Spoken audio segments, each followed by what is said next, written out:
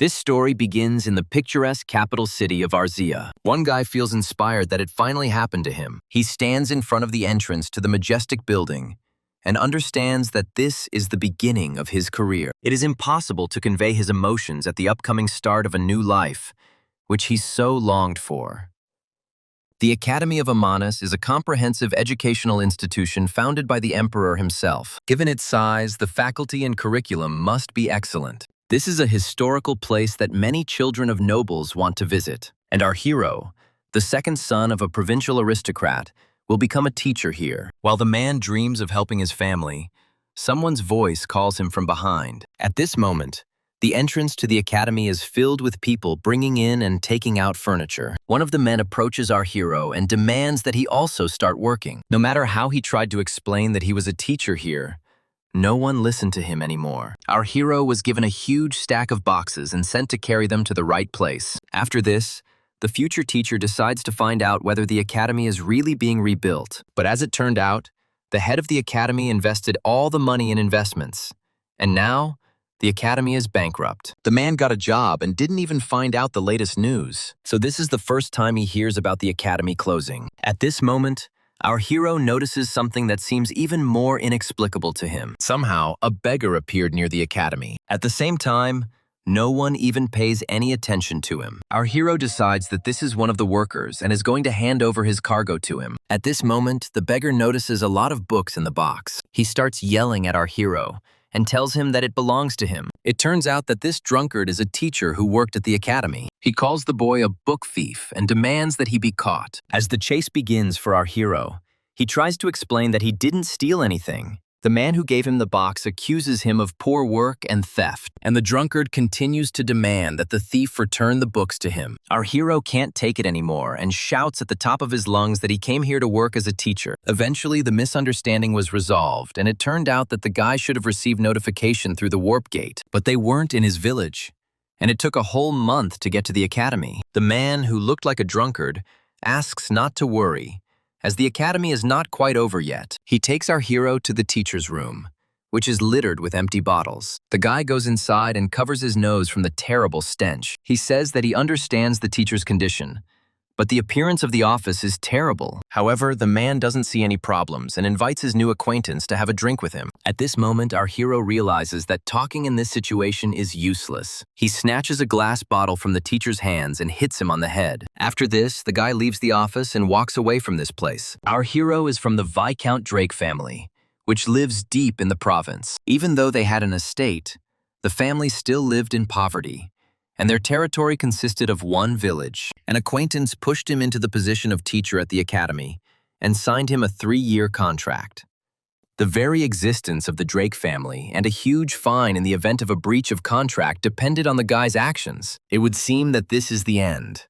But there are still 2 teachers and 2 students left in the academy. If it comes down to it, he should at least win over these students. Perhaps they will turn out to be from a noble family, and he will be able to establish new connections. Unfortunately, neither of the 2 students was suitable for the hero's purposes. The first disciple has nowhere to go, as his village has burned down, and the second disciple's country has been captured and destroyed. Now the man understands that everything depends only on him. He suggests that Chloe and Boris go through this together, as they all have nowhere else to go. The children hug our hero, as he is the first one who gave them any hope. At this moment, the teacher again notices something strange in front of him. He sees a caterpillar on his desk and assumes it is someone's pet, but the children explain that it is their fencing teacher who is simply sleeping. Suddenly, he wakes up and tells the new boy that the headmistress is waiting for him, and the teacher is ready to let the children out of class if they have already finished their self-study. Our hero doesn't understand what kind of director would hire such a lazy person. This is precisely the question that can be asked to the headmistress to whom the teacher is being referred. After this, a young girl named Anariel meets him in his office. The teacher calls himself Amon and says that he only started working today. After this, our hero notices a magazine in the Elvish language in her hands. Anariel decides to ask which of the 2 words sounds better. Amon offers to choose a steel snail, and the headmistress bets 10 gold coins on it. Our hero is shocked that the girl is betting on horse racing, but she explains that a noble elf would not participate in such barbarity. The girl then adds that she bets on snail racing. In the modern world, It is a sensational sport among elves. Giant snails compete to see who will reach the world tree first. Since there was a new race coming up soon, Anariel was thinking about who she should invest in. After this, Amon recalls the words about the headmistress investing all the money in investments and going broke. It turns out that Anariel makes bets using money from the budget. She promises to pay him back when she wins. But our hero snatches the magazine from her hands. Amon is extremely angry at how carelessly the head of the academy behaved. How can she gamble away money from the budget and call herself a headmistress? The girl tries to snatch her magazine and promises that after winning this bet, they will multiply the money several times. But Amon is confident that the chances of such a victory are negligible. And why does the headmistress care about snails at all, and not the future of the academy? After this, the magazine is torn, and our hero is informed that he will not allow the money from the budget to be spent. Anariel explains that she really needs to win in order to invest in the orchard and dragon bananas. Dragon bananas are considered the best crop in the empire. They grow in 3 years and bear fruit after another 12 years. By human standards, the lifespan of elves is 1,000 years, and 15 of those is very little. Therefore, Anariel sincerely believes that this is an excellent decision to increase the academy's budget tenfold. Amon can barely contain his emotions and calls the leader a copper-browed elf. His cry is so loud that all the crows around the building fly away. Now the guy intends to leave this shitty academy at any cost. After some time, our hero returns to the headmistress's office. Anariel is still sulking and asks what other business the guy has with the copper-headed elf. Amon explains that he was thinking about the investment the headmistress made. It seems that she did all this solely for the sake of the future of the academy. At first, the man did not realize this and therefore offers his sincere apologies. At the same time, he himself became interested in snail racing, and it is a kind of art. Anariel liked the teacher's attitude, and she invites him to watch the races together. The elves living in the village with the world tree are known for their divine beauty, but in reality, it looks more like someone's beautiful invention. After all, these are not elves, but some kind of crazy animals that vigorously scream at snails while running. While the headmistress is caught up in the process, Amon decides to ask her a question. He wonders if the races have already started since everyone is so serious. Anariel replies that, of course, the race is already in full swing, although, in fact, the snails haven't even moved. But the girl explains that from the elves' point of view, Hannah has just moved. She is upset because her snail has already been overtaken by another one. However, from a human point of view, it is still unclear who overtook whom. Meanwhile, the elves continue to cheer for their snails with loud shouts and cries. From the outside, this spectacle seems strange, as all the participants seem to be standing still. Amon can only think about how much he wishes he were home right now. The presenter says that in such a situation, it is impossible to predict the winner, and all participants are good. Our hero has never encountered a more comical situation, and he can only wait for it to end. Meanwhile, everyone is keeping an eye on the snail Hana, who is no longer showing such stunning results. Amon was already so tired that he had no strength left to watch all this. A few hours ago, Anariel showed him the snail that won last time. She still clearly remembers how energetically she climbed the world tree. But then the headmistress bet on a different snail, and now they have the opportunity to evaluate the chances of the other participants. Amon doesn't understand anything about this, and the head of the academy tries to explain his choice. She feels that Hana is not so good, and that she is also the weakest. Therefore, it is worth betting on her, since she is already in despair. She doesn't achieve results only because she receives ridicule and rough estimates. Amon understands that with the trust of those around her, the snail can become a proud winner. The headmistress was amazed at how accurately the teacher understood her idea. So our hero and Anariel find themselves at the races, where the man is disturbed by someone's crying. At this point, the elves clutch their heads because of their loss. Amon realizes that the race is already over and sees how upset the headmistress is. Considering her bitter sobs, the fate of the academy is already sealed. If the educational institution goes bankrupt, Amon will be able to return home without fines. Our hero asks Anariel to calm down and suggests returning to the academy. Suddenly, the presenter announces that the winner of the race is the snail Hana. At this moment, Anariel begins to laugh wildly with tears in her eyes. This is incredible for the presenter, as only one person placed a bet on this snail. Hannah is very happy, and the winners are asked to come to the World Tree. Aman meets a snail who wants to thank those who believed in her. She asks for a handshake, and our hero extends his palm. After this, the contented snail hugs the guy and covers him with its slime. Anariel stands next to the teacher, and the photographer captures this moment. And Eamon still can't believe that his plan to escape from the academy failed miserably. The headmistress explains that the handshake and hug with the participant is a historical award. But our hero is now more interested in where Anariel plans to spend the 5,000 gold pieces. The girl says that she wants to cover all debts and return the academy to its former glory. Since there is no imperial support to be expected, they will have to find money and teachers themselves. Thus, Anariel makes it clear that she wants to invest again, and Eamon again calls her Copperhead. Of course, it won't be possible to restore the academy using conventional methods,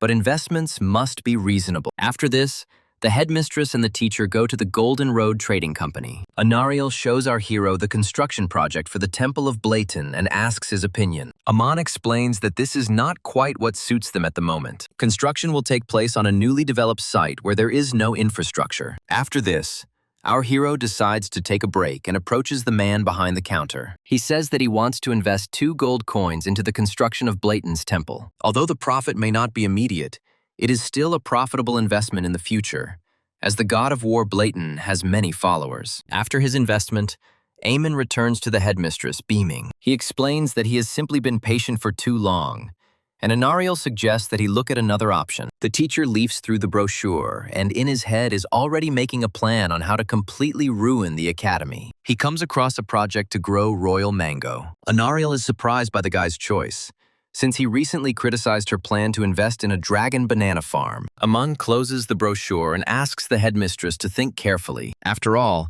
it's unlikely that the empire will support an unprofitable academy, and the royal mango will start generating profit in just 7 years. However, the headmistress notes that such a period is not at all short by human standards. Aman agrees with the girl, but she doesn't know that he plans to quickly finish off the academy and leave. Therefore, he simply states that he is ready to endure this time under pressure from the imperial family. So this investment is exclusively for the headmistress of the academy. Anariel is so touched by her teacher's actions that she can hardly hold back her tears. The girl suggests investing almost all the money in mangoes and leaving only 100 gold pieces for expenses. Aman is delighted that the headmistress has decided to spend all the money again. After some time, the farm owner is told about a generous investor. He clutches a ripe royal mango in his hands and can't believe his ears. The owner is very happy that heaven helped them find such a generous investor. The next morning, our hero approaches the gates of the academy with a surprised face. Near the entrance, he finds letters and a large mailbox. One of them is addressed to Ammon from the temple construction project,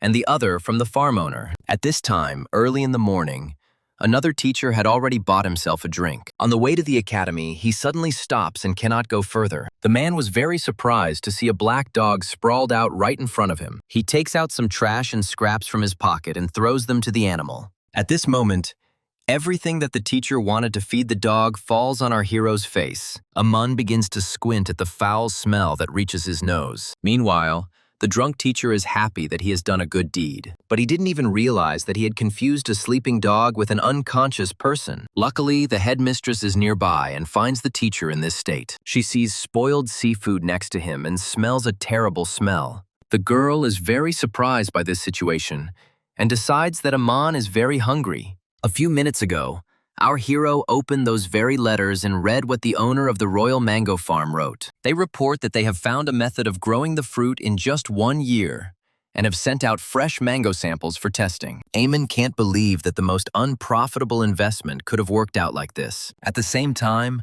the construction of the temple was canceled due to a heretical revolt, and the teacher's contribution was completely burned. This news was a real blow for our hero. He lost his precious 2 gold coins, which were the last thing he had left. After fainting, Anariel brings the teacher back to his senses and makes him an elven-style mango smoothie. The headmistress thought that the man was hungry, and that was why he felt ill.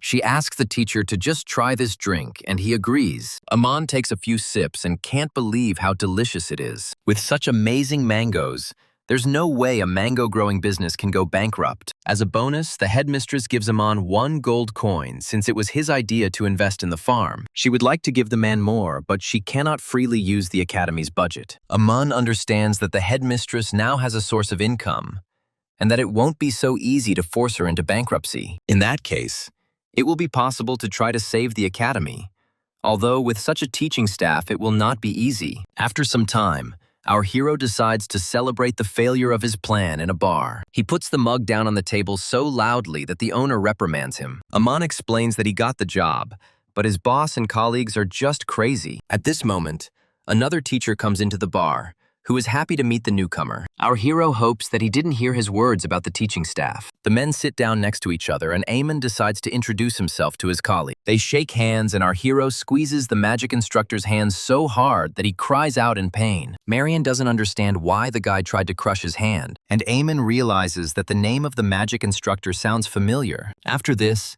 the man asks why the newcomer is sighing so heavily. Our hero explains that the future of the academy is rather bleak, and this makes him uneasy. But Marion is confident that as long as there are students, the academy's future will not be bleak. Aman is surprised that he speaks so confidently despite his drunken appearance. However, our hero is confident that managing an educational institution without the support of the empire is not an easy task. At this time, the bartender demands that the waitress take down the advertisement for the imperial competition for young sailors. After all, the academy has fallen into disrepair, and there is no point in hanging this in his establishment. Aman comes up with the idea that winning the competition will help him gain approval from the imperial family. He jumps up and asks the bartender to give him the poster. After this, the working day ends and all staff get ready to go home. One of the waiters approaches the boss and tells him about a crack on the table near the counter. It is unclear who could break such a strong tabletop. There is very little time left before the young sailors competition, so our hero decided to observe other teachers' classes. The first lesson was fencing, and the professor, as always, was sleeping in his cocoon. Aman decides to meet the teacher, and the name Len Fid seems familiar to him. The head of their family is a great master of fencing, as are his direct descendants, so Len must be quite skilled. But why is she like this? Aman decides to wake the girl up and reminds her that she has a class now. But Len doesn't understand why she should work if the academy is in decline. Our hero decides to use a compelling argument and reminds the teacher about his salary. Laziness opens his mouth in surprise when he sees a bag of money in front of him. Aman hands the gold coins to the girl and tells her that this is her weekly salary. As it turns out, Len is surprisingly good at teaching children. However, our hero does not understand why she always carries a sleeping bag with her. At the same time, our hero still doesn't have a subject that he will teach. He likes history the most, as he has been reading history books since childhood. Lenya assesses the guy and realizes that he has an average build and should have some strength. Since he had never done fencing before, why not take advantage of this opportunity? Len decides to teach him a couple of tricks and push his subject onto him. However, Aman does not understand why the girl begins the lesson with a sleeping bag in her hand. It turns out that the instructor doesn't even plan to exert himself and expects to easily defeat his opponent. After this, our hero, with a sharp and dexterous movement, pounces on Len. The girl manages to dodge and is completely perplexed. She doesn't understand why this guy is so agile and fast. Laziness doesn't even feel any mana from him, but the man fights like a true professional. The professor decides not to panic, since her opponent is a newbie anyway. This time, she decides to throw her bag on the ground and engage in a real fight. However, she barely manages to dodge the man's counterattack. Suddenly, Len steps on his bag and trips over it. The girl falls to the ground and loses her advantage over Aman. She tries to stop the guy and asks him not to attack her. However, our hero has already picked up speed and is flying at full speed towards his opponent. At some point, Eamon's training sword stops right in front of the girl's nose. After this, he reminds her that the sleeping bag should have been put away after all. Lenya is outraged by her loss and did not plan to use mana against the civilian, but given the situation, we'll have to fight dirty now. After Sloth uses the sword's aura, our hero reports that he has never seen anything like it before. The girl is very surprised by this and asks where the teacher came from. Aman reveals that he hails from the Drake estate in the Armagh Mountains. Len is even more surprised when he learns that the man came from the very edge of the continent. It turns out that in that place, monsters are constantly breaking down the fence in the potato field. Therefore, The inhabitants of the estate often have to kill ogres and trolls. The men don't use aura, but simply chop down the monsters with an axe. Laziness can't believe that this simple guy can kill a monster so easily. Aman thinks he said something wrong because the girl is looking at him intently. After this, she turns away and says that she will not teach him fencing. The girl continues her lesson with the students, and our hero does not understand what is happening at all. The second lesson at the academy was the theory of magic, taught by a drunken teacher. Observing the teacher, our hero comes to the conclusion that he is good at his subject. The man enthusiastically explains the topic of the lesson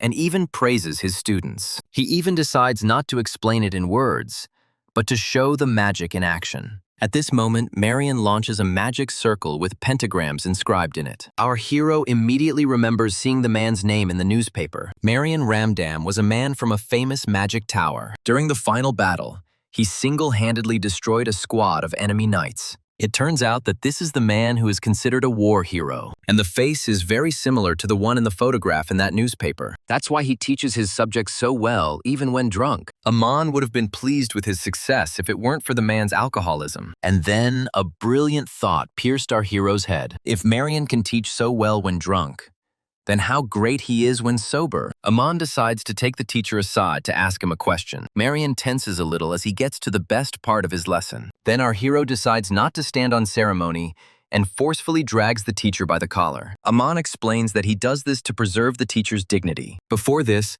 our hero asks the students to take advantage of the break and write down the material from the board. But it becomes difficult for children to concentrate when there is noise outside the door. They hear the magic instructor asking them not to hit him in the stomach and to respect their elders. At this moment, children experience great fear and do not understand what else to expect from teachers. After this, Marion returns to class and clutches her sore stomach. He had never heard in his life that such a barbaric method was needed to sober up. Aman apologizes and explains that everyone in his village does this. But as it turned out, this was a rather effective method, and the man completely sobered up. Now our hero is ready to watch the lesson with even greater interest. However, Marion begins to get confused in her words and forgets the topic of the lesson. Even children's questions do not help him grasp the essence of his subject. Aman is surprised that sobriety has had the opposite effect. It turns out that Marion can only teach properly when he's drunk. After this, the man asks the children to wait a couple of minutes and drink several bottles of alcohol. Aman is shocked that the teacher is drinking right in front of his students. But after this, the man again returns to his ideal knowledge of the subject. The children are once again listening to the man with rapt attention and hanging on his every word. Aman changes his attitude towards Marion's alcoholism because it helps him teach properly. After the end of the class, the magic instructor surrounds himself with bottles again. Our hero wants to ask him for something, and the man is afraid that he will want to beat him again. However, Aman only decides to find out if this is the same Marion Ramdam who fought in the war. The man is very happy to be recognized, and our hero has a question about the lecture. He is interested in the circle of mana amplification and the decrease in its effectiveness as it flows along the top of that circle. Aman believes that forcing the ends to form a square will simplify the system. Marion is surprised by such knowledge and even decides that the newcomer has clearly been involved in magic before. It turns out that our hero's father was a magician, and our hero's discovery is worthy of a reward. Was it really that easy for him to find the error just by studying the theory? After this, the magic instructor abruptly gets up from his seat and leaves the office. Aman is left alone and does not understand what happened. It seems like he didn't do anything wrong. But then why did Marion react that way? Our hero comes to the conclusion that the teachers are very good, but they lack special training. He finds it unpleasant to admit that the students' abilities are many times lower than those of their teachers. At this rate, it will be a miracle that they will even receive a participation reward. But there is some good news. The Academy's cafeteria turned out to be damn good.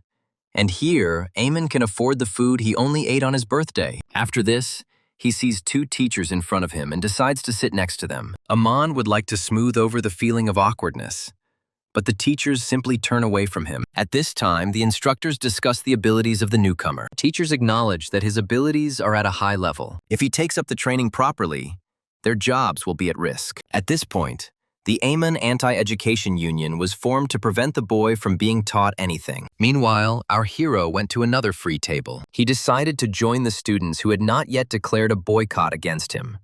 Unlike his colleagues, Aman informs the boys that there will soon be an imperial tournament among young men. The teacher asks if the children would like to take part in it. After all, this will be a good experience that will serve them throughout their lives. But Boris refuses to take part, as he is not the equal of the aristocrats. The boy is sure that such a commoner has no right to participate in the imperial family's competitions. Aman tries to reason with his student and explains that many aristocrats were originally commoners. But at this moment, the teacher realizes that he has made a mistake. Who would have thought that the most intelligent student would be so insecure? Therefore, our hero decides to support the boy and takes him by the hand. He explains that as a child he was nicknamed a cowardly weakling. The teacher decided to lie, because in fact he was nicknamed the Fist of Fire. Thus, our hero decides to show that even from an ordinary weakling he was able to become a teacher. But given the current state of the academy, even stray dogs could become teachers. After this, Aman explains that if the boy participates in competitions and works hard, he too will become an aristocrat. While nobles only eat tasty food, Aman, even with his aristocratic status, did not have this. It seems that our hero's persuasion worked, and the boy began to think seriously. After this, he confidently tells the teacher that he wants to become an aristocrat. Aman is very happy and offers to hold a special lesson at noon when there are no classes. Then our hero decides to find out what Chloe thinks about this. However, after the teacher's question, he still received no answer. Boris explains that the girl is afraid to communicate and therefore remains silent. But there will be thousands of spectators at the competition, and something needs to be done about that. The most important thing is that the girl really wants to overcome her fear. Aman is pleased that the children will be a stepping stone to his success. In this case, he suggests meeting after lunch in the gym. At that time, neither Boris nor Chloe even suspected what path they had chosen for themselves. After all, behind the teacher's good nature lies his insidious plan, in which the students must be used. After lunch, Eamon, as promised, begins his special training. It immediately becomes clear that physical activity is difficult for children. Len and Marion watch cautiously as the boys run their 89th lap. The children were completely exhausted. But our hero didn't even lose his breath. Aman suggests taking a short break and moving on to studying the theory of magic. After some time, the teacher finishes the topic about proving the existence of magic. Our hero wonders if the students understood his lecture, but they found it extremely difficult. Aman is trying to figure out what's so difficult about this if it's the basics of magic theory. Marion overheard the entire lecture and doesn't understand how anyone can teach children like that. After this, our hero suggests clearing his head on the treadmill and then trying again. With legs shaking from fatigue, the boys head back to the training ground. Aman doesn't give the children any rest and asks them to speed up. But the children's bodies don't obey at all. As expected, after a short time, the guys finally give up. At this moment, someone's strong hand touches our hero's shoulder. Marion tries to understand what the new teacher is up to and why he is pushing the children so hard. Aman is unhappy that his colleagues showed up at class and are disrupting his lesson. He explains that he helps students with physical training and they need to run 100 laps. At the same time, Eamon also took a lesson in theoretical magic. It looks like today some of the foundations will be laid for the teacher himself. After all, even adults find it difficult to endure such Spartan training. At this point, Aman announces that he wants to continue the lesson and that his colleagues can go. However, the teachers are not going to leave and attack our hero. Aman doesn't even have time to react to such a surprise. The teacher's lesson turns out to be so stunning that even the birds fly away. But this approach turned out to be effective, and 100 circles turned into 50. Aman tries to explain that he has been running in the Arma Mountains since childhood. But Len is sure that he shouldn't judge others by himself, and he should also relearn the basics of magic. Colleagues explain that the academy brings together a variety of students with varying levels of preparation. Therefore, one should not consider the usual methods to be the only correct ones. Aman must understand what society considers normal and what it adheres to. Marion is very pleased with his monologue, but our hero considers it drunken delirium. However, no matter how much he doesn't want to admit it, he is still right in some ways. After this, the colleagues agreed that Marion would teach magic, and Eamon would test knowledge. Len will teach fencing, and our hero will train children's endurance. Teachers were forced to admit that running to exhaustion and then teaching fencing was the ideal strategy. Previously, all the students were children of aristocrats whose parents complained that running was an unworthy activity. But Aman would have treated even such children in the same way, since he doesn't even spare teachers and has given them a hard time. And it looks like he's just teasing the kids with his training. After such training, our hero suggests starting real sparring. During the fight, the children even used their teeth, and both students became excellent beasts. The next step was a visit to the Amour guard post. As always, drunk Marion approaches the guard and calls him Señor Tomidor. He then explains that he is here regarding the training of the academy's students. With a dissatisfied look on his face, the guard nevertheless allows the visitors to enter. After this, they all find themselves in a huge training arena that belonged to the Fid family. Instructor and Amour guard Pitt greets visitors. Today's lesson will show children a real sparring match with a proud city guard. Boris decides to go first, and our hero praises him for his fighting spirit. Aman asks the guard to be careful, and Pitt promises to restrain himself. However, our hero meant what the guard could get from the child. At this moment, Boris pounces on Pitt with an attack, and he barely manages to parry the blow. After this, the boy successfully lands on the ground and looks at his opponent with a concentrated gaze. Aman is very pleased to see Boris's success, and in his thoughts he praises him very much. The child's legs sped up after he ran dozens of laps around the stadium. This is the tactic of the Fit House, which Len taught even without secret techniques. Pitt realizes that the boy is much more agile than he thought. Then the guard waits for a moment and notices that the boy has finally opened up. However, this was just a feint that the enemy fell for. Pitt doesn't understand where this kid gets so much agility and endurance. It becomes difficult for him to resist a simple child in their sparring. Finally, Boris finds the right moment and attacks the guard. The sword hits the man right on the head, and he asks not to leave him even more bald. After this, Pitt still loses a significant portion of his hair and gives in. Boris can't believe he defeated a grown soldier. Aman is pleased with the young boy's excellent training and victory. Then our hero puts Chloe on the field and explains that it is her turn now. The shy girl takes the training sword and reluctantly steps forward. Due to intense fear, the girl feels very insecure. It seems to her that hundreds of eyes are looking at her now, and it is difficult for her to move. What happens next in the end is something no one expected to see. Chloe falls to the ground and covers her head with her shaking hands. Tears appear in the girl's eyes because she knew that everything would turn out this way. Too many people are looking at her and she can't do anything. At this moment, Aman approaches the girl and asks if everything is okay with her. He asks Chloe to relax and explains that these people will just look once and move on. It would be better to think of strangers as something she can easily handle. For example, you can imagine that these are not people but sacks of potatoes. Aman's method works, and now the girl feels more confident. All this time, she imagines that the audience is some kind of object. She says it over and over again in her head, and the fear disappears completely. Another guard starts teasing the girl and waits for her to hit. The timid Chloe easily attacks the soldier, who manages to repel the attack. Marion is impressed by the girl's technique, and Eamon calls himself a talented teacher. At this time, the girl, with excitement in her eyes, continues to attack the enemy. The soldier still teases her and says that he is not afraid at all. However,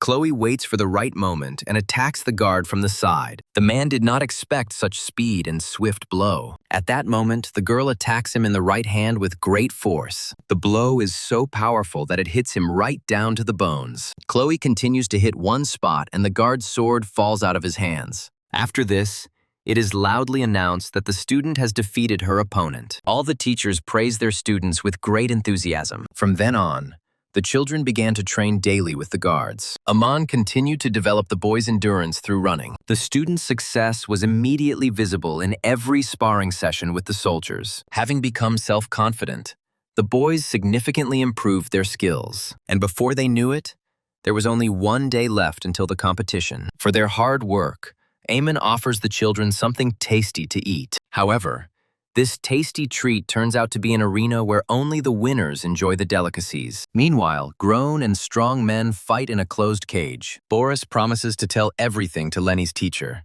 since Eamon brought them to such a seedy place. However, our hero explains that Len herself agreed with the proposal to take them there. Aman is going to bet on new participants and explains to the children that here they fight with bare hands. Hitting pain points, biting, and poking eyes are allowed here. Moreover, children need to learn not only fencing, but also fighting without a sword. Aman tells Boris not to worry and just do what he was taught. The child cannot believe that learning can consist of this. After registration closes, teachers decide to take their seats. One of the men notices the academy students and realizes that they don't belong here. And the competition between Eggcracker and Boris should already begin. The boy is very confused and does not know what to do in this fight. His opponent looks very strong, and it seems that he cannot be defeated. He promises to fight seriously even with such a small child and will not spare him. Just recently, Aman said that children are poorly trained to control a blade and mana. That's why he showed them a special technique in which the main thing is to hit the enemy's pain points. After this, Eggcracker's testicles are attacked by Boris. No one expected that the enemy's name would actually live up to its promise. The boy is declared the winner, and Eamon advises Chloe to do the same. Our hero has already managed to place 2 gold coins on the student for victory. Meanwhile, one of the men clutches his glass in anger because these students are ruining his business. He demands to call Dexon for the next fight instead of the random Jack. However, Dexon took the day off that very day and would not be able to come. At the same time, teachers are shocked by what is happening in the fighting arena. They had no idea that Chloe could be so talented. Her opponent wants to teach the girl a lesson and attacks the student. At that moment, Chloe performs a stunning somersault and flies right over her opponent's head. Marion is impressed that the student fights not only with a blade, but also with her bare hands. Without using a sword, the strike becomes a spinning one, and with a ball, it becomes a cutting one. Even though Eamon knows all these subtleties, Lenny still didn't agree to teach him. At the end of the battle, our hero receives his reward and praises his students. He suggests celebrating the victory and promises to treat the children to some goodies. And the arena owner is furious that these fucking assholes got away with the money. After some time,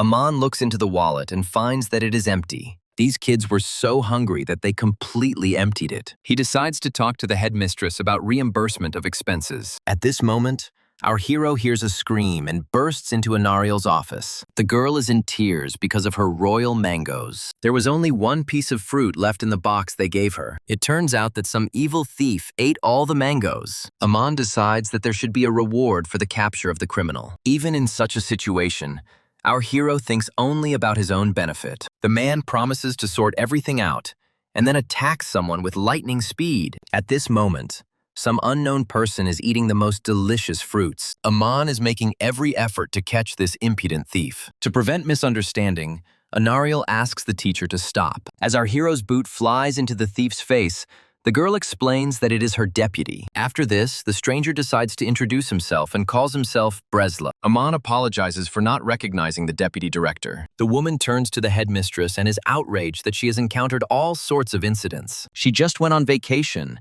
and because of this idiot, her job is on the verge of disappearing. As it turned out, it was Bresla who had been running the academy all this time. After this, the deputy inquires about the sum of 5,000 gold pieces in the accounting book. As soon as she finds out that this is the amount of winnings from the snail race, she boils over. Anariel tenses up, afraid of her deputy's reaction. Aman keeps a low profile, as it was he who pushed them to make the bet. However, Berla remains calm and says that if the headmistress wants to invest, let it be a mango farm. Our hero is shocked by what the deputy just said. At the same time, Bresla decides to hire new staff for the cafeteria. Aman tears out the papers to sign, since there are only 2 students in the school and there is no point in recruiting cooks. At this point, Bresla props up the newcomer's throat with his papers. She explains that the morale of the remaining staff cannot be allowed to drop due to poor quality food. At first, Eamon thought it was nonsense.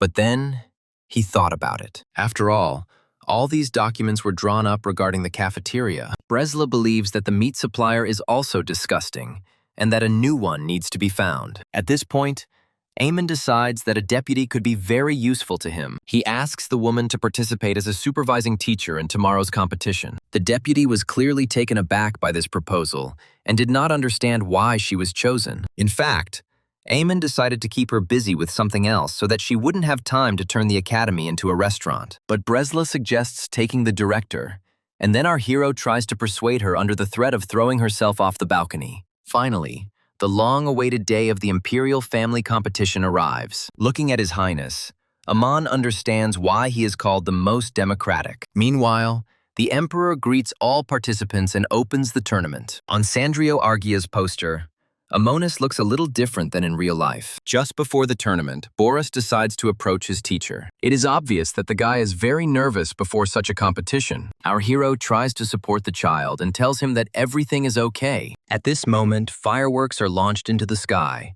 creating a silhouette of the emperor. Apparently, just one magician was paid quite a bit of money for such a spectacle. It would be a crime to attend such an event and not try the delicious street food. That's why children eat the purchased shashlik with gusto. Aman had no doubt that for that price, the food would be delicious. Chloe invites her teacher to try the treat too. However, at that moment, she collides with a passerby and drops her shashlik on the ground. Aman and Boris try to lift the food quickly, adhering to the 3-second rule. But Chloe stops them and explains that they must have dignity. After this, she looks at the boy who pushed her and curses at his back. Ultimately, the decision was made to pick up the skewer and throw it in the trash. Meanwhile, Eamon remembers that Marion and Bresla should have arrived by now. However, many dark elves are obsessed with a hungry passion. Is Bresla really so hungry during her vacation that she can't stop eating? After this, our hero notices how the magic teacher and the deputy have eaten all the food supplies. He loses his temper and takes it out on his dishonest colleagues. Naturally, after such a prank,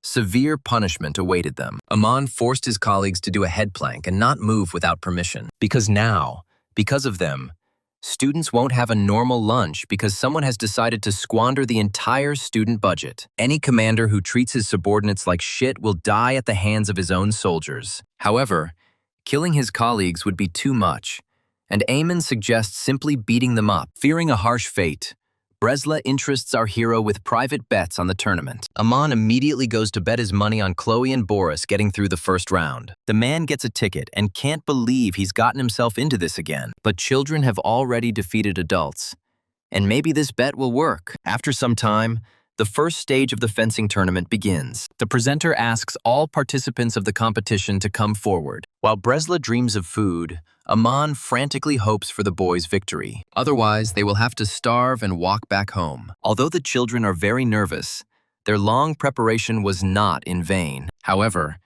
Boris notices that his shoulder is starting to hurt a lot. Chloe's long training pays off and she wins her first battle. Boris also fights quite hard against the students of the prestigious academy. However, the boy finds it more difficult to attack and dodge this time. Nevertheless, the spectators in the stands are delighted with the talents of the commoner. At this moment, Boris feels his shoulder begin to hurt even more, and Eamon is already dreaming about how he will receive money thanks to Chloe's victory. While the teacher is fantasizing, the boy begins the decisive blow. He gathers all his will into a fist and overcomes the severe pain. At that moment, words of support from his family came into his head. Before sending him to the academy, his parents were confident that he would become a better student. There is no doubt that the boy will do well there. But after entering, he realized that he was an ordinary man among nobles. Because of this, he has to work 10 times harder than everyone else. The guy worked so hard that he was even the last one to fall asleep. One such night,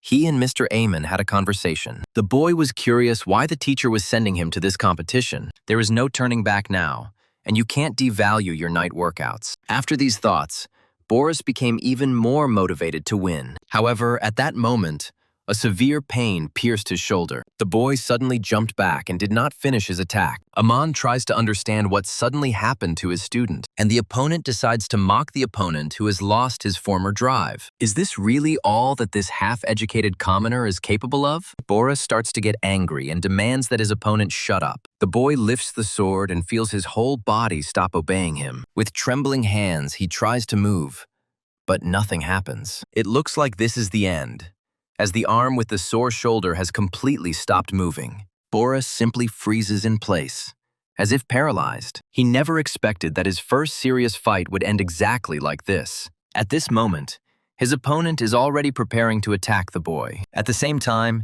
he says that such commoners are good for nothing. The training blade sharply cuts through the air and flies towards Boris. After this, the opponent hits the boy directly in the sore shoulder. At this moment, the child realizes that he has finally lost. Immediately after the defeat, the host announces that the fight is over. Aman is reeling from the loss of his money, while the spectators are baffled as to why he ever bet on a commoner. Yet people admire the boy who fought so hard against the aristocrat. Even though he is a commoner, the people still hope to see him again. After this, our hero meets his student near the arena. Aman wonders why Boris looks so gloomy. The boy apologizes to the teacher for losing the first fight, but our hero praises him and asks why he didn't tell him about his sore shoulder. It turns out that the child was very afraid that Eamon would not allow him to compete. After this, the teacher reminds the boy of his first special lesson. It was difficult, but quite fun, and Boris began to feel more confident. Therefore, it is not the victory itself that is important,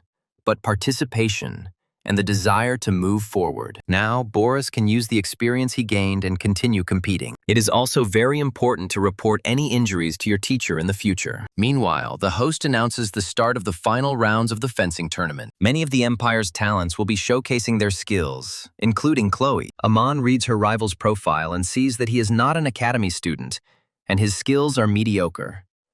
He believes that Chloe can easily defeat such an opponent. However, what our hero sees next doesn't fit into his head. The steps of a boy who does not look like an average one appear in the arena. He recalls the words of his grandfather, who asked him to hide his true level. He is an outstanding swordsman of the Empire, and the secret grandson of the king of the Azure Heavenly Sword, Reinvelt. Raymond is relaxed and looking forward to the competition with Chloe. All the spectators are already set on the fact that the girl will win this fight. Chloe asks her opponent to shut up and suggests ending this fight quickly. Such a low-level tournament does not give her any pleasure. In this case, Raymond promises to show a bit of his knowledge, and Chloe is shocked. The girl did not expect that her opponent would pounce on her with such speed. She clearly underestimated Raymond, who was already making his first attack. In a matter of seconds, he strikes Chloe with his training sword. Aman sees that this guy has very unusual movements. If you think about it, he looks a lot like a wild bear. Raymond begins the fight with his heavy and fast attacks. Chloe doesn't have time to block his punches because he's too fast. The girl doesn't know what to do and loses all her former confidence. At this moment, the opponent hits her on the shoulder again. Raymond gets his first point and sees that Chloe is no longer so bored. At this moment,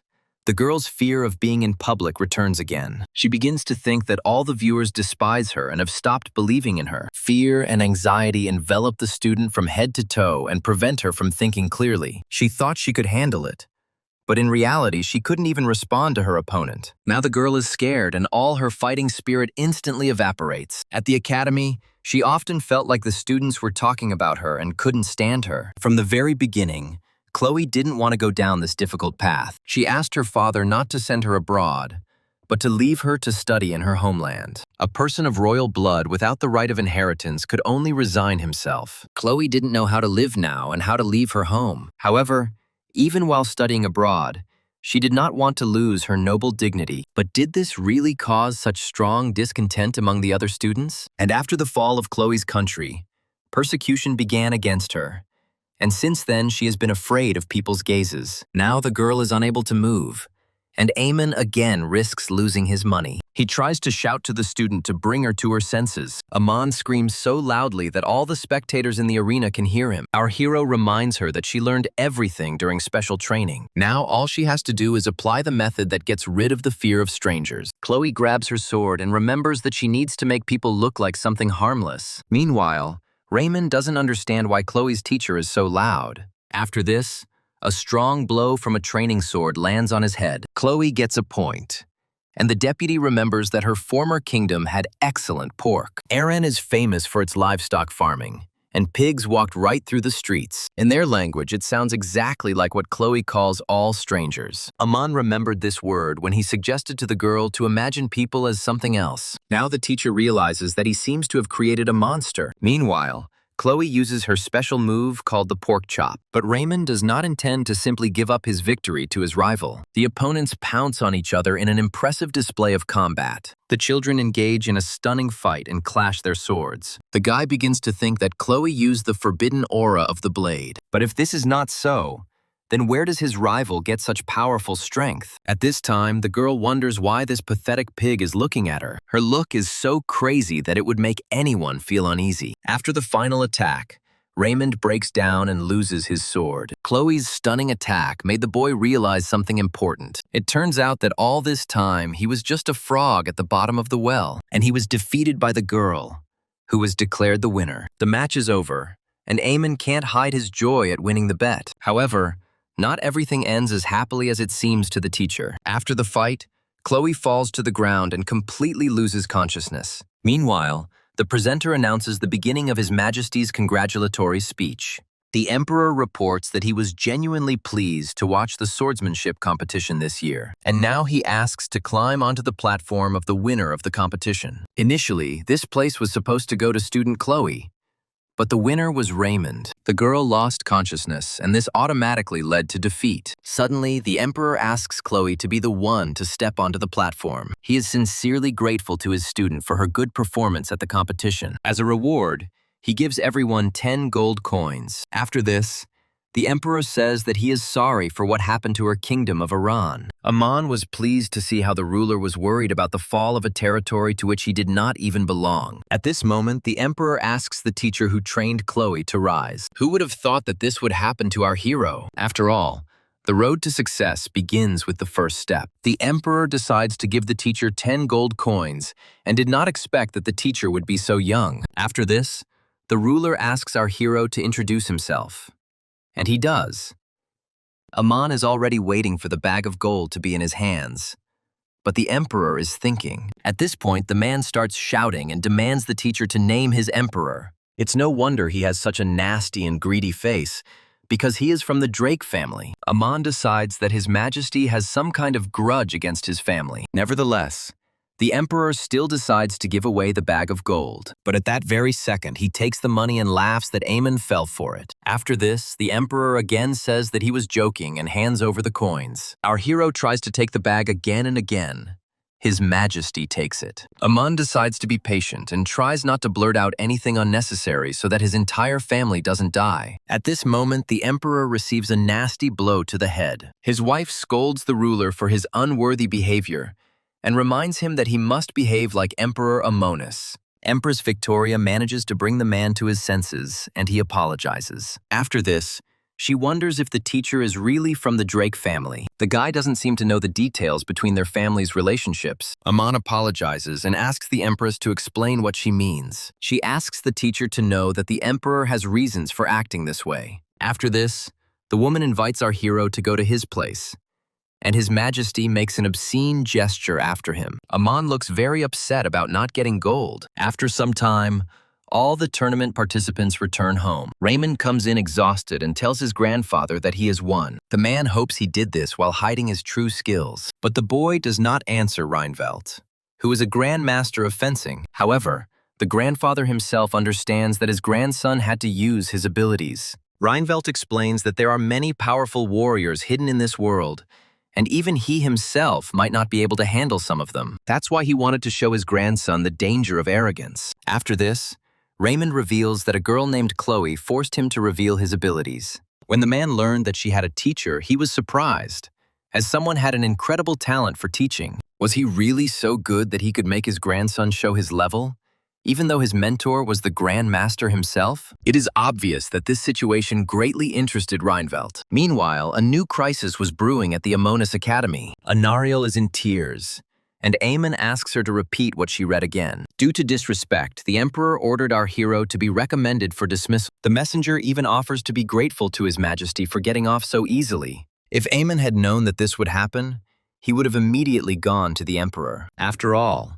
he could have left this academy long ago without a single fine. And all this time, Anariel thinks that Aman was treated unfairly, and he is upset. The headmistress asks what happened, and the teacher tells her about the situation at the tournament. The girl does not understand how, because of simple dislike, the Emperor could fire a man who did so much for the academy. He found a source of income and conducted special training for students. He also came up with a plan to keep his deputy's desires in check. Aman thanks the headmistress for everything and says that he will have many pleasant memories. However, the girl suggests ignoring His Majesty's recommendation. The academy had previously received a recommendation to cease operations and also rejected it. As a director, Anariel cannot allow such a wonderful teacher to be fired. Aman tries to persuade the girl to listen to the emperor's recommendation, but she resists in every possible way. At this moment, the deputy enters the office, and the man decides to turn to her for his long-awaited freedom. But Bresla explains that she is against firing such a wonderful teacher, even despite the recommendation. It seems that this glutton knows perfectly well that Eamon dreams of quitting. At this moment, Marion bursts into the office, who also came to defend the teacher. He promises to speak with Marquis Williams, who commands the army in the north. Realizing that no one is going to let him leave the academy, Aman asks to at least give him a vacation. So he stopped his attempts to escape from the academy and went to his hometown. The ancestral lands of the Drakes in the Armagh Mountains were a long-awaited prospect for our hero. Aman is very happy to finally return home, even if only for a short time. However, he is not the only one who admires the grandeur of the Armagh Mountains today. The entire teaching staff came to his homeland with Eamon. Just yesterday, the headmistress informed him that he was entitled to only 3 days of vacation for 3 months of work, but it will take the guy 15 days just to return. Since things have reached a deadlock, we will have to resort to negotiations. Aman tries to take vacation in advance to offset future months of work. But Anariel suggests using magic and sending the teacher home in a faster way. She will also go with him, so as not to make 2 extra moves, taking Eamon back. It's obvious that our hero is not at all thrilled with this idea, but he has nowhere else to go. Anariel also suggests taking all the teachers and students with them. But here, Aman speaks out against it. The headmistress decides that in this case, the teacher has changed his mind about going on vacation, but he explains that he simply needs to be alone and not organize a tour. Anariel decides to clarify the situation and offers the man 2 options. In the first case, he can go home on his own and without magic, and in the second, only with the whole group and with movement. Aman understands that he himself will not even be able to cover half the distance in 4 days, and he will have to accept the director's conditions. Now Anariel enjoys the fresh air, and our hero enjoys the deadly atmosphere. Meanwhile, the deputy director finds a potato and looks at it with interest. Aman's father, Kym Drake, greets the guests and asks them to make themselves at home. The headmistress thanks the owner for his hospitality, and Marion, as always, takes out her drink. Kym is not averse to a drink, and begins to think that his son's colleagues are simply wonderful. But our hero decides to get these troublemakers away from his father as quickly as possible, before they finally get into trouble. Meanwhile, Kym has already warmed up to a bottle of alcohol and is enjoying the company. Aman decides to turn to his father to ask him something important. This concerns Emperor Amanus, who recently behaved strangely. His wife reported that our hero does not know the details of the relationship between their families. That's why Eamon wants to know if they really have any disagreements. Father decides it's time to tell the truth and explains that the Drakes are a branch of the current imperial family. Aman does not understand why, in that case, the Emperor's relatives do not have a higher title, but our hero will be able to understand everything only when he reads the notes about it. The father passes on to his son a chronicle that has been kept since the time of the first emperor. Kym keeps a copy, and the chronicle itself was interrupted back in the time of Aemon's grandfather. After this, our hero opens a book that contains the truth about his family. According to the chronicles, the emperor wanted to beat the Grand Duke Drake, but was defeated and fell ill. The ruler ordered the chronicler not to record this incident,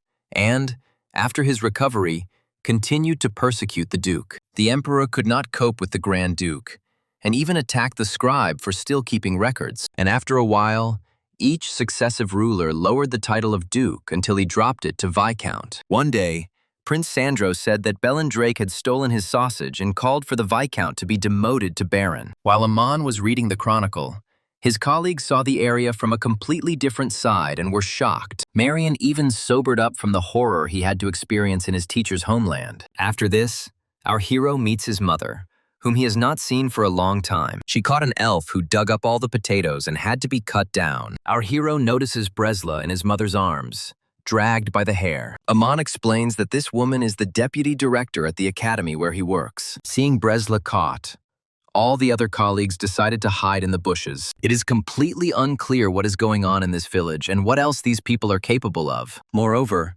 There are men living here who have caught a huge number of monsters with their bare hands. One of them notices Anariel's elven ear peeking out from the bushes. The man leans towards the headmistress and tries to find out who she is. But this only terrifies her. Luckily, Aman heard a noise like a slaughtered pig and thus ran into his colleagues. All these men with monsters were glad to see their comrade return. And our hero's colleagues are shocked that the people living here treat the mountains of monsters so lightly. After this, Aman introduces his friends to his comrades with whom he works at the academy. The men are confident that our hero has become an excellent teacher and will one day be able to take the position of principal. But Aman would not want such terrible things to happen, as he only dreams of closing the contract. After this, the guy invites his friends to wash up and tidy themselves up after hunting monsters. He decides to go home before it gets dark, but he encounters a strange situation. For some reason, his colleagues at work are very shocked by something, while his students, on the contrary, are delighted. As darkness falls, Anariel decides to ask what Aman is eating now. Our hero bites into a juicy drumstick and explains to the headmistress that it is just meat. But the girl is outraged that they can so easily feed on monster meat. Aman explains that it is very tasty, but the elf decides to limit her diet to only potatoes. After this, our hero decides to joke that the headmistress's actions are so satanic that he even forgets about her origin. At this time, Eamon's mother tells the beaten deputy that she would have collected potatoes for the road anyway, and there was no need to dig them up. And our hero still gets hit on the head for his jokes at the headmistress's expense. Suddenly, the calm and peaceful atmosphere in the Drioik house is disrupted by a powerful explosion. All of Eamon's colleagues jump from the loud sound and do not understand what happened. Our hero picks up a huge axe and explains that it is just a pest, and he needs a weapon because this pest is a monster that needs to be dealt with. Aman suggests that his comrades deal with the monster quickly so that they can continue their meal. Meanwhile, a crowd of ogres is already waiting for the humans to feast on. But this is not the first time the Drake family has encountered such monsters and has entered into battle with them without fear. Eamon promises the ogres that they will all die for disturbing the peace of his family. After this, our hero chops the monsters into pieces, which turn out to be very tasty when cooked. There are so many ogres that they will attack him one after another. But even in this case, Eamon continues to dream of lean and filling meat. He pounces on the monsters with his axe, who are already beginning to attack in a crowd. Our hero tells them to enjoy the buffet and chops the ogres into a bunch of small pieces. His power turns out to be so powerful that the monsters cannot resist it. After this, the body parts that our hero dreamed about appear on the ground. Meanwhile, the common sense of the Academy's teachers takes a serious blow. It's the first time they've seen such a battle, and they don't understand how such a madman became a teacher at their academy. He didn't even study fighting techniques, but he fights very well using only his strength and instincts. As expected, Lenny was right not to teach him the art of fencing. After some time, our hero can finally breathe a sigh of relief. He hadn't caught monsters for a long time and even managed to get a little tired after the battle. Our hero sits on a huge pile of monsters, and all the residents praise him for his stunning fight. Amun thinks he was clumsy because his body was stiff from working as a teacher. At this time, Marion congratulates her colleague for her excellent work and for defeating the monsters. Although the wave of monsters has been destroyed, Aman senses that another one is heading their way. Our hero calls this monster Drake, and Marion doesn't understand why it sounds like his family name. Aman jumps up from his seat in rage and is outraged that his colleague allowed himself to call his kind monsters. After this, the magic instructor remembers that Reiki are ancient dragons. Our hero got the impression that the monsters seemed to be running from something. Nothing but a strong Drake could force different types of monsters to unite into one group. They even say that if these ancient dragons come, there will be nothing left of the potato fields. However, Marion is sure that drakes now only exist in the pages of chronicles. But at that very second, these rare monsters appear in the fields of our hero's family. Bresla was shocked when these dragons started eating her delicious potatoes, and Eamon feels helpless in the face of the ancient Drake catastrophe. Marion decides to help her friend and asks him to believe in him as a sixth circle magician. When confronted with fire magic, these dragons will become nothing but a pile of ash. After this, Marion creates a magic circle and directs it at the monster. At this time, the ancient drake is trying to understand what this little man is going to do. The monster activates its defense and reflects the magic attack back to its source. Marion only manages to duck away from the fiery flames to avoid being burned alive. And Lenny looks thoughtfully at the dragon and remembers an incident involving a similar individual. It turns out that her own grandfather once killed exactly the same creature. In this case, the fencing instructor also decides to engage in combat with the dragon. However, the girl's sword could not withstand even a minute of battle with such a monster. Since things have come to this, Amon decides to join forces and fight together. People cling to the dragon and try to grab hold of its strong scales. While they try to move the monster, he casually eats potatoes. The dragon pays no attention to people who cannot harm him. At this moment, Amon hears a voice that tells him that he has only recently arrived and is already causing some kind of commotion. Our hero sees in front of him an elder who seems to be floating in the air. The man notices that the said beast causes problems for all people. He slams his fist into the dragon's head and calls the monster a scoundrel.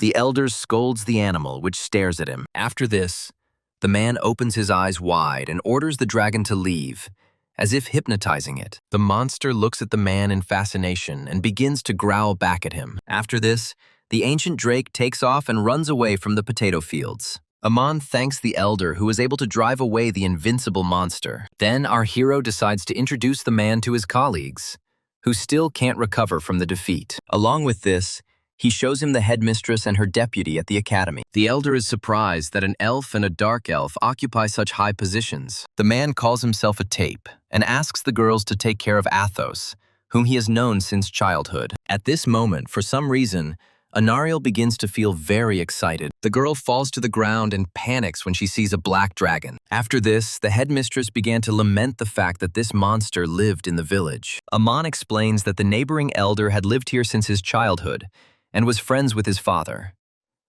Cass said that he was sick and therefore could not leave the house often. He also said that he didn't know any other dragons and that communicating with people was his only outlet. After this, Amon asks his colleagues to return to the academy while he restores order in the village. However, he wants to ask Headmistress Anariel to stay with him. Our hero heard that elves have special magic that allows them to grow a bountiful harvest. The owner of the royal mango farm wrote that she came to them over the weekend and used some kind of spell. But if the girl stays here, she will go crazy with fear and horror. And yet, the headmistress herself wanted to come here. She won't be able to escape at the slightest difficulty. However, Anariel explains that no one can leave her here since she has movement magic. As soon as the girl uses her ability, Amon reminds her of the elder, and fear prevents her from completing the transfer. Although Casella was supposed to be walking around the village, he suddenly finds himself next to our hero. Anariel again loses consciousness from fear, and the man continues to calmly communicate with Amon. The teacher promises to return next time in a few months, and Casella wants to prepare a gift for him by that time. The elder explains that this gift will be even more valuable than gold. After some time, the village begins to restore the fields damaged by monsters. The sudden vacation turned into a potato planting for all the academy staff and students. Anariel still used her secret spell, which from the outside looked like childish babble, and yet the joint work bore fruit, and the potatoes grew rapidly. Everyone was delighted with their efforts and how quickly the fields recovered. Late this evening,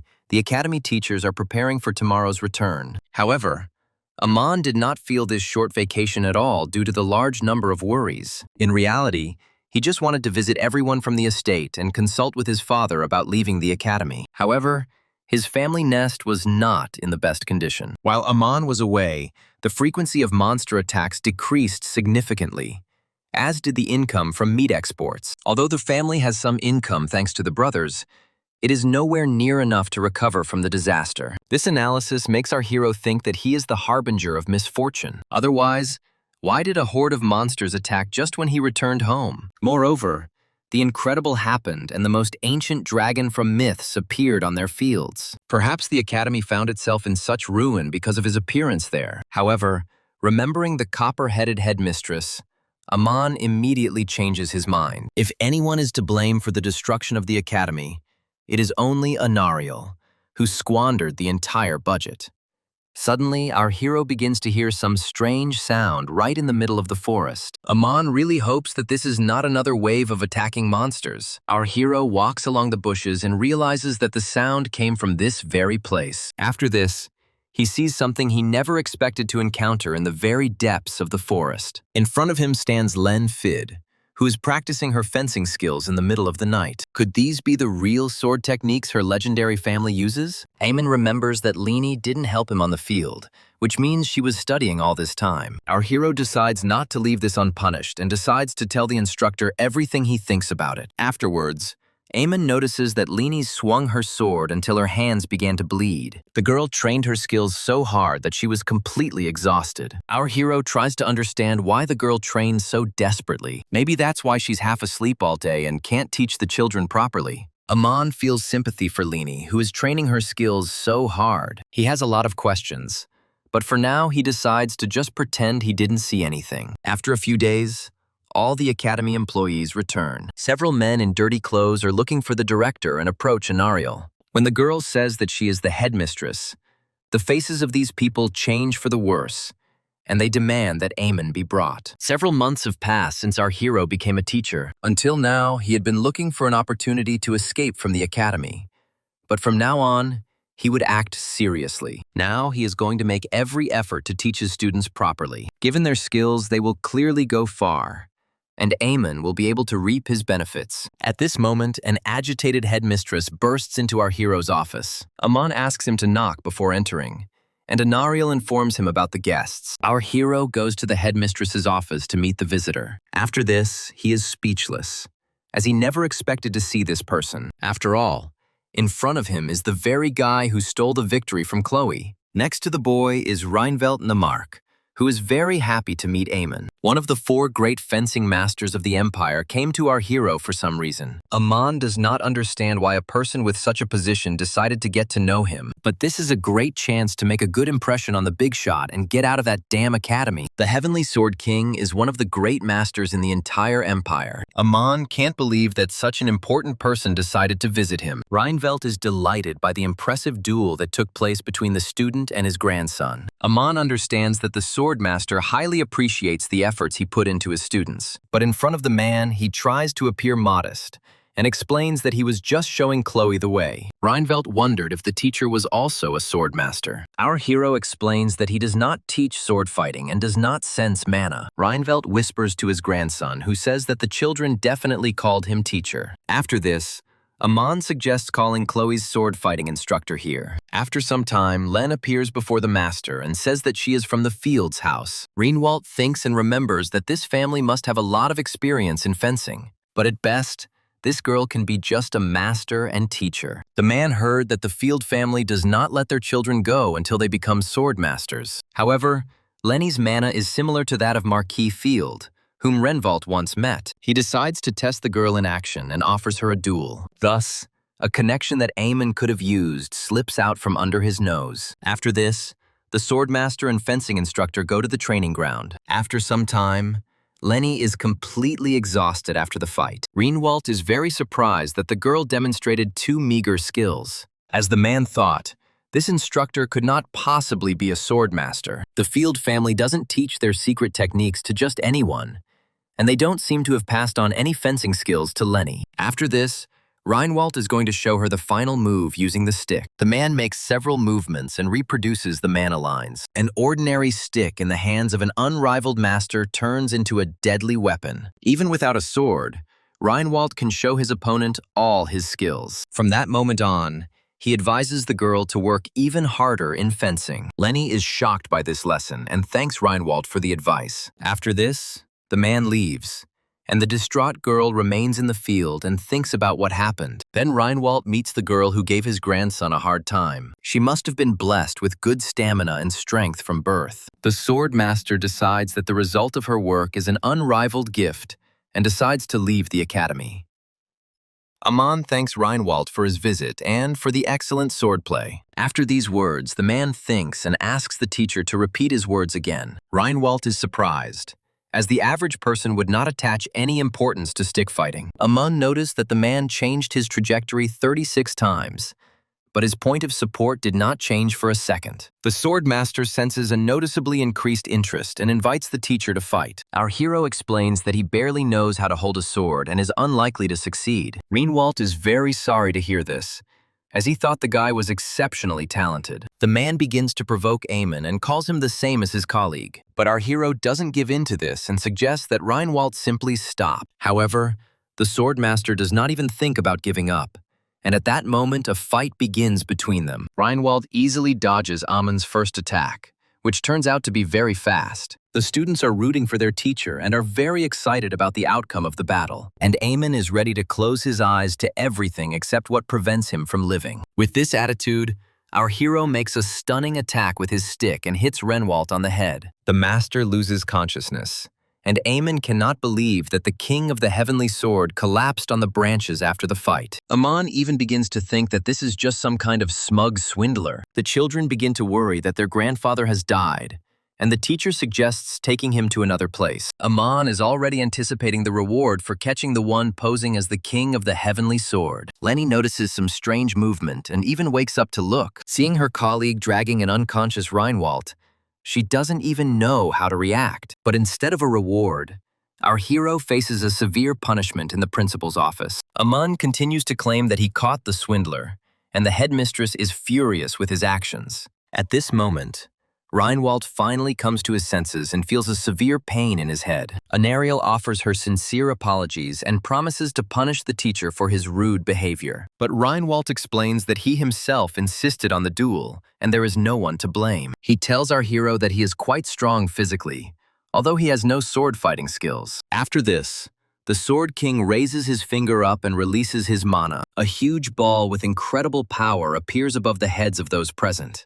Amon understands that this is the aura ball of great swordmasters, and now there is no doubt that this is not a fraud. Greenwald explains that our hero is nothing compared to the Imperial Knights who use mana. Therefore, he offers the teacher to become his student and gain special skills. Our hero considers this a unique opportunity that will bring him success and wealth. Amon agrees to become a student and promises to study diligently everything that Reinwald will give him. The man asks our hero to take an oath that he will follow the path of the sword. He must also renounce all his desires and passions in order to concentrate entirely on his studies. As he says these words, Amon understands that he is being asked to promise something that cannot be fulfilled. After this, he asks the swordmaster to repeat the words of the oath again. Greenwald repeats once again that Eamon must renounce all his desires. In the end, our hero asks the man to give him some time to think. Until now, everything had been so chaotic that he didn't even realize that something was going wrong. For example, it is unclear why one of the 4 great knights looks so dirty. After this, Eamon, out of curiosity, asks what Reinwald's title is. The man explains that the emperor once offered him the title of Marquis, but he refused. And this infuriates our hero. However, Reinwald has no wealth other than a small piece of land and a modest resting place. And if Amon, as his student, dares to show such desires, then he will simply kill him with one blow. After this, our hero analyzes the actual situation of the swordmaster. All this time, his grandson did not stop swallowing cookies and various desserts. His appetite was so strong that he could not stop eating sweets. Doesn't this old man even have enough money to feed his grandson? Moreover, at the competition, this child was dressed like an ordinary commoner. Even if he is a disciple of a great swordmaster, nothing good will come of it. After this, Amon asks for forgiveness and urgently runs off to go to the toilet. Our hero took off so fast that even his wallet couldn't withstand the speed. The wallet is released and falls out of the teacher's pocket with a crash. Amon escapes from the academy and ends up in an inn, away from Reinwald. The administrator asks the man to pay 20 coppers, and then he realizes that he has lost his wallet. Our hero was stunned by this news and had no choice but to ask for the debt to be written down on his account. As a result, Eamon has to return to the academy in search of his wallet. Suddenly, someone generously hands our hero his missing item, which he had been looking for until sunset. Amon is very happy to see the wallet, which he had no longer expected to find. However, seeing Reinwald in front of him in the uniform of an academy security guard, our hero almost loses consciousness. Night finally falls and Eamon can rest after such a hectic day. Even in bed, our hero can't get this old man out of his head. He said that the position of guard at the main gate was vacant, and he decided to work there for the time being. But Aman does not understand how a person who is not attached to the secular world tries to live in it. However, his grandson Ray is now a sword master, and it is time for him to receive an education appropriate to his age. The tuition fees are quite expensive, so Reinwald decided to earn some money. Aman may not be an expert in fencing, but the man believes he can teach his grandson well. The man tells our hero that he will be counting on him. Who would have thought that raising Chloe would have such consequences for him? Aman decides to think things over and gets out of bed to quench his thirst. Our hero leaves the room and hears some suspicious sounds at such a late hour. The deputy director appears before him, raving about potatoes, and our hero nearly goes crazy with horror. It turns out that Bresla smelled potatoes from Eamon's room and threatens to break into his room without permission. Mom actually gave our hero a sack of potatoes so that it would last him until he returned home. But Eamon never imagined that he would be sharing food with the last person he wanted to see that night. While our hero is frying potatoes, a magic instructor decides to join them. But the deputy director is very unhappy that he will be the only one eating her potatoes. At this moment, Anariel appears, bringing her children with her. The students saw a fire on the training field and thought it was a fire. Bresla is already quite unhappy that everyone is encroaching on her potatoes. At this moment, Lenny also appears, having returned hungry from her night training. And following her, Reinwald and his grandson come to the smell of baked potatoes. The deputy can no longer stand such a number of mouths and asks Eamon to bring all the potatoes. After this, she even gets ready to go get food herself, but our hero grabs her by the hair. In the end, the teacher himself brought the remaining bag of potatoes from the room. After a short time, the food is ready, and everyone begins to eat their night meal. Everyone was so hungry that they didn't even wait for the potatoes to cool down. There is complete silence as everyone tries the coveted piece of food. Reinwald and his grandson can't believe that potatoes can have such a unique taste. Even Bresla is ready to cry over the signature dish of the teacher's region, which they are very proud of. Now the swordmaster understands why Eamon is truly so strong. If he eats food with this kind of mana content every day, then it is quite natural. But these potatoes were grown from seeds his family bought in a neighboring town. Maybe it's all about the soil in the Amra Mountains, and that's why everyone there is so strong. However, Eamon decides not to focus on this and suggests focusing on the potatoes. While our hero enjoys his food, Lenny keeps her eyes on him and stares intently. Eamon notices the fencing instructor's gaze and turns to face her. He decides to ask why the girl has such a disgusting look in his direction. After this, Lenny decides to offer the teacher something he never expected to hear. The girl asks Aman to marry her, and our hero even choked on it. All the food that was in the teacher's mouth instantly flew straight into the deputy's face. Meanwhile, Aman asks Lenny to repeat what she said. Without a trace of emotion, the fencing instructor asks him to marry her again. Our hero completely stopped understanding what was going on in this damn academy. He decides that Lenny is simply talking nonsense and that her proposal is not meant seriously. However, their conversation is overheard by other colleagues who are also shocked by this news. Only Reinwald blushes with embarrassment and is happy for the young teachers. And Marion starts laughing because the wedding of these two will be quite a spectacle. In his opinion, Lazy Bones is too good for Eamon, and this union is just one big misunderstanding. At this time, our hero finds a bottle of wine and takes careful aim at the magic teacher. The next morning, our hero meets on the grounds of the academy, where even the flowers have already wilted. Lenny decided to keep him company. It was difficult to start a conversation with her after yesterday. At some point, the girl asks how much Eamon knows about the Marquis Field family. Aman reports that his family is an incredible swordsman, and every direct heir is a swordmaster. Lenny adds that their family is concerned about their reputation and does not allow anyone to leave the house until they become masters. Our hero understands that judging by the girl's skills, she is, at best, an expert in swords. But how then did it happen that Lenny was able to leave the house? The girl explains that in fact her family has always treated her badly. They never took care of her during her entire life in the house. Aman had never seen the fencing instructor make such a face before. After this, he reports that the girl speaks as if it means nothing to her. Lenny asks her colleague not to worry and explains that she is simply used to it. No matter how hard she tried, she couldn't become a sword master. and that was probably why she was treated so badly. And then one day, her father ordered the girl to go to the Ammonite Academy. After Lenny was kicked out of the house, no one even tried to find her. They don't need such a weak person, so they sent the girl on her own. However, while the academy teacher was eating potatoes, an epiphany occurred to her. Given her status, her family wouldn't even blink an eye if she got married. Amon also has a similar situation, and as the second son, he cannot inherit the nobility. His family may take care of him, but he has to find a way to survive on his own. It is now clear to Amon that Lenny wants to get married in order to constantly eat potatoes and become stronger. This is literally a marriage of convenience, and in the world of the nobility, this is how such unions are usually concluded. And our hero, in turn, will get such a beauty as Lazy Girl as a wife. Besides, if she becomes stronger, she might even be able to win the fight for the inheritance, and she alone certainly cannot cope with all the work that the head of the family must do. Of course, Lenny will also have power, but the majority will belong to Amon. As soon as our hero hears that financial management will be his, he is delighted. Moreover, if Amon becomes a member of the Field family, he will be able to learn the art of fencing. The teacher believes that the Marquis's power, wealth, and fencing are like killing 3 birds with 1 stone. So he decides to accept Lenya's proposal and is going to tell his father-in-law everything about their wedding in the morning.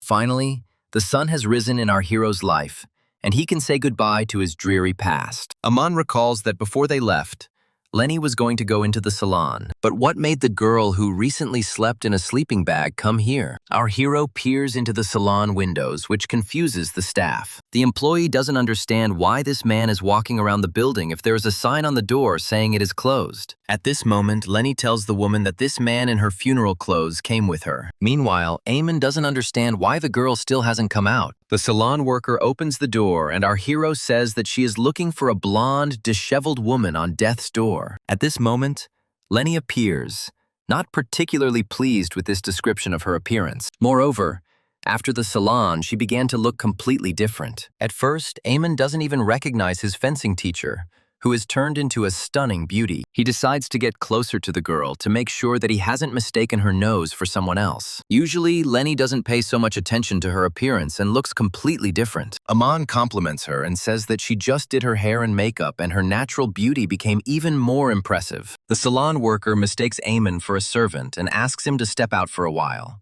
But Lenny explains to the woman that this man is actually her fiancé. After this, our hero is perplexed and does not understand why he was mistaken for a servant. Amon even imagines Lazybone's smirk because of this incident. The fact that Lenny began to look good does not cancel out her bad character. After this, our hero goes to the city of Kingsley, which is under the control of the bride's father. Amon can't believe that Baptiste Field controls such a huge territory. Lena didn't have a chance to get to know this city before, and our hero decides to support her. Amon informs that in the future, this place will become just a toy in their hands. But the girl is not very happy that the teacher pays so much attention to money. After this, they move to the Fields' mansion and try to be as quiet as possible. Lenny explains that the family patriarch doesn't really like to listen to others. He holds meetings often, and all 13 swords must be constantly gathered together. The patriarch is the first rank among all 13 swordsmen of the Field family, and the other 12 are the lazy elder brothers. At first, Amon found it difficult to imagine what such a number of brothers represented, but on this day,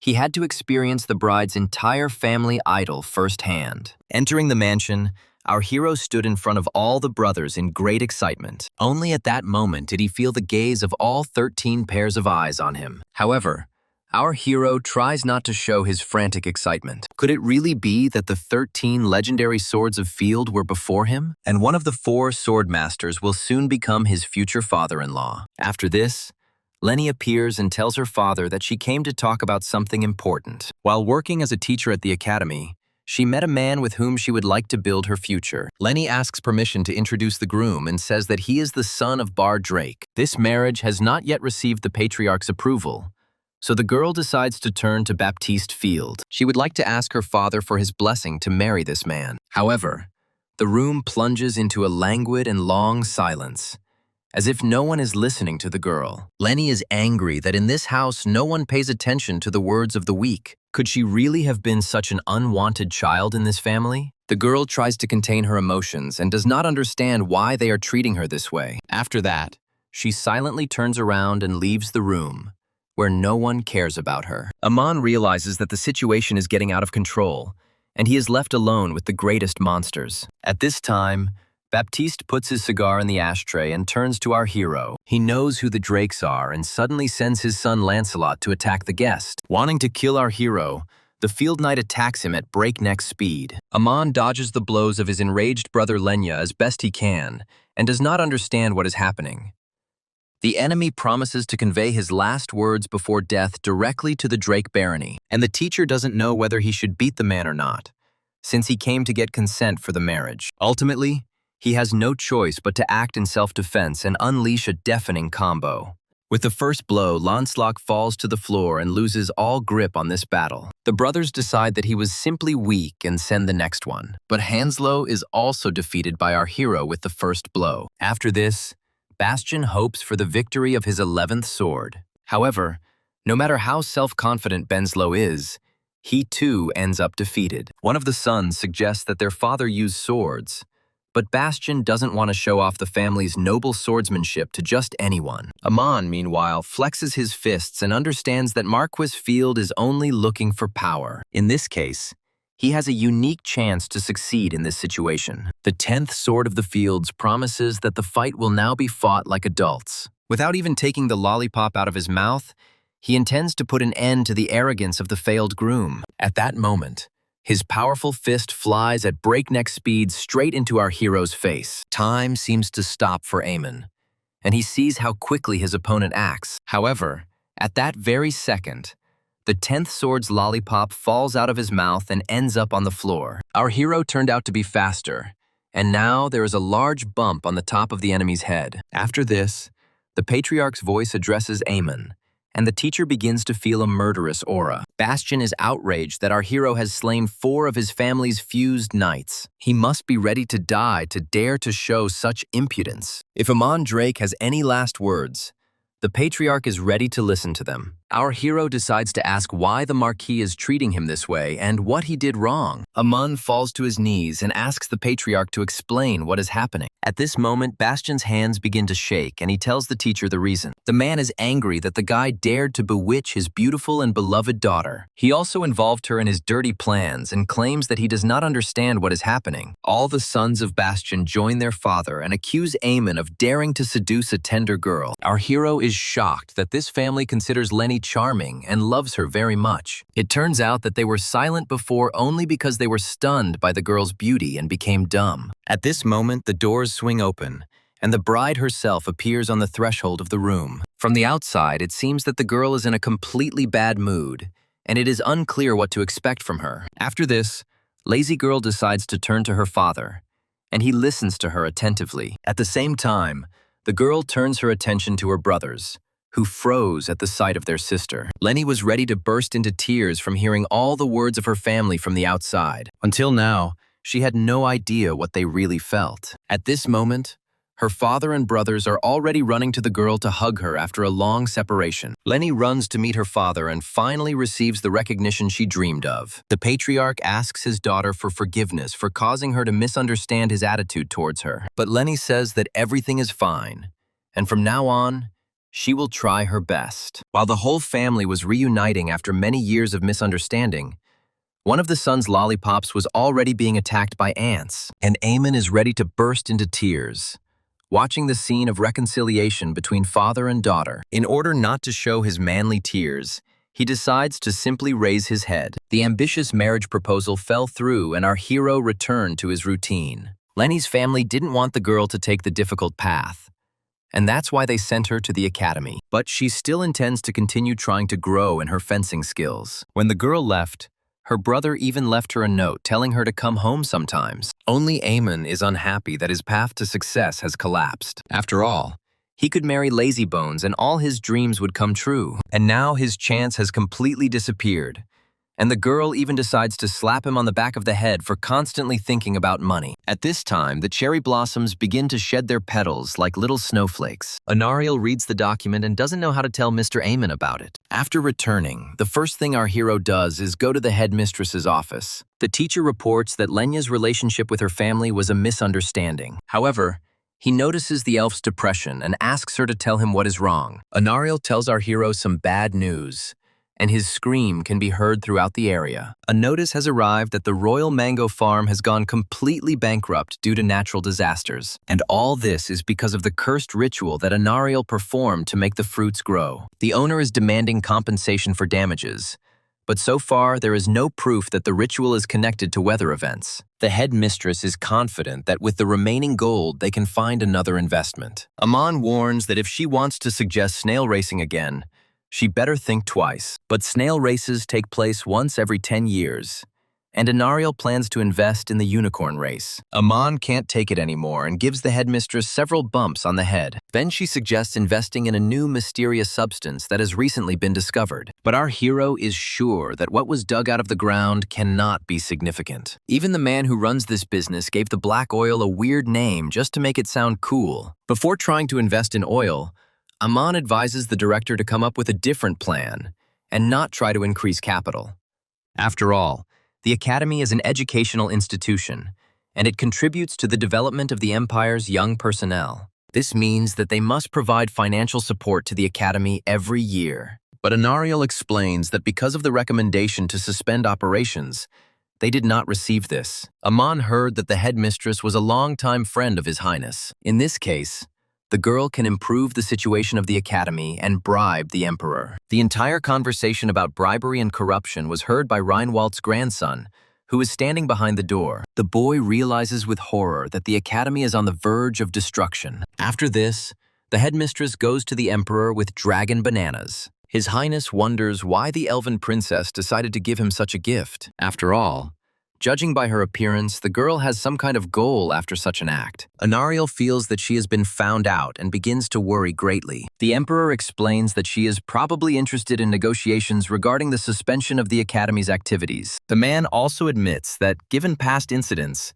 he could not have made such a decision on his own. Although initially His Highness did not want to suspend the Academy due to his friendly relationship with the headmistress. After this, the man turns his gaze to the students that Anariel brought with her. The Emperor recalls that it was these children who took part in the last competition. Considering their outstanding qualities, he promises to talk to the Prime Minister and officials about restoring the Academy's activities. The headmistress is incredibly grateful to the Emperor, and after that, everyone begins to quietly drink tea. Suddenly, His Highness begins to be bothered by some strange foreign smell. He suddenly jumps up from his seat and decides to sniff every corner of the room. The Emperor becomes very tense when he remembers this strange smell. At this time, our hero stands behind the door and eavesdrops on the headmistress's conversation. Although this elf is not the best negotiator, a 50-year friendship should still help in the main issue. Just when Amon was thinking about not meeting the Emperor, the ruler suddenly opened the door. His Highness is not surprised that he smelled the disgusting smell of the drakes. After all, it was probably he who put pressure on Princess Anariel to revoke the recommendation to suspend activities. Amon tries to calm the Emperor and asks him to keep his personal feelings out of business. Our hero tries to explain that the Academy has the ability to develop children, but now students are forced to starve due to bankruptcy and lack of funding. Amon explains that before being a member of the Drake family, he is the teacher of these children. Therefore, he bows to the Emperor and sincerely asks him to show generosity and withdraw the recommendation.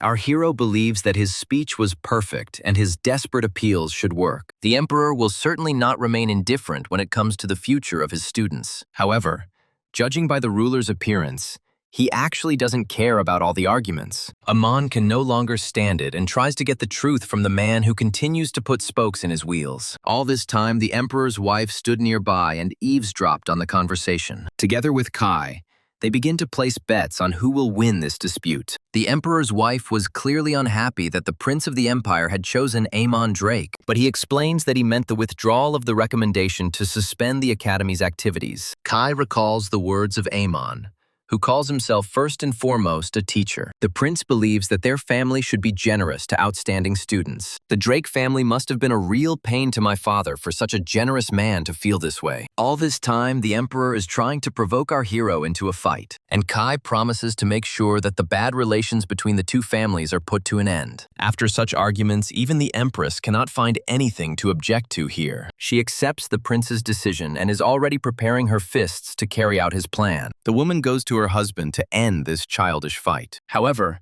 Aemon was never able to get the recommendation overturned, as the emperor was beaten half to death by his own wife. After this, the woman ordered the headmistress and the teacher to return to the academy. Our hero did just that, and went on to teach his students. However, when he entered the classroom, he noticed that Raymond had brought some kind of doll with him. But the boy, in all seriousness, explains that it is not a doll at all, and even hugs it. After stroking his copy on the head, Raymond reveals that it is actually him. Indeed, the doll is made in such a way that it looks very much like its owner, and Aemon completely stops understanding what is happening in this damn academy. Meanwhile, outside the building, the cleanup of fallen petals is in full swing.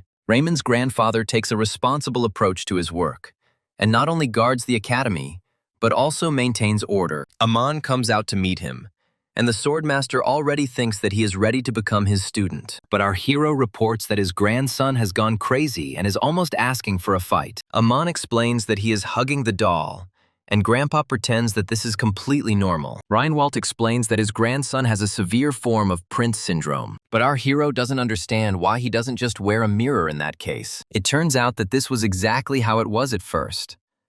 But then Ray made a doll and started carrying it around with him. Reinwald tried to take her and bury her, but his grandson threw a terrible tantrum. And at the competition, his grandfather ordered Ray to hide his abilities and identity in order to try to cure the disease. In fact, he even sent his grandson to the academy only because he saw a ray of hope. After this, the swordmaster Block approaches our hero and puts his hand on his shoulder. Reinwald explains that this hope lies precisely in Mr. Aemon. After all, he defeated him with just one blow, and was able to turn an ordinary student into one who fought on equal terms with the boy. Reinwald believes that such a great teacher will be able to guide Ray on the right path. Now, Aemon feels like the school has placed an unnecessary burden on his shoulders. He recalls the words that he has the abilities of a great teacher, but he cannot even improve the academy's finances. At this moment, a doll of Ray appears above Aemon's head, and he almost dies of fear. He scolds the student and asks him not to push the doll right into his face anymore. After this,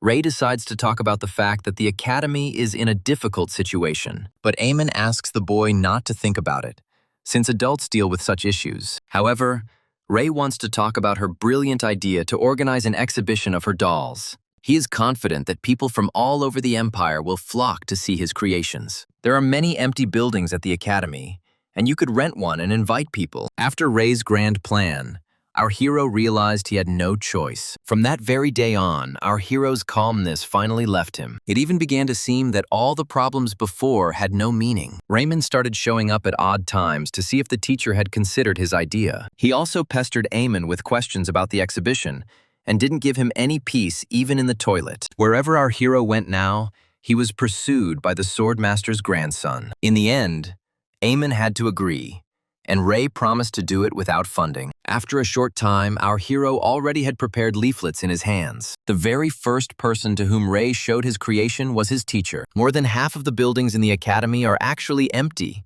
and so Amon doesn't care what the student is going to do. However, he still decides to come to the prepared exhibition and look at Ray's creations. But as soon as the teacher goes inside, he almost loses consciousness from shock. In every corner, there are dolls that look like the boy, and it looks like something out of a horror movie. Amon even begins to feel like all these dolls are staring at him. At this moment, Ray appears from behind and puts his hand on our hero's shoulder. The teacher was so overcome with horror that he suddenly ran out of this room of fear. Raymond wasn't particularly happy that the teacher mistook him for a ghost. Meanwhile, in the city of Amur, people's quiet lives go on as usual. At one of the banquets, people discuss upcoming events and news. Rumors have already spread that an exhibition will be held at the Amanita Academy. People can't wait to see the great works that will be on display. So the next day, Reinwald is faced with a huge crowd of people at the gate. Even Aemon had never seen such a large number of people at the academy. Reinwald shows the teacher a flyer about the exhibition,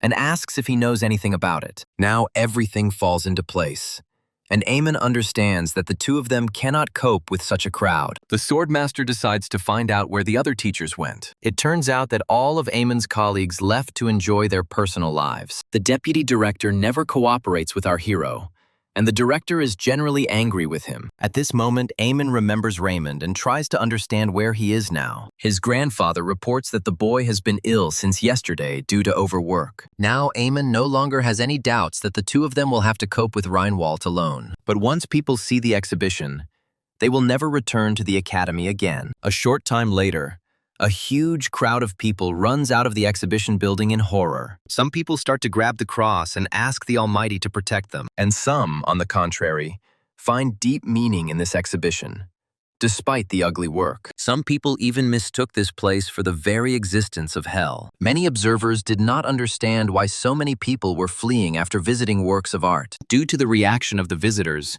rumors instantly spread among commoners and nobles. Huge queues began to form outside the academy, people wanting to see these works of art with their own eyes. Amun began to realize that he could not cope with such a large number of people and that he had no other choice. Our hero is forced to ask for help and is even ready to kneel for it. He asks the respected headmistress and deputy headmistress to help him cope with the crowd at the exhibition. His colleagues had never seen a teacher ask for something so desperately. Eventually, the headmistress and deputy headmistress agree to help and organize a queue. After some time, it begins to seem that control has returned to the academy. Marion is even surprised that the child organized all this in just a few days. It is possible that some may even see true value in the dolls. After a while, people began to disperse and all the excitement gradually dissipated. Only those who truly understood the depth of the exhibition remained in the exhibition hall. Aman asks Marion for advice on whether it's okay to leave it at that. At this time, one visitor evaluates dolls that evoke subconscious fear. But if you look at each of them individually, there is even something cute about them, reminiscent of the smell of a belly button. Amun decides to approach the visitor and informs him that they are already closing, and the man decides to buy one doll,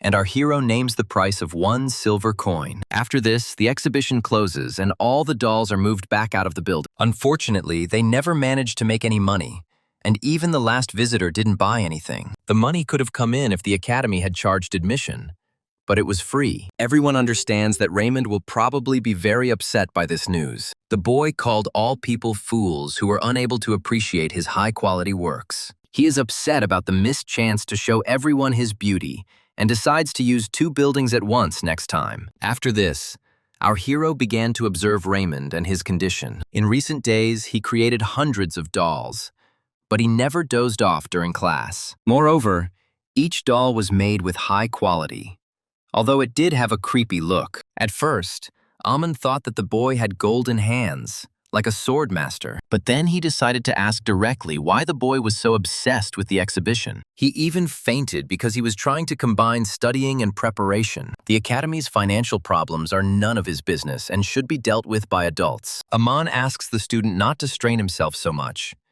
and then the boy decides to open up to the man. He tells our hero that he has never lived so peacefully, and that everything in the mountains was homemade. And here he has friends, food, and clothes.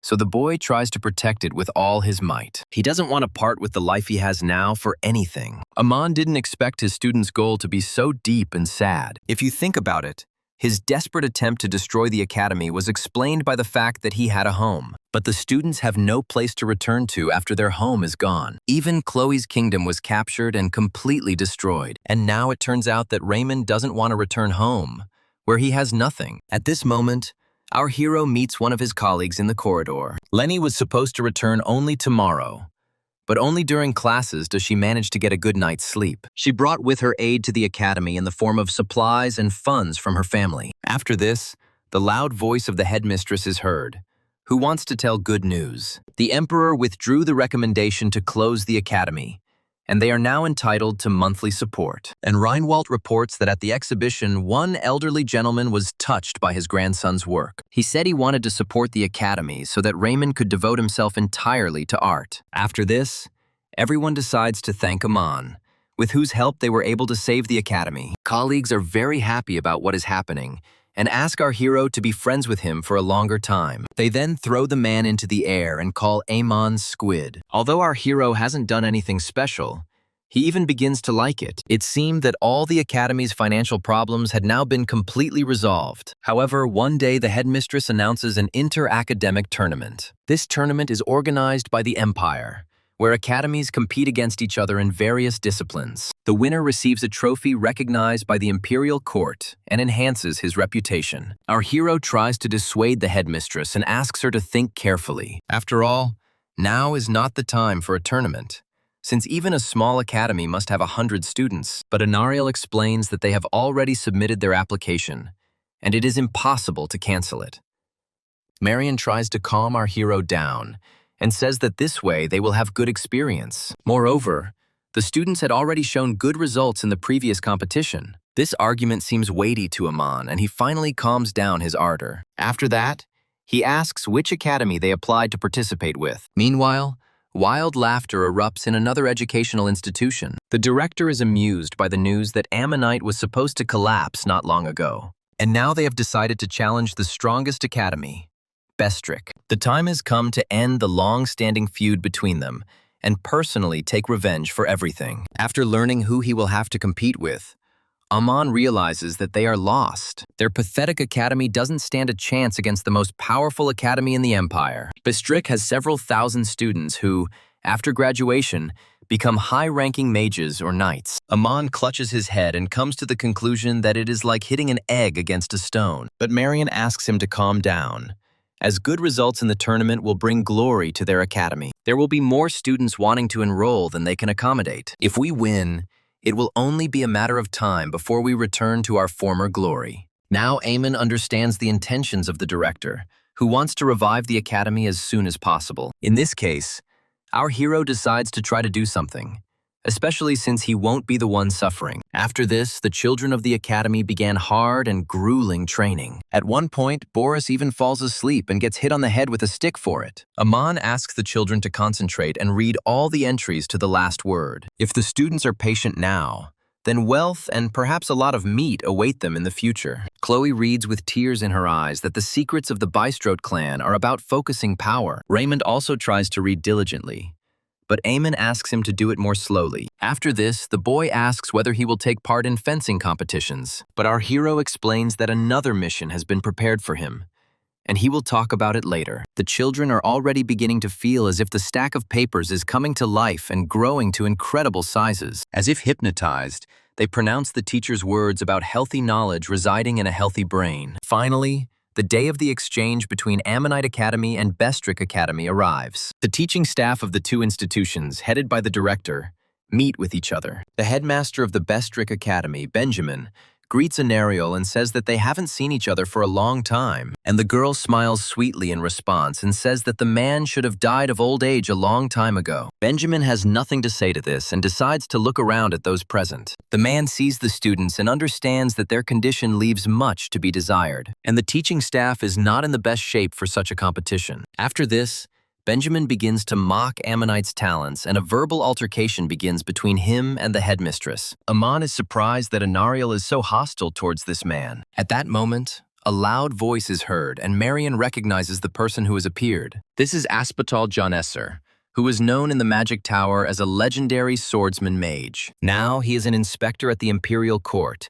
and announces the start of the competition. The first test will be the theory of magic and the construction of a magic circle. Students from both sides line up in front, while spectators and supporters stand in the stands. The Ammonite Academy had only 4 days to prepare for this competition. Bestrick's first opponent already proved to be difficult, as he is known for his outstanding magic and attractive appearance. Holding a rose in his hands, this boy meets his opponent from Ammonite. He takes Boris for a pathetic commoner and believes that such a person is not worthy of practicing magic. The opponents come forward and introduce themselves to each other by their names. The inspector announces that in this test, after the magic circle is built, questions on theory will be asked. He asks who will go first, and Mayor Del Samo is immediately called. The student begins to reproduce magic and wants to show his talents to a pathetic commoner. He reproduces the magic circle and is pleased with his magic. Even the inspector is surprised that the boy was able to create a magic circle so easily without an intermediary.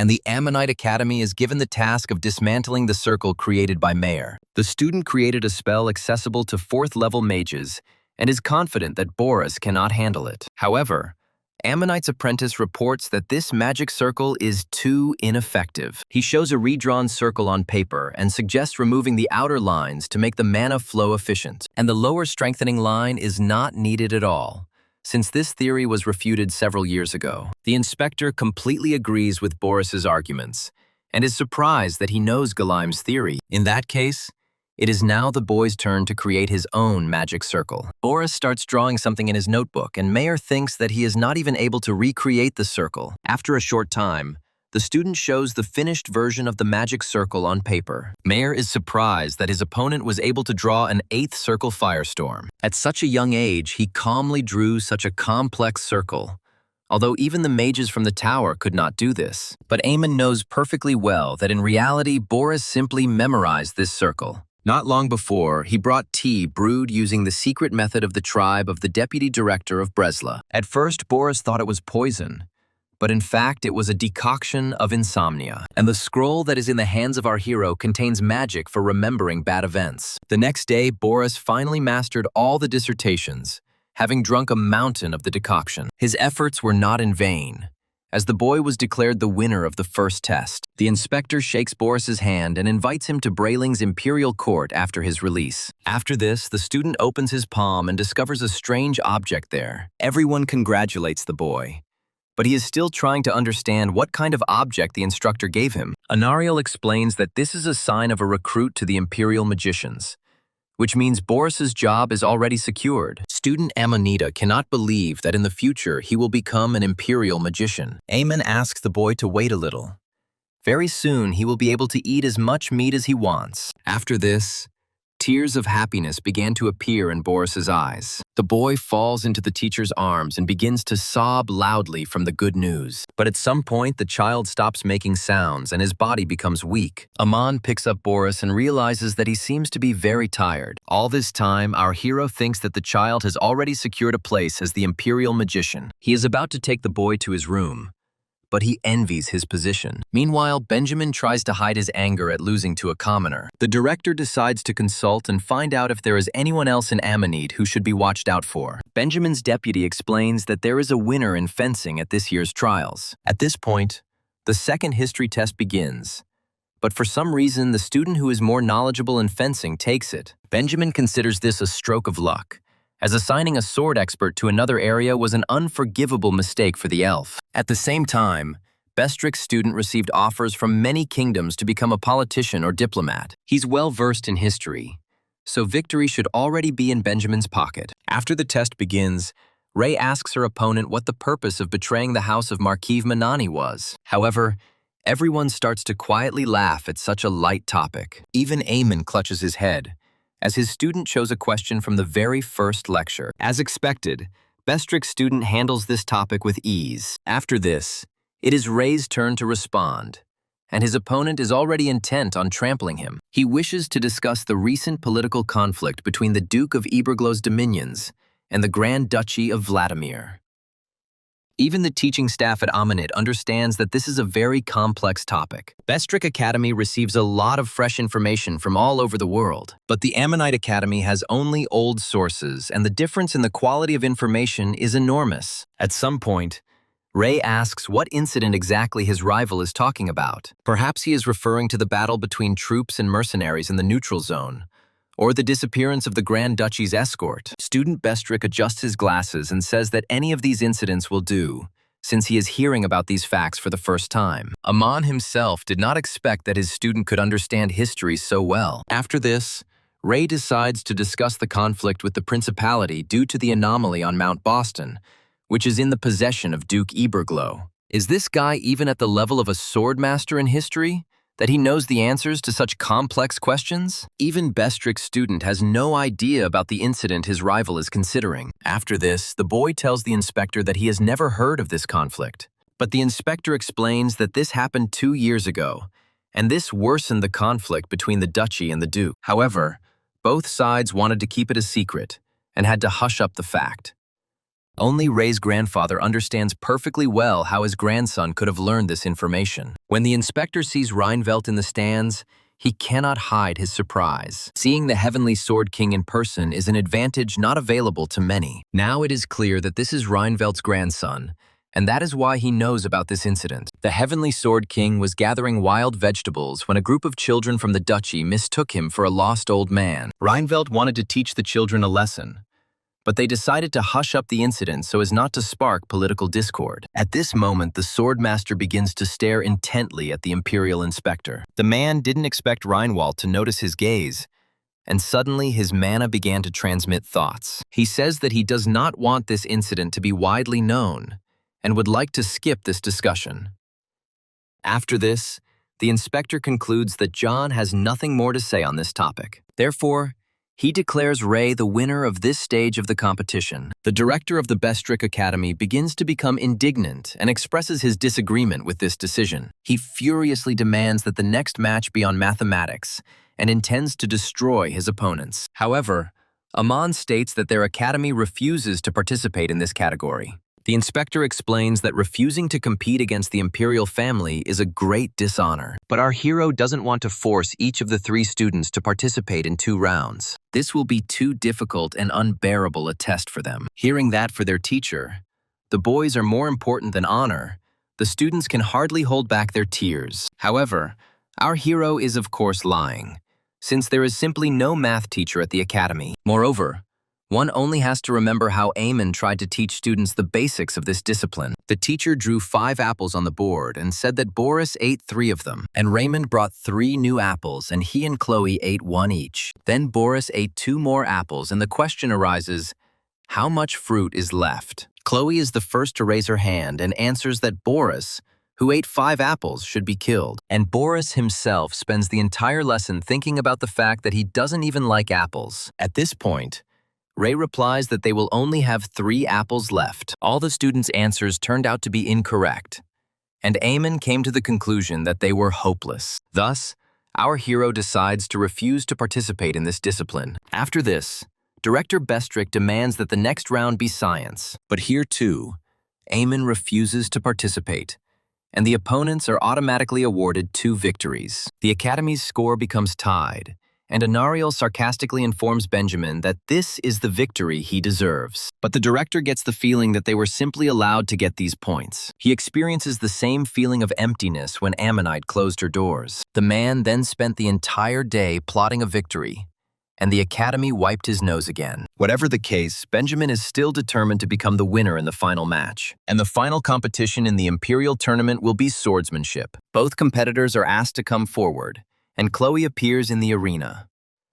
And the Bestrick Academy nominated a candidate for swordmaster named Oliver Basket for the competition. At his young age, the boy was already in excellent physical shape and hoped that Ray would go up against him. He considered him the only worthy opponent, but he simply ran away. Moreover, Oliver will have to fight with a child shorter than him. Even Anariel doesn't understand why Eamon put Chloe in place of Raymond, but he asks the headmistress not to worry, as it is just a competition. After this, Oliver makes his first attack and asks the girl not to be offended by him. Just a second ago, the guy was determined to end this as quickly as possible.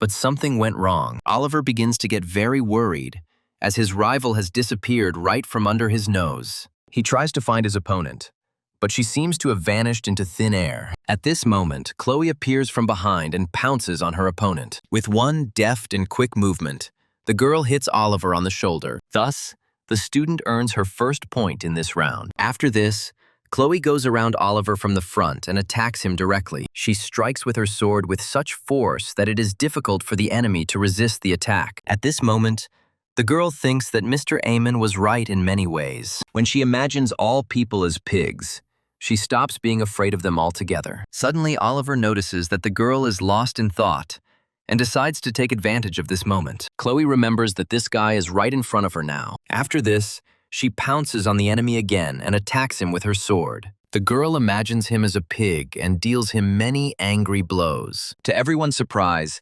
Chloe gets 4 points in just a few minutes. Oliver ends up on the ground and declares that the little one was just lucky. But the student points her sword at him and asks him to repeat these words again. After this, She asks the opponent to stop grunting and start talking like a human. Meanwhile, the inspector gives Oliver the opportunity to turn the situation in his favor. At this moment, Eamon informs the headmistress that Chloe even beat Ray in the previous competition. However, the tournament rules made the result a little ambiguous. Moreover, Miss Lazy has recently started teaching Chloe fencing. The girl always had higher potential as a swordmaster, and if she also studies the techniques of the Field family, her potential will become unlimited. While the students from the two academies were fighting, Oliver noticed that his opponent had opened up. He decides to take advantage of this moment and attacks the enemy sharply. Suddenly, Oliver hears a sound from the side, like the quiet squeak of a mosquito. This special technique was taught to the girl by Miss Lazy, and it involves flying like a mosquito. She also has to bite like this insect,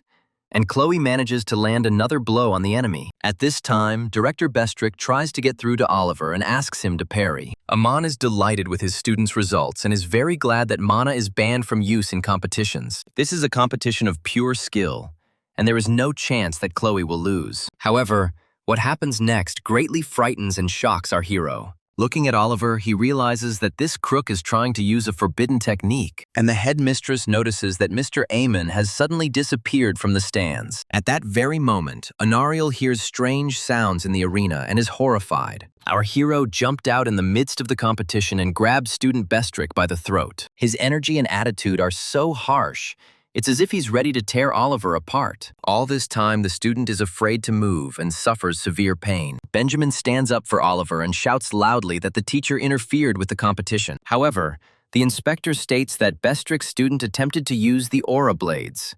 This is a very dangerous weapon that is capable of taking lives and few can see it. Oliver is disqualified for using the aura blade in the competition. Therefore, the winner of this competition is Amanite Academy. After this, Amon releases the student's throat, and he cannot understand how the teacher saw his aura. At this time, our hero approaches Chloe and asks if everything is okay with her. Fortunately, the girl is unharmed, and Anariel gets a unique chance to gloat over Benjamin. He never thought that he would have to face the humiliation of losing to Ammonite. And our hero admires the work of the headmistress and waits for her to make her opponent cry. However, at this point, Anariel suggests ending the tournament with a deeper friendship between the teachers. Amon tries to stay calm and hopes that the competition will be in magic or fencing. In that case, it won't be him who will have to take the rap, but Marion or Lazybones. Suddenly, instead of our hero's colleagues, a black-haired teacher is called into the arena. Thus, Amon is put forward to compete against Alfred,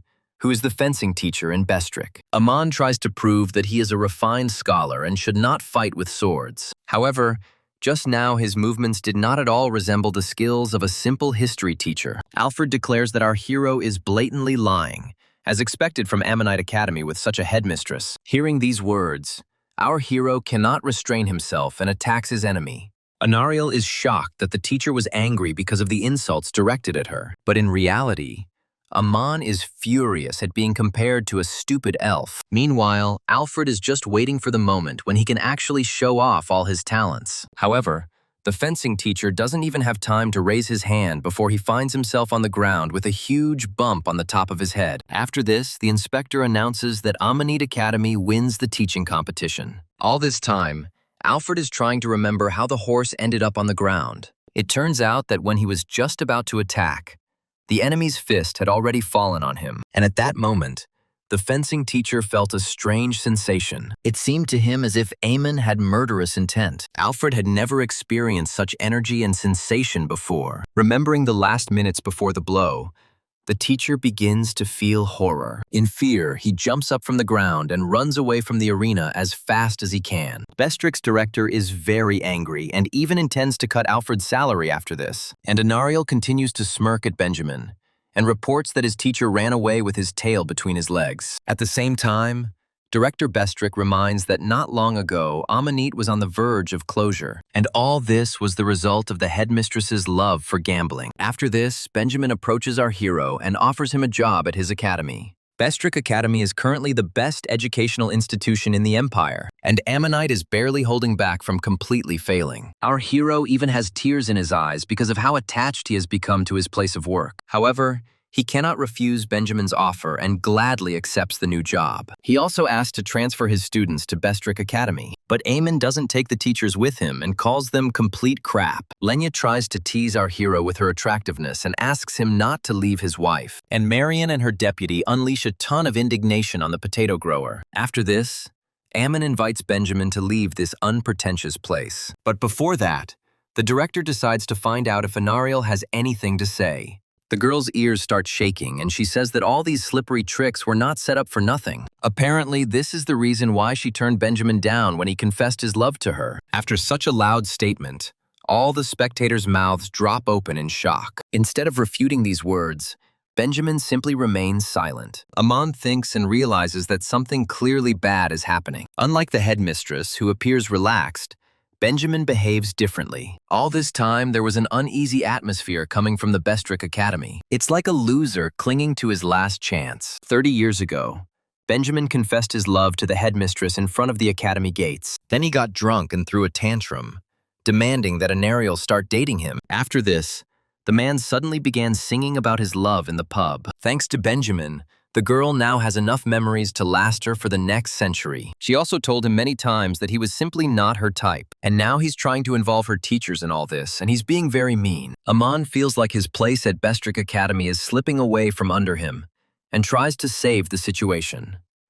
He asks Benjamin not to give in to provocations and to remain calm. Suddenly, the director asks if our hero has any feelings for Anariel. It is obvious that Benjamin perceived Eamon as his rival, and Anariel tries to remind our hero of his promises regarding the future of the academy. At this point, Benjamin's head is completely torn apart by jealousy. After this, he informs Eamon that he is no longer his director. Benjamin takes Anariel's hand and tells her that he is now a different person. The headmistress pronounces the name of her admirer, and tears appear in her eyes. Benjamin considers this a good sign and promises to dedicate the rest of his life to the girl. At this moment, something inexplicable happens, and Anariel attacks the man. No one expected to see such behavior from the headmistress of the academy. After this, the girl sits on Benjamin and again refuses him. Thus, the director of the Bestrick Academy lost consciousness from shock due to a broken heart, and thus, Ammonite Academy wins the exchange competition. Realizing his failure, Eamon decides to return to his previous job. However,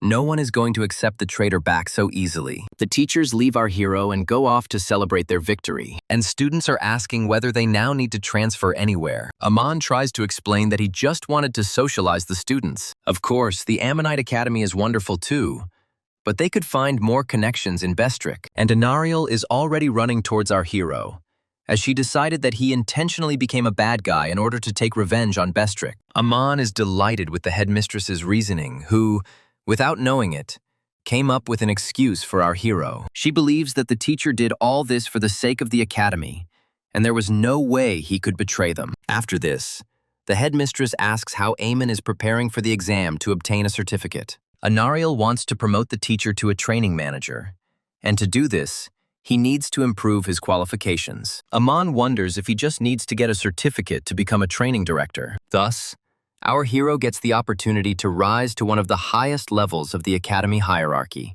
Blinded by power, our hero decides to obtain this certificate by any means necessary. But the next day after the exchange meeting did not promise to be calm again. Near the gates of the academy, Reinwald meets a man whom he is very surprised to see. Not long before this, the guest made his final decision. He turned out to be a high-ranking master of the sword and magic of the 8 circles named Caius Ardzia Ammonite. Of all the educational institutions, he chose the Ammonite Academy for himself. Caius decided to put an end to the grievances after listening to the Emperor and young Drake. The teacher's attitude towards prioritizing students clearly shows what kind of teacher one should be. The Emperor still doesn't want to cross paths with the Drake family, but he can't burden future generations with his grievances. Therefore, His Highness decides to respect his son's mood and does not intend to stop him.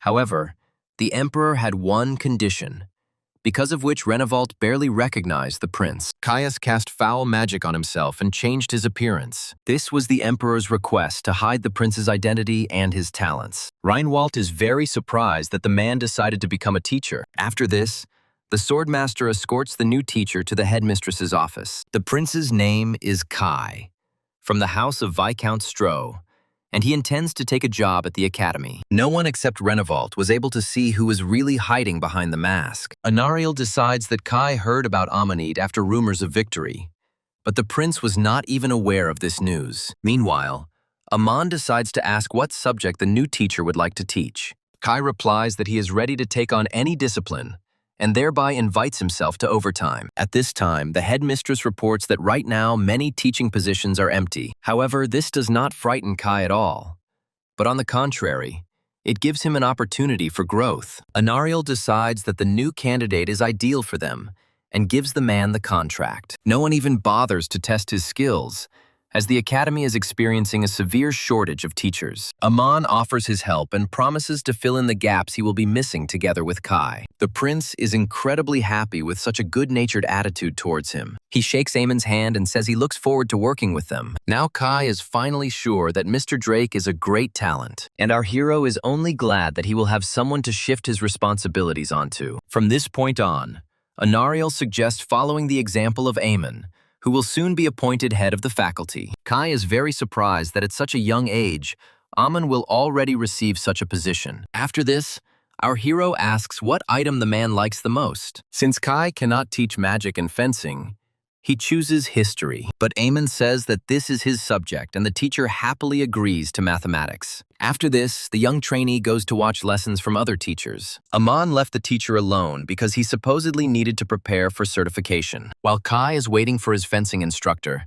the academy students come to meet him. He immediately informs the children that he will teach them mathematics. The students introduce themselves to the teacher and state their names, and then show where their fencing teacher is. Kai turns his head and can't believe his eyes. He doesn't understand why the teacher crawls on the ground like a caterpillar. Meanwhile, Len sees an unfamiliar face and tries to find out who is standing in front of her. Kai introduces himself as the new math teacher, and he and the instructor have a nice introduction. After this, the newcomer begins to observe the girl's lesson. Lenya begins the lesson, and the young man's eyes widen in surprise. At this time, the instructor teaches Chloe to feel every blow. But Kai doesn't understand how this amateur activity can be called a lesson. He approaches the instructor and asks why she is deviating from the curriculum. Lenny explains that Boris decided to become a magician, and he only needs fencing for general development. However, Kai still doesn't understand how one can skip physical training, and Raymond has his own fencing school and his own training methods. But Kai continues to insist that the program recommended by the Imperial Ministry must be followed. Since the trainee is a nobleman and doesn't know what size to cut potatoes for planting,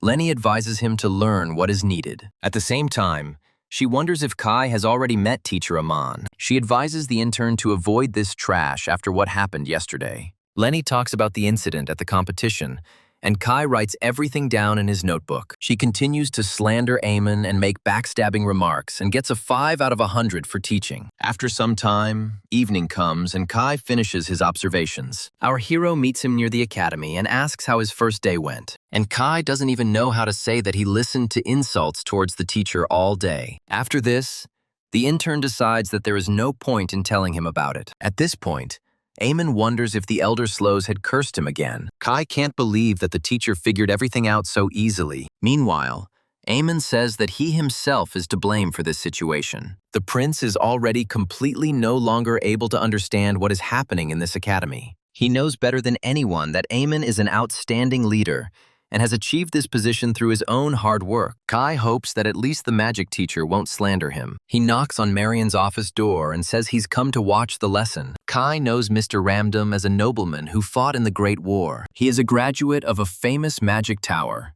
and has extensive experience in the army. The prince thought Marion should be a judge of character, but even he showered Amon with insults. However, should a person standing in front of a class while drunk say this? Marion also decided to tell about yesterday's incident, and Kai decides to find out the whole truth from the students. Chloe remembers the teacher's attitude and realizes that he was hardly pretending, but she tells Kai that Amon cares about the students more than anyone else. The intern starts exclaiming that he knew it, and Chloe decides that the new teacher is kind of weird. By the end of the magic lesson, Marion had accumulated a pile of empty bottles, but despite his drunkenness and slander against Amon, everything went well. Even though the teacher deviated from the curriculum, there was logic in his lesson. For Boris, as a future magician, he places emphasis on theory. And for Chloe and Ray, who dream of becoming knights, he emphasizes practice and defense against magical attacks. At this time, Marion decides to ask if the newcomer is going to hit him,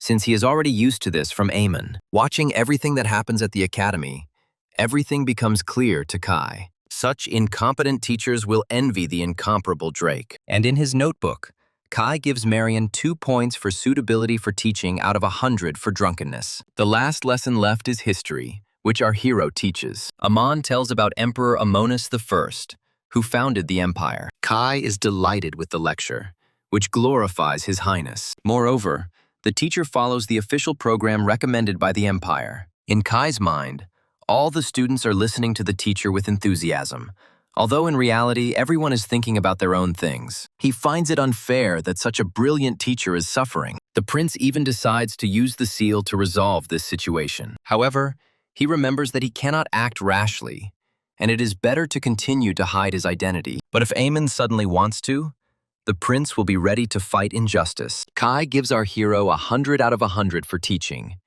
and the teacher feels goosebumps run through his body. So, a week has already passed since the prince's arrival at the academy. Eamon decided to take the certificate exam, so he studied diligently all the time. With such an effort, he is confident that he should cope with it perfectly. The other teachers didn't speak to our hero for several days, but fortunately, at least the headmistress didn't bother the teacher with all sorts of little things. After preparation, Eamon decides to take a break and hears someone's footsteps. Our hero turns around and sees Lenya and Marion in front of him. He wonders what brought his colleagues here at such a late hour. The teachers brought with them treats in the form of a popular drink and desserts. Amon carefully examines the gifts and thinks that they must be poisoned. Our hero doesn't understand what has suddenly come over his colleagues. He looks closely at Lenny's face and notices that she doesn't look well. The girl must have been very tired, although it seemed like she always had such dark circles under her eyes. At this moment, Lenny hits our hero in the leg, and Eamon recognizes the instructor's standard behavior. After this,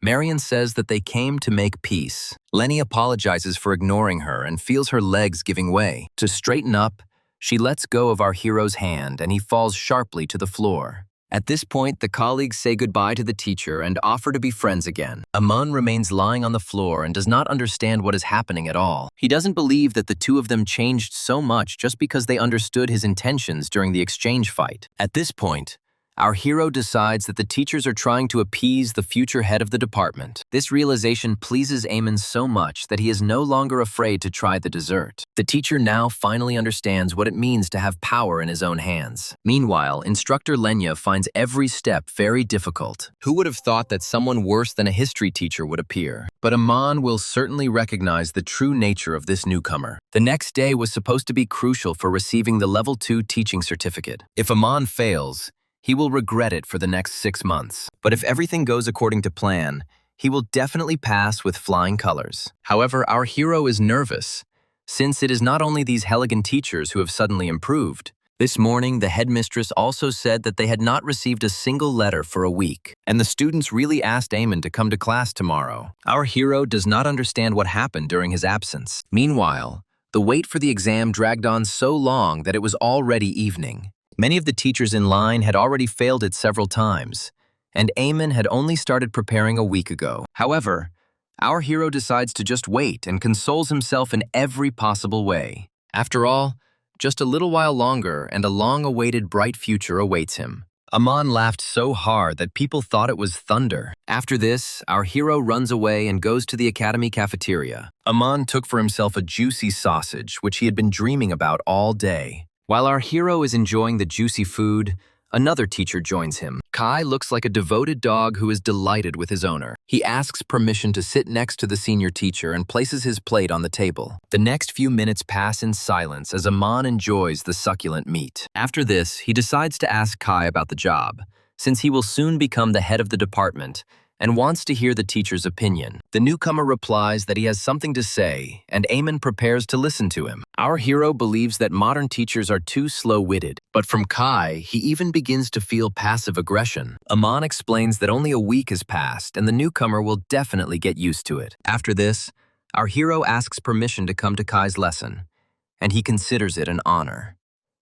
Suddenly, Eamon decides to ask if the teacher is going to eat his sausage. and the newbie explains that he just wants to save it for later. Kai leaves our hero no choice, and Eamon takes the sausage from his plate. While the teacher is enjoying the food, the newcomer's face changes dramatically. He hides a notebook behind his back in which he gave Eamon minus 700 points for eating his sausage. The next day, the first thing our hero did was go to a fencing lesson. Eamon can't believe his eyes after he sees what's happening during training. This lazy girl runs around the playground singing the national anthem. And all this time, Kai is urging the instructor and demanding that she sing louder. It turns out that the newbie threatened lazy girl with a report to the Ministry of Education and forced her to study. Eamon can't believe that Kai would resort to such methods. Meanwhile, lazy girl hopes that the history teacher will save her from such treatment. But instead of saving him, our hero suggests that the newbie add sandbags to his running. Eamon is surprised that this guy is doing his job so well. After this, children appear on the playground, and our hero notices that they are somehow sad. But when the lesson started, Eamon finally understood why everyone was acting so strange. All the students were forced to pick up wooden swords and begin training. Instead of the usual individual methods, each student studied according to a program. Eamon cannot believe that he is seeing all this with his own eyes, and that he is not imagining things. The lazy woman took on the task of teaching all the students and doesn't give them a chance to breathe. At first, everything may seem to be going perfectly, but Eamon senses something is clearly wrong. Meanwhile, the students' shouts fill the entire training ground. The trajectories of the wooden swords move in sync with these cries. This could be observed during a peaceful lesson at the academy, but not in this case. Eamon can't get over the mess that has arisen during his absence. Our hero analyzes the situation and is ready to grab his head from what is happening. He doesn't understand why Raymond was introduced to the field family training. Boris shouldn't be training with everyone, but Kai thinks he needs physical training. Eamon grabs Lenny and demands to know why she forced the child to study, if they take into account everyone's abilities. At this point, Kai explains that this approach is completely wrong. Students should be on equal terms and receive the same education. The newcomer also explains that, according to rumors, Eamon was the initiator of this division, but he doesn't believe it, since the teacher follows the imperial program more than anyone else. A man like the elder could not have proposed such a disastrous plan. After all these words, Eamon can no longer stand it and begins to get angry. He then approaches Raymond and tells him that he can train at his usual pace, and Boris should rest and read a book on magic in the shade. Eamon suggests that the older Lenny take a sleeping bag so as not to teach Chloe in this state. The fencing instructor can't believe he's hearing these words from our hero. Eamon has risen in her ranking and finally considers his colleagues as comrades. While everyone is happy to return to their normal pace of life, Kai looks at the teacher with suspicion. Suddenly, the prince decides to grab Eamon's hand and pull him towards himself. Kai demands that our hero explain his incomprehensible behavior. The senior teacher's face changes, and he asks permission to ask the newcomer the same thing. Kai continues to hold Eamon's hand and explains that he is for fairness in education. If we provide equal opportunities to all students, then it will be right. At this point, Eamon loses his temper and suggests that the newcomer teach the eagle to jump and the frog to fly. He adds that education should be fair, not equal. But Kai insists and says that only the Empire's curriculum can ensure the future. In this case, Eamon invites the newcomer to have some fun. After this, all the students begin to watch with interest what the teachers are going to do. Our hero explains the rules, which require hitting each other with a wooden sword once. Eamon is confident that with a beginner's skills, this will not be difficult to do. But the prince doesn't understand how the teacher found out about his hidden magical power. However,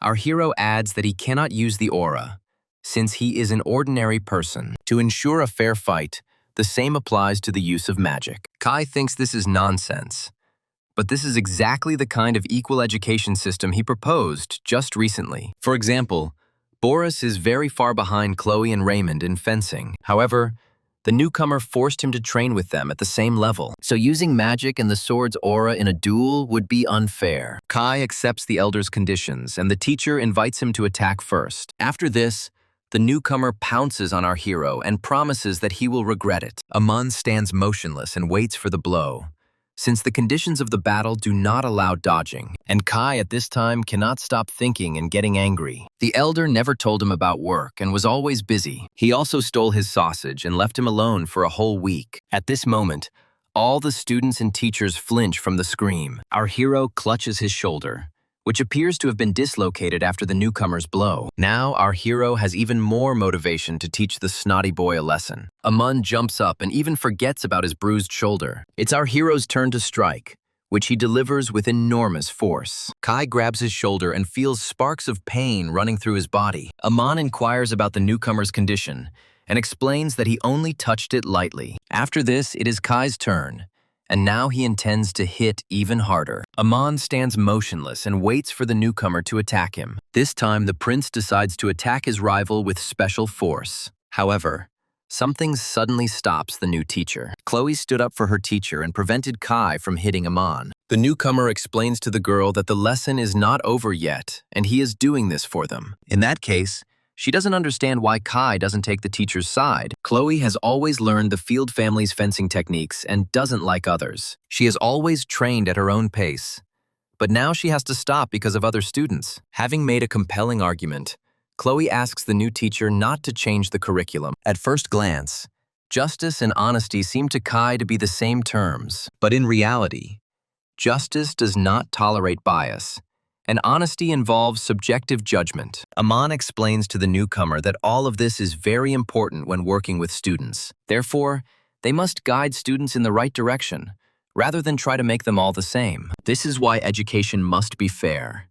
And Kai has been wrong all this time. He became accustomed to the imperial education system and his horizons became narrow. But to become a wise ruler like his father, he needs to learn to understand people. After this realization, Kai kneels down and thanks the elder. He is delighted with what a wonderful lesson Eamon taught. Our hero hopes that the newcomer will not dare to challenge him again. Kai pretends that his ear is itchy, but in reality, he now understands the feelings of the elder Marion. Meanwhile, the magic teacher has a reminder about abstaining from alcohol hanging in his office. The newcomer, with his innovations, managed to reach him too.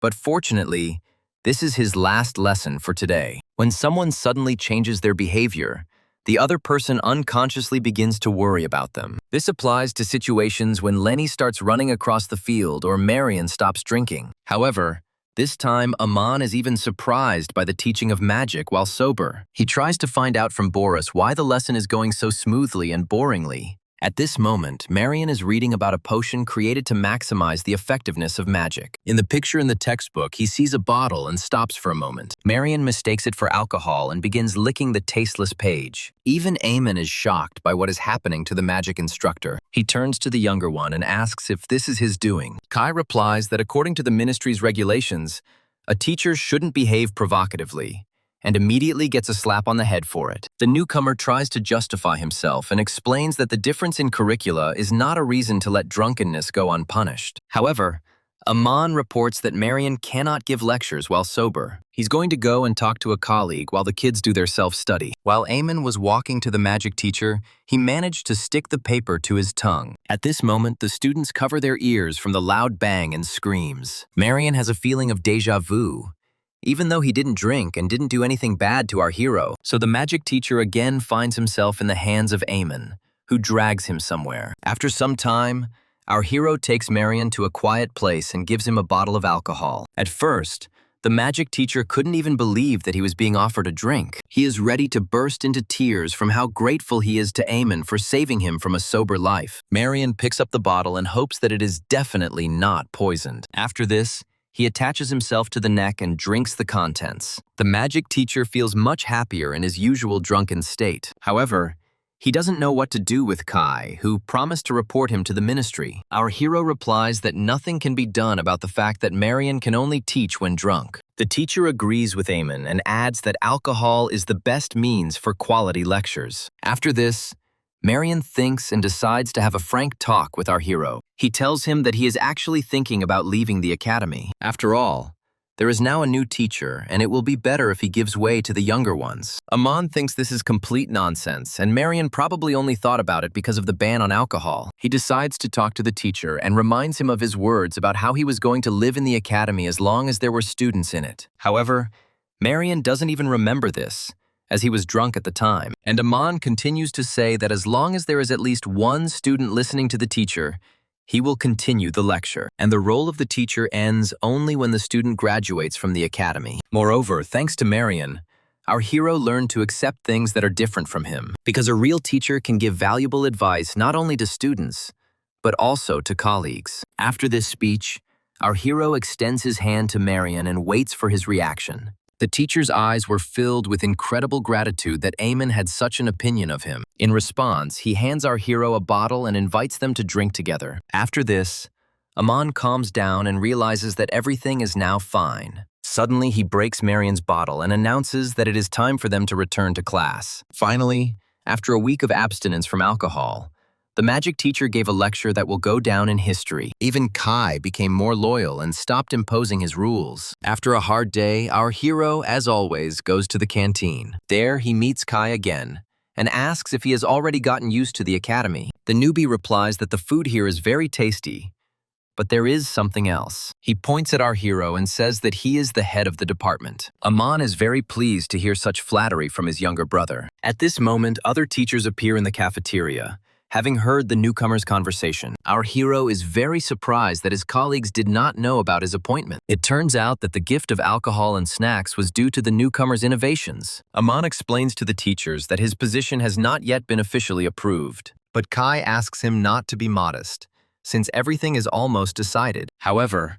our hero does not want publicity, as he might be hated out of envy. At the same time, Lini and Marion did not even think about envy, and only dreamed about their desires. After this, the magic teacher, instead of congratulations, asks to accept his condolences. Amon doesn't understand the meaning of these words, and then Marion reminds him of his duties as a manager. The whole point is that such a position implies promoting projects for the department. Amon was so blinded by the sweet power that he completely failed to take into account the most important thing. Being a department head means helping with higher-level tasks. He will have to participate in the headmistress's unsuccessful investments and improving the quality of food for the deputy. In any case, our hero decides to stop these two at any cost. At this time, Anariel is calmly filling out paperwork in her office. The elf is pleased with the work and believes that this should be enough. Suddenly, Eamon bursts into the office and runs towards the headmistress's desk. With one powerful movement, he sweeps away all the documents stacked in a pile. Anariel tries to understand what the teacher is up to and why he is looking at the papers. Amon goes through every document to find anything about the snail race. After a long search, a strange paper catches his eye. Our hero looks closely at the document and cannot believe his eyes. Then he looks through the rest of the papers, and his ardor gradually subsides. Amon doesn't understand why all the documents are in such perfect order. Is Anariel really done betting and planning to bankrupt the academy? The girl explains that it is only in Eamon's imagination that she is sitting around in a chair. That may be true, but she also does her job properly. Obviously, the headmistress was offended and was trying to find out what brought the teacher to her office. Amon explains that once he receives the certificate, the responsibilities of the manager will fall on his shoulders. He is afraid that he will not be able to cope with this volume at once, since he is, after all, a simple teacher. So he had an interesting proposal for the headmistress. Eamon reports that he would like to take over as head of the department right now. After all, if an ordinary teacher is suddenly promoted, problems may arise. Our hero is confident that if he keeps the situation under control, everything will be fine.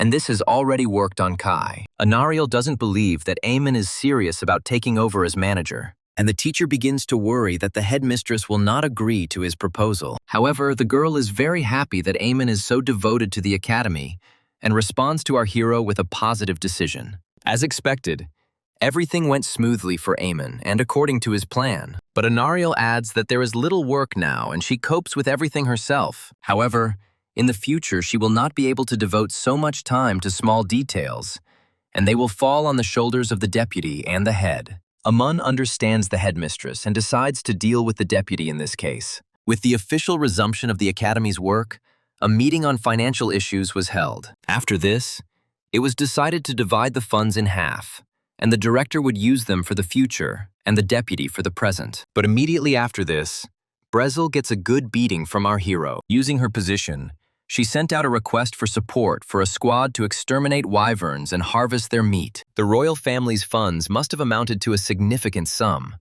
and Bresla managed to spend half of it. Lying on the floor with a huge bump, The deputy doesn't even feel remorse. Aman explains that spending all of the Academy's money on supporting a wyvern extermination squad is not normal. However, Bresla continues to insist that they make excellent pilaf. Realizing that words won't convince this elf, Aman stabs her in the neck. The deputy falls to the floor, and our hero tries to find a catch in the contract. There must be something that will help him return the money to the Academy. He is interested in the fact that the contract was signed with the Silver Sword Squad. He is famous for his achievements during the Great War and his victories over many monsters. But these mercenaries can't read at all, and simply scribbled the contract. The hastily formed detachment looked for a way to earn money and began its movement in the commercial city of Amur. The contract mentions Count de Blay, who supports these mercenaries. After this, Aman looks closely at the contract again. He then tells the deputy that she must go with him. Our hero is going to go to the office of these mercenaries and resolve everything on the spot. The next day, Eamon heads to the Silver Sword's first thing. He informs the men that the Wyvern King is dangerous and asks them to cancel the request. But the leader of the mercenary squad named Mate has no idea what this weirdo is talking about. He starts laughing loudly and explains that Eamon knows very little about their squad. However,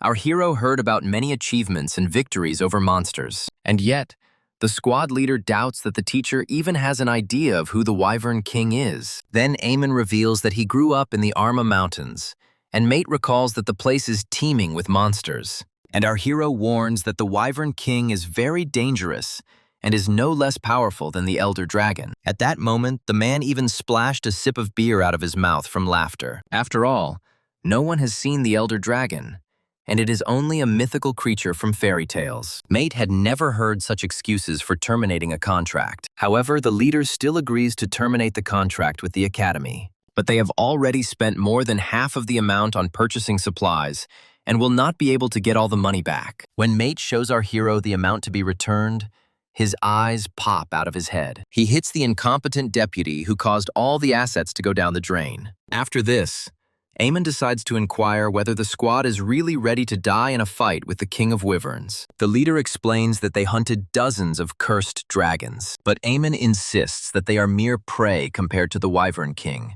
as these monsters capture dragons every day. If the teacher is so worried, then Mate suggests that he go with them. Our hero believes that the leader is right, since if they die, they will not see any money. The party plans to set out tonight and set up camp near the Wyvern King's nest. Aman agrees to Mate's proposal and takes his deputy with him. And the leader at this time warns the newcomers so that they don't regret it later. After all, this will be a rather dangerous journey and not everyone can handle it. As Mate promised, the entire squad was ready to set out that night. Silver Sword takes the flag with him and quickly moves towards the Wyvern King's lair. Already at the very beginning of the journey, mercenaries begin to attack their opponents. On the way to their goal, many monsters appear in front of the squad, and since it's next to the Wyvern King's nest, they can't get past the normal ones. But Eamon is determined to quickly sort this out and get his money back. This is precisely why our hero teamed up with the mercenaries to help them capture the Wyvern. Together with Bresla, they went hunting to replenish the fund with money. But since these monsters see well at night, the squad set out in the evening to reach the lair before dawn. However, at some point, the deputy wanted to eat again. Aman is surprised by her passion for food, as they only ate 10 minutes ago. Bresla gets angry and explains that such a portion is not enough even for one person. Meanwhile, our hero wonders why they are walking so slowly. Mate explains that with their unique mobility, they will reach the destination in half a day. The leader understands that these two do not value their squad at all, and he intends to show them his full strength. Eventually, Eamon and the deputy ended up walking behind everyone. Our hero tries to persuade the elf to go faster, but she has no strength from hunger. Aman tries to get the girl angry and says that she turned out to be weaker than the director. Bresla loses her temper and demands that she not be compared to Anario. After this, the dark elf takes off and rushes ahead of the squad at the speed of light. Aman asks to wait for him, and in a matter of seconds catches up with his deputy. Together with Bresla, they are significantly ahead of the mercenary squad. Our hero tells the elf that she is a pretty good runner. Even though the dark elves are the people of the night, Aman is still confident that he will be faster. Our hero pulls ahead and the deputy realizes that she is too hungry. She is completely out of strength and can no longer run. Bresla falls to the ground and finally stops moving his body. At this time, the squad leader is informed that the clients are nowhere to be seen. Mate decides that they went home because they were tired and asks not to look for them. After this, one of the armored mercenaries lowers his spear to the ground. The weapon hits something and makes a strange screaming sound. At that very moment, the squad discovers Bresla, who is sleeping in the middle of the road. Meanwhile, the wyverns fly calmly around their nest. Aman arrived at their lair first and had already discovered the eggs. This nest of the Wyvern King reminds him of a huge watchtower. Our hero becomes blinded by wealth again, as any part of these monsters is very expensive. In Arma, wyverns are used to craft weapons and equipment, but there it quickly breaks down due to the large number of monsters.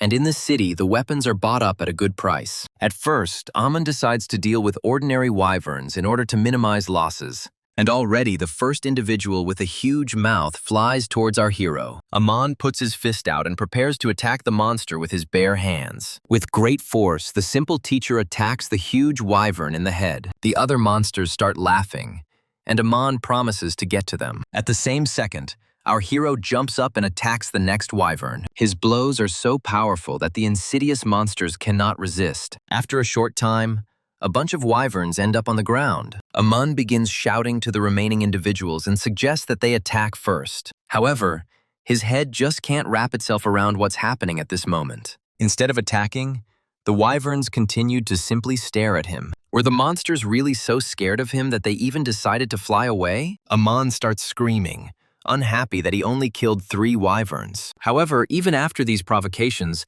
the monsters have no intention of returning. And our hero's scream turns out to be so loud that it reaches across all the mountains. Even Mate hears a strange cry and decides that they are already close to the wyvern's lair. One of the mercenaries suggests taking a break in this case and takes out some rice balls. Sensing food, the deputy pounces on the unfortunate man. Just now she couldn't get up, and now she's furiously trying to bite off the mercenary's hand. The man asks to let him go, as he does not look like a rice ball at all. And all this time, Eamon is immersed in thoughts about what he did wrong. Wyverns are usually very aggressive and attack people indiscriminately. So why did he only manage to catch 3, while the rest flew away?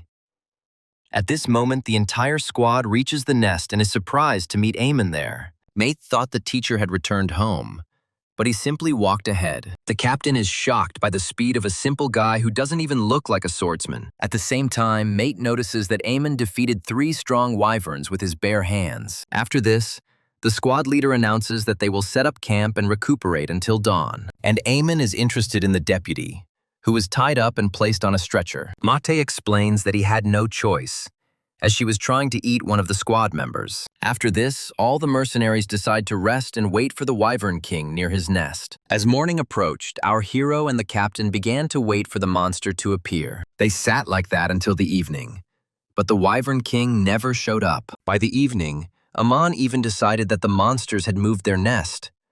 But the wait was not in vain. Finally, the Wyvern King appears in the sky and flies towards the squad. Its huge claws can easily kill several people at once. Suddenly, the Wyvern King grabs Aman by the jacket and tries to drag him away. While all the mercenaries are staring at the monster with their mouths open, the teacher asks them to do at least something. Mate starts to grin as his time has finally come. Now he has the opportunity to prove that the Silver Sword Squad is the best in the Empire. The man grabs his spear and immediately sets off to save Aman. With one deft movement, he grabs our hero by the jacket and pulls him out of the wyvern's clutches. Aman ends up on the ground, and Mate asks everyone to remain calm. After all, such a dangerous hunt can easily be entrusted only to his squad. After this, he gives the order to the mercenaries to attack the monster, and Bresla begins to desire this delicious meat even more. At this moment, the entire squad pounces on the long-awaited prey, and the Wyvern King flies towards the humans who dared to come into his lair. Mate swings his spear and prepares to attack the monster. However,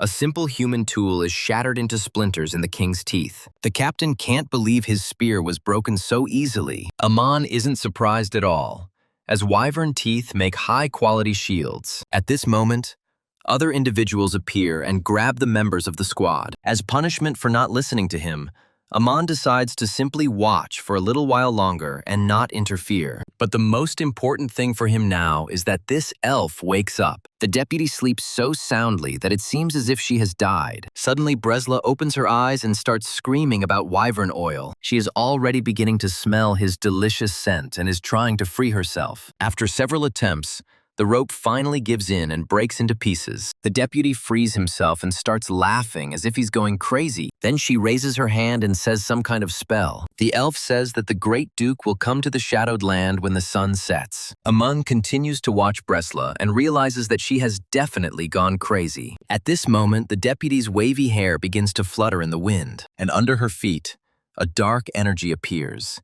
Similar to tree roots. Suddenly, sunny weather gives way to a thick and dark night. Now Eamon is shocked by what is happening and does not understand why it suddenly became dark. Meanwhile, Bresla continues to transform into something terrible. After this, she says that the great Duke of the Night has come. Aman looks closely at the deputy and her dark aura. The teacher is surprised to realize that the elf has used black magic and has changed beyond recognition. Meanwhile, the squad captain finally loses his advantage in the battle with the Wyvern King. Even with his specially made sword, he cannot defeat the monster. The Wyvern King turned out to be truly dangerous and impossible to even scratch. The powerful dragon drake will seem like just prey in front of this monster. Now Mate realizes he should have listened to that man. The captain was already prepared to meet his death.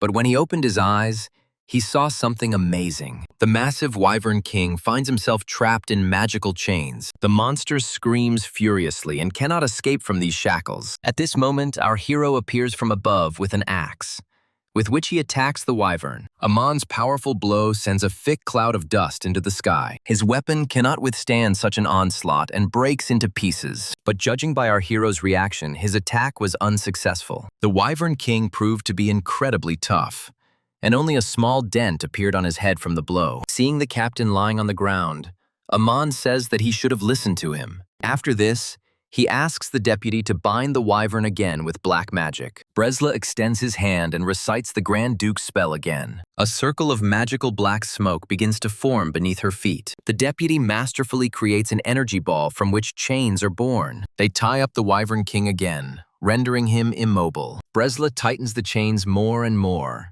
and oil begins to ooze from the monster's body. The deputy is incredibly happy with the wyvern's cries and asks for even more oil. After this, one of the long-awaited drops falls directly into her mouth. Bresla feels a unique taste for which she is ready to do anything. The elf demands more oil and attacks the wyvern. At this moment, Aman tries to shout to her as the magic suddenly dissipated. Bresla completely forgot about her spell, and now there is nothing left in her head except oil. Meanwhile, Aman is horrified that the wyvern is about to destroy his deputy. He decides not to waste precious time and sets off to save the elf. And at that moment, she is blinded by the excellent taste of the oil and does not notice the danger at all. A few seconds later, a huge crater forms in the ground. Luckily, Aman managed to save his deputy and dodge the wyvern's attack. After this, he carefully places the deputy on the ground and asks her to be careful. He puts his arm around the elf's waist and explains that he was very worried. However, at that very moment, his kindness was replaced by a scream because he was worried about the life of the Wyvern King. Suddenly, the monster again decides to attack the people with its powerful tail, and Bresla loses consciousness. Aman realizes that he has no time to rest and decides to borrow the captain's sword. After this, he raises his blade into the sky, and the tip of the blade begins to gleam in the moonlight. Our hero loudly declares to the Wyvern King that he is the only one left. However, lying on the ground in fear, Mate asks not to forget about him. At this moment, the Wyvern King lets out a loud and piercing cry. After this, reinforcements of wyverns appear and fly towards the leader. Aman decides that this is a great opportunity to catch everyone and make a fortune. A huge flock of wyverns with sharp fangs pounces on our hero, but Eamon is ready to meet them with his sword and is really looking forward to when they fly closer. Our hero jumps into the air and swings his weapon. However, All the wyverns fly past, and none of them attack him. Aman is stunned by the unexpected turn of events. The teacher looks back and notices that all the wyverns are flying away again. He even forgets that he is in the air and loses his balance. After this, our hero falls to the ground and realizes that he is still alive. He rubs his bruised head and doesn't understand what the pillow is doing there. Then Eamon looks down and sees a huge Raymond doll there. This terrible face can only be seen in a terrible nightmare. Out of fear, our hero jumps off the pillow and runs away. After this, he finds a quiet, calm place and applies a bandage to the bruise. At this moment, a man appears who frightens our hero with his unexpected presence. A man with a Raymond doll on his shoulder asks if his teacher recognizes him. After this, the stranger explains that he is Raymond's patron. Aman immediately remembers that this is the same man from the exhibition. The rug on which our hero fell was also left by this man for his collection. But the man is interested in what the teacher was doing here and how he ended up here. Aman explains that he came here on a contract to supply wyvern oil. But they all run away from him. The Lord starts laughing and says that the guy knows nothing at all about these monsters. Wyverns are certainly aggressive animals, but in a pack with a king, their behavior changes and they become withdrawn. Therefore, attacking the king now is the most useless undertaking. After this, Aman realizes that he has deprived himself of the chance to hit the jackpot with his own hands. He begins to grieve over the fact that the money flew away from him so easily. Meanwhile, a flock of wyverns flies carefree and enjoys life, and the Lord discovers that many mercenaries have died on the battlefield. He knew it was a dangerous mission, but he didn't think many would die. At this moment, the captain appears in front of him and he takes him for a ghost. Then the rest of the mercenaries rise from the ground and explain that the wyverns were just playing with them. The Lord reports that he went to help the squad, as they did not return by the appointed time. Mate apologizes to the man for the failed mission and asks how he can make amends. My lord replies that this is unnecessary, and the main thing is that everyone remained alive. But since it comes down to it, he decides to list all the squad's misdeeds. The mercenaries failed the mission, did not fulfill the order of the man from the academy, and now must pay the penalty. However, the squad is completely out of money, and Eamon realizes that because of them, he wasted his time. Fortunately, the Lord generously offers to pay the penalty and return the deposit from his own pocket. Hearing that mercenaries were more valuable to him than money, the entire squad could not contain their emotions. After this, Aman decides to bring the deputy to his senses and tell her the good news. Having heard about the deposit and the penalty, Bresla begins to come to his senses. But first, she's interested in wyvern oil again to make fried rice. After everything that happened, Aman can barely contain his emotions. He then pounces on the deputy to knock this nonsense out of his head. In the end, Eamon saved the academy, preserving its budget, and everything returned to normal. One day, Lenny felt like she was too late at training. Her father and brothers told her not to focus on her skills, but her family pride won't let her stop. Although before becoming a swordmaster, a little rest wouldn't hurt. Lenny wraps herself in her sleeping bag and realizes that this is the best place to sleep. However, someone's piercing scream immediately awakens the instructor. Even Marion, who drinks calmly, spits alcohol out of his mouth. And Kai felt the full force of the horror piercing his body from the loud scream. Even Reinwald, who was standing at the gates of the academy, was taken aback by the sudden cry. The entire academy was alarmed by the noise that disturbed the general peace. Teachers gathered together to learn about what happened, but no one is sure that this strange sound could have been made by a person. It looked more like a monster, but they don't live in these parts. Then the teachers notice that Eamon is missing from them and go to his room. There they find their colleague unconscious and with a letter in his hands. Marion comes to the conclusion that it was because of him that Eamon lost consciousness. After this, the magic instructor carefully reads what is written. He informs the teachers that Eamon has failed his teaching license exam. Kai is sure that his favorite could not have failed the exam for a first-class license and decides to look at the letter with his own eyes. In the end, he realizes that this is the first time he has seen a loser who failed such an easy exam. At this moment, Eamon comes to his senses and does not understand why there are so many people in his room. At first, our hero decides that he was having a nightmare. But then he sees his letter. He begins to scold Marion for reading it without permission. The magic instructor never gives him the paper back and tells him that the teacher has failed the teaching aptitude section. The first question was what a teacher should do if a student made a serious mistake. Aman responded that he needed to be scolded, But Lenny explained that the answer should be formal. Marion is ready to burst out laughing and adds that the right thing to do would be to stabilize the situation and gently explain the mistakes. At this moment, the headmistress appears in Amon's room and asks if everything is okay with him. Anariel had overheard that the teacher had failed his certificate exam. However, she explains that the academy's head teacher is not needed urgently, and there is still time.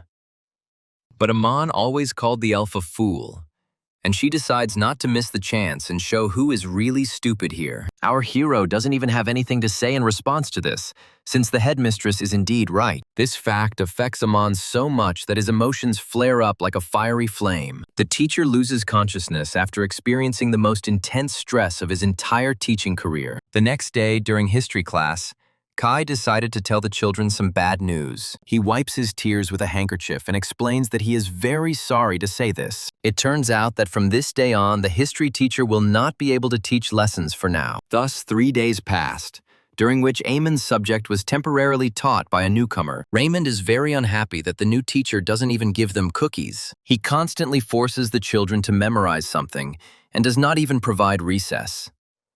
Ray loudly announces that Kai is not cool at all, and at that very moment, the teacher appears. The boy immediately tries to apologize for his words and explains that it was just a joke. But Kai doesn't even think about being offended and explains that the history teacher is still sick. After this, he invites the children to begin the lesson and open their textbooks. However, the boys decide that such torment can no longer continue, and they need to help teacher Amon recover faster. During the break, Chloe offers to visit our ailing hero. Ray thinks it's a good idea and thinks that the teacher will immediately get better after seeing him. And Boris suggests taking some kind of gift with you so as not to go empty-handed. The boys take coins out of their pockets and realize that their budget is very tight. At this point, Chloe saves the day and reveals that she has money. She shows the boys a bag of gold coins that she was given for participating in the competition. However, Ray also won money, and now everyone is wondering why he doesn't show it. The boy explains that his grandfather threw them into the river because gold, in his opinion,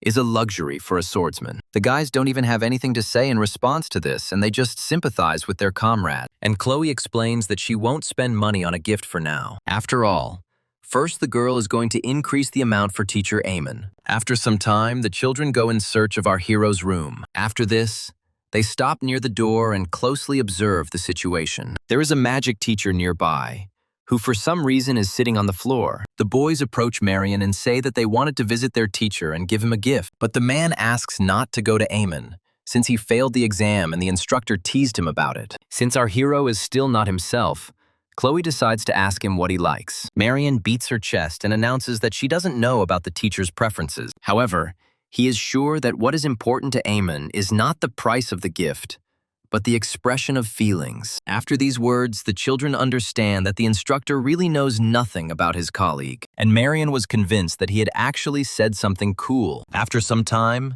the students and their instructor came to the fighting arena for some reason. While Marion orders drinks, Chloe thinks that bringing him here was a good idea. Without an escort, they simply wouldn't be allowed in here, and the teacher won't say anything to anyone about the drink. It was a perfect plan.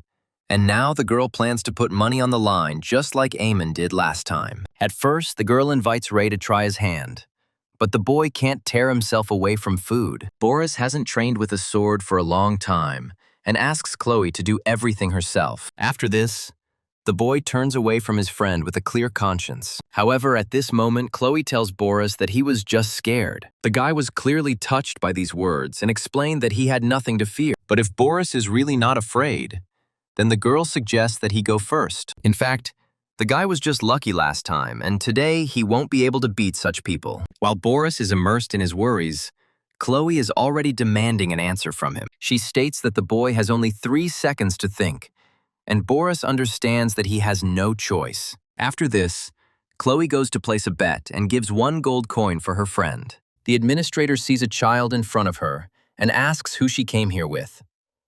Chloe points to Marion and explains that her uncle is drunk and asked her to place a bet. The man recognizes Lord Ramdam, and the name Boris also seems familiar to him. It turns out that the entire trio is blacklisted at the arena, and their appearance must be reported immediately to management. The administrator tries not to show it and feels that it will be fun. After this, he informs the master that Marion, Chloe, and Boris are here again. The owner decides to put on an interesting show and sends Dexon to fight. He orders him to show everything he is capable of.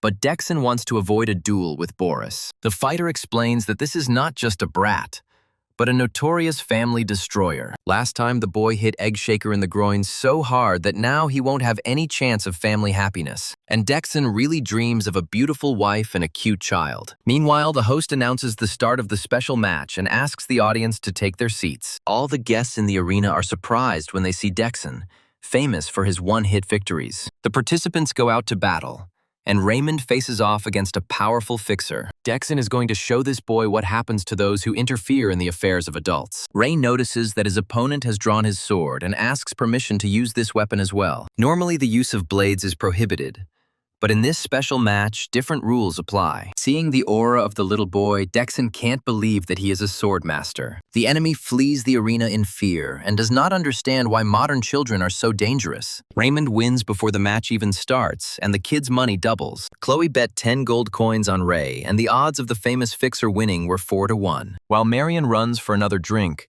the boys start thinking about a gift for the teacher. Boris is the first to put forward his idea and suggests buying a history textbook. Chloe puts her hand on her friend's shoulder and explains that she's starting to worry about him. The girl asks Boris to imagine himself as a farmer who is given a sack of potatoes when he is sick. She explains that it is impossible to give a gift related to work, and the boy has another idea.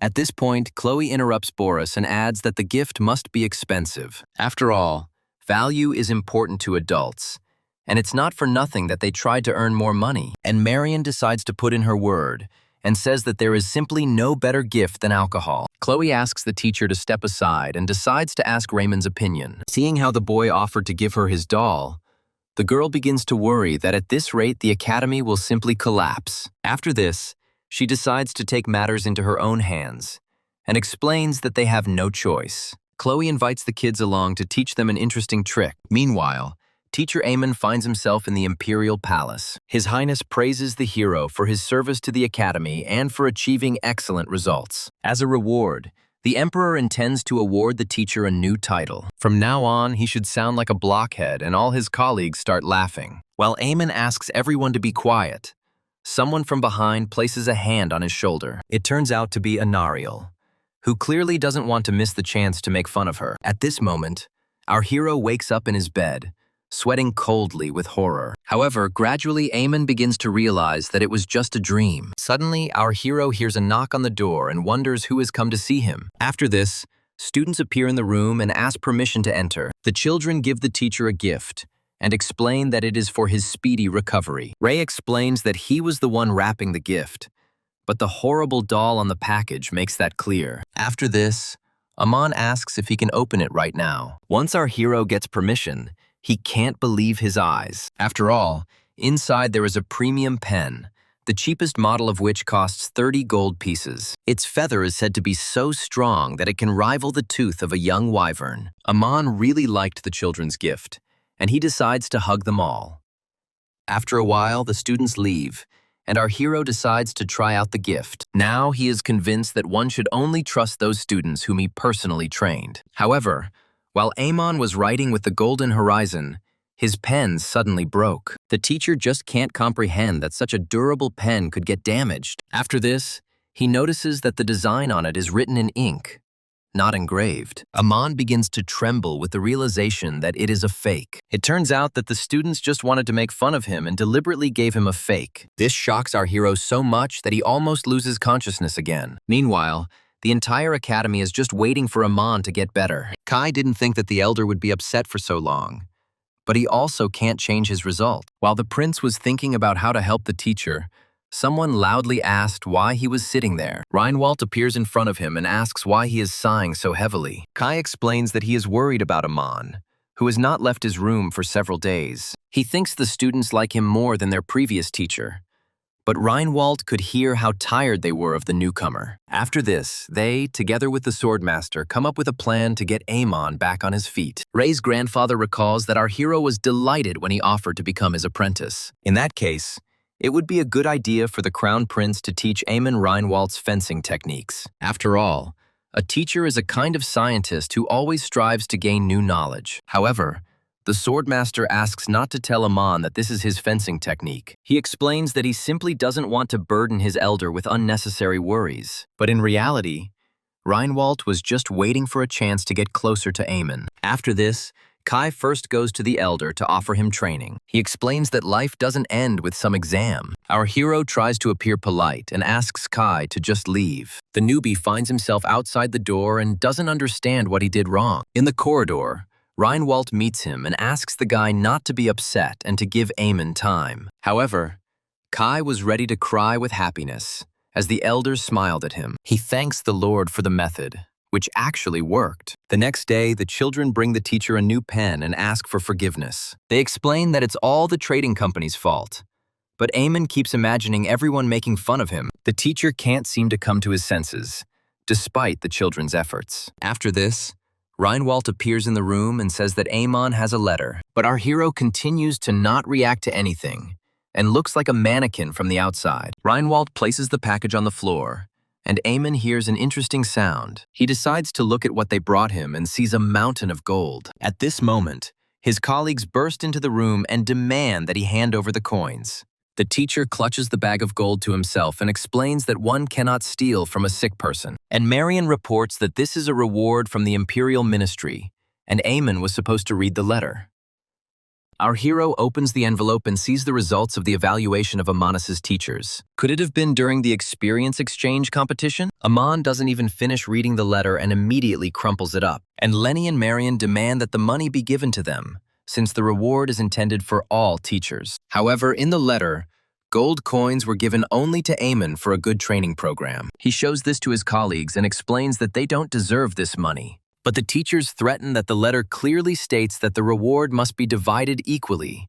Otherwise, evil will certainly follow. Now, our hero is completely crushed by the fact that 200 gold coins have been taken from him. However, he recalls that the letter mentioned another award. Amon finds a pocket watch engraved with the imperial symbol, which looks quite expensive. He decides to hang the gift on his belt and keep it carefully. At this moment, Kai appears at the door and asks permission to enter. At first, Eamon did not want to let the newcomer in, as he thought that he also came for money. But he remembered that Kai was not yet officially employed and offered 3 gold coins as a kind gesture. The newbie freezes in shock, and then Eamon offers to add 5 more coins. Kai happily accepts the gift and considers the elder so caring that he is willing to share the bean. After this, the newcomer turns around and says that he is happy about the improvement in the teacher's well-being. At some point, he says that this new pocket watch suits his mentor very well. From these words, Eamon begins to feel as if Kai himself gave them to him. It would seem that from that day on, the situation at the academy returned to normal. Our hero continues to admire the watch and lift his spirits. The more he looks at the award, the more he likes it. Moreover, he was able to protect 95 coins from these demons. And Anariel asks if our hero is going home for the summer holidays. She asks Amon not to be angry for being a fool and promises to deliver him with the help of her magic. However, the teacher informs that this time he will go home alone. But Anariel is worried that while the teacher is away, the academy will turn into a restaurant. After this, Amon leaves to sort things out with his deputy a little. The teacher begins to speak so loudly that Bresla covers her sensitive ears. It seems that in his absence, she wanted to order premium ingredients and expand the dining room. But if the deputy promises to behave well, he will bring her 3 sacks of potatoes from home. Bresla is already starting to salivate in anticipation of this taste. After this, they shake hands and seal their agreement. After some time, Amon informs the headmistress that he spoke with the deputy, and there is nothing more to worry about. Anariel thanks the teacher for his concern and opens a portal to his house. Before leaving, she adds that she will open the portal again in a week. Who would have thought that Amon would care so much about the academy? In this case,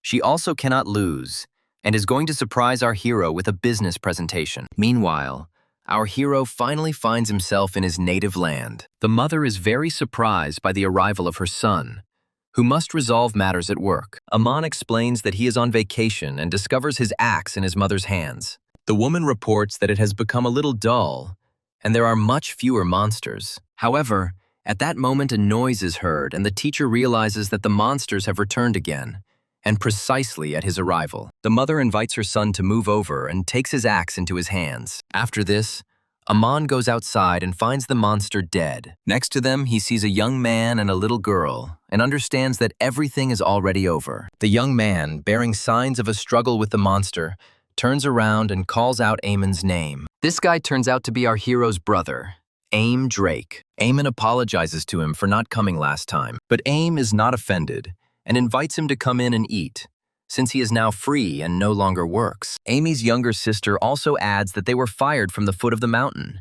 Aman is sure that the reason for the dismissal lies in the girl's difficult character. Amy reports that her older brother worked in a textile shop, and she worked in a fruit shop. Sometimes the boss gave her fruit to eat, but she ate so much that the boss fired her. Aman realizes that the shop owner knew Aim's boss, and that's why he was fired too. Seeing the brothers whispering among themselves, Amy begins to get indignant. After this, the girl gets hit on the head for stealing food. Then the brother and sister start arguing, and Aim tries to calm them down and go into the house. But at that moment, the boys hear the sound of falling stones on the border. However, they should only react to the approach of the ancient Drake. And in the house itself, there is a commotion due to the terrible noise. Aman's father becomes ill because they have just restored the potato field. One can only hope that this is not an ancient Drake. However, Amy had already managed to check everything, and that same dragon returned again for someone else's potatoes. Mother sends Eamon to the field to protect her farm. Our hero is worried that his axe won't be able to withstand such an onslaught twice. However, he decides to take a risk to buy some time. Aman strikes the Drake with all his might, causing a crack to form on his axe. The teacher can't get over the realization that his favorite weapon is broken. He nicknamed him Eamon No. 2 and tried to protect him all his life. And now his favorite axe is reduced to splinters, and he really wants to take revenge on the monster. Our hero attacks the ancient Drake with his fists, even though the Drake didn't even do anything with his weapon. But at the moment of the attack, Aman hears someone calling his name. An elder appears before the teacher and gives him a gift. An unusual object flies towards our hero, who doesn't even understand what this gift is for. Then Aman remembers that last time the elder promised to prepare a gift for his arrival. Could it be that Kasselrag had prepared this powerful sword especially for him? Aman grabs the weapon in his hands and feels its weight become too heavy. The elder explains to our hero that this sword is made of adamant. It is an extremely heavy yet durable material. Aman decides that this sword might work and attacks the Drake again. While the potato thief is calmly devouring the entire field, our hero deals a crushing blow. The attack is so powerful that it resembles an explosion. All the residents watch what is happening on the field with surprise. Even Eamon's parents froze in anticipation of what would happen next. The ancient Drake remained alive, but tears of pain flowed from his eyes. After a strong blow, his strong and valuable scales cracked and a wound appeared on his body. Aman is incredibly happy that the monster's armor turned out to be vulnerable to his new weapon. Now, with such a sword, he can easily defeat the Drake. And after that, the monster will become an excellent fertilizer for the potato field. Just as Eamon was about to attack, the elder stood up to protect the dragon. He asks our hero to stop and not attack the Drake. The elder explains to the teacher that the dragon is also a living creature, but Aman is outraged that they must now let go of the one who plundered the field. To this, the elder replies that the dragon did this for the sake of survival. However, our hero explains that people also grow potatoes for survival and attacks the monster again. Kasselrag stops the guy and promises that the Drake will not return here again. Aman decides to go to meet the elder and agrees not to touch the monster. The man thanks our hero and turns to the ancient Drake. The elder slams his fist on the ground and demands that the dragon leave and never return. But the monster starts to argue, because he doesn't want to leave the potato field at all. Then Kasselrag threatens that if the Drake comes here again, he will have to eat dirt instead of potatoes. Although reluctantly, the monster cannot go against the word of such a powerful dragon. Drake leaves the lands of people, and the elder sadly explains that the monster had its own reasons for stealing. As expected of Kasselrag, he again read Amon's thoughts about what reasons the Drake might have. After this, he invites our hero to take a walk and talk about everything. The elder explains that the ancient Drakes were driven out by dragons and over time lost their minds, becoming monsters. The cub they saw recently lost its mother in its early teens. The elder found him crying bitterly after his mother's death, and maybe that's why he listens to him. Now Castlerag doesn't want the ancient drake to die, but he can't re-educate him. Besides, he is now keeping an eye on some of the Amaranth family, and that's why he plans to send him to Amonis Academy. Our hero can't believe that the elder wants to send a dragon to the academy, and Castlerag is confident that only in this institution will the dragon be able to receive a decent education. Moreover, in Ammonite there are not only people but also elves. Therefore, nothing terrible will happen if a dragon in human form is trained there. Amon thinks about it and realizes that this young dragon can destroy the academy. However, this development of events arouses his genuine interest, so he tells the elder that the academy would be very happy to accept the dragon. But our hero also adds that education at the institution is not free. The elder understands that we are talking about human money and snaps his finger. At this point, he reveals that he does not have a hobby of collecting people's coins, so Castlerag gives Amon a boulder of gold and asks if it is enough. Our hero pretends that this is just enough to get even more gold. The elder snaps his finger again to add the tuition fee. After this, several more gold nuggets appear in the clearing. Having received a mountain of precious metals, Amon promises to take full responsibility for accepting the student. While the elder and the teacher are talking, Amy watches them closely from behind the bushes. That same night, Amon feels a good feeling in his house. Now he has an adamantine sword, an ancient drake scale, and a mountain of gold. At last, his lands had wealth to put aside. Suddenly, the lid of the chest opens in front of Amon, and Amy appears from it. Our hero is very scared and demands that his sister go to bed. However, the girl advises her brother to do the same, and not sit in his father's office at night. After that, she changes the subject and says that she came to say something. But Amon decides not to even listen to his sister, and immediately refuses her. Amy finally decides to voice her request, and declares that she wants to study at the academy. And our hero, with a cold face, replies that it would be better to find another place for Amy. The girl decides not to give up and does not understand why she cannot study where her brother works. After hearing that he doesn't want to accept another pig, Amy decides to hit Amon. The teacher manages to say that he was just joking and that he really doesn't want his sister to get hurt. However, Amy hoped to get good grades since her brother works as a teacher. Amon is even surprised that his sister has managed to become so smart, and Amy promises to study well and not cause trouble for our hero. The girl is even ready to pretend that she doesn't know the teacher, but our hero remembers that Amy had never really put much effort into her studies before, and yet, an academy diploma will indeed give her more options for future development. Therefore, Amon decides to agree and ask his parents for permission. After this, our hero remembers the Golden Dragon, who will also study. Maybe with students like these, there's still hope for Amonis Academy. Amy's admission was easily approved by her parents, as it was better than being unemployed. Throughout his vacation, Amon helped around the house and overall had a good time. But the day came for the end of the rest and a return to work. However, for some reason, the gates of the academy were locked. Moreover, no one came to pick up our hero, and he had to ask the elder for help. For some reason, this situation seems familiar to Amon and gives him bad thoughts. After this, a man appears near the gate and recognizes the thief. But our hero explains that he is not a thief, but a teacher at this academy. After this, he decides to ask why the gates of the institution are closed. At this moment, Amon was overcome by a strange feeling, as if the worker was about to say something bad. As the teacher thought, the head of the academy invested all the money in investments, and now she is bankrupt. The first thing Amon decides to do is go to the headmistress's office. He almost breaks down the doors when he bursts into the elf's room. The teacher demands that the copperhead explain what she got them into again. Anariel hands Amon a piece of paper and asks him to look at it. The girl explains that this is the business she invested in. Amon reads the document and realizes that it refers to the Royal Mango Farm. The headmistress apologizes for the mistake and hands the teacher another paper with a plan for the development of the Bell Slime Wasteland. It is as remote as the Arma Mountains and also inhabited by monsters, but the fertile soil gives it great potential for development, and the royal family was among the investors. Antonio told the headmistress that success was guaranteed, and she invested the academy's operating funds into it. However, this project failed because a meteorite fell to the ground. The Imperial Legion was completely destroyed, and the wasteland became unsuitable for agriculture. When news of the failure arrived, representatives of the Merchant Guild immediately rushed in and carried away all valuables. They did this because, in addition to the funds,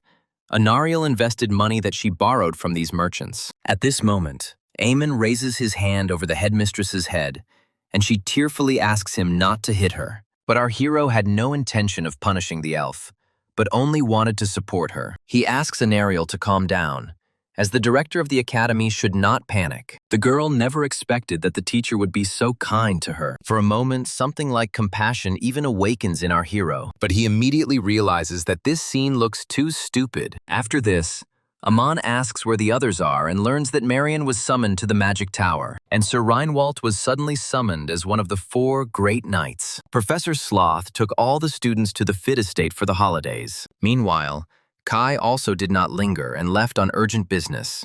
The deputy director said that if there are no cooks, she will return when everything gets better. Amon understands that there are 2 weeks left until the end of the holidays, and that he needs to somehow restore the academy's work. He tries to think of some way out, but the situation is too dire. At this point, Anariel turns to the professor to put an end to it. The headmistress takes Amon's contract and thanks him for his enormous work. But since it's all over now, she terminates this contract without penalty. Suddenly, our hero stops her and asks the girl not to rush into a divorce. During this difficult period for the academy, he came up with an idea. The first thing Eamon decides to do is use the gold nugget. He brings it to the head of the Merchant Guild named Delmans to repay the debt. However, before this, Eamon explains that this is security for the repayment of the debt. After the failure of the development project, the guild must have decided that the academy had no funds. But as they can see, Amonis has enough money, and this gold will be used as collateral. Eamon promises to return the required amount in just a week after the business plan is developed. Having reached an agreement with the head of the guild,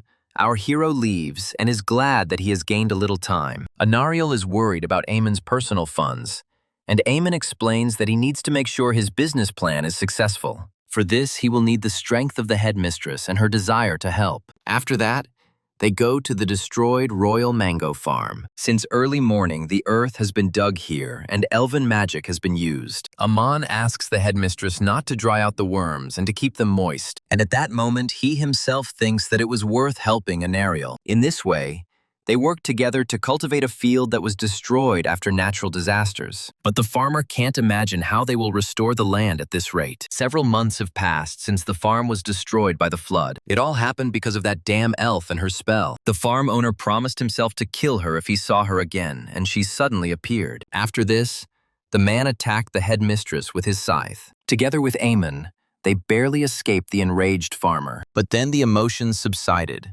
and our hero explained that they were going to restore the farm. However, the owner asks not to make him laugh, as the flood has turned the land into a swamp. He doesn't even have the money to hire workers, since he invested all the money into expanding the farm. After this, Eamon asks the man if he has any seeds left, and he shows him several seedlings that he managed to save. This turns out to be good news, as the flood mixed the soil and made it fertile. Therefore, if you cultivate the land correctly, the quality of the soil will be better than before. Amon then decides to plant the seedlings, and the farmer wonders how he can hold them up when they weigh tens of kilograms. Our hero plans to plant another 15 plants and plants the first of them. All the work is eventually completed, and Eamon hopes that his plan will work. A week later, the farm owner can't believe his eyes. The royal mango farm has fully recovered and the plants are growing lushly. The head of the Merchant Guild is very surprised that this is the same bankrupt land. It is clear that the owner is not particularly happy with this man's visit,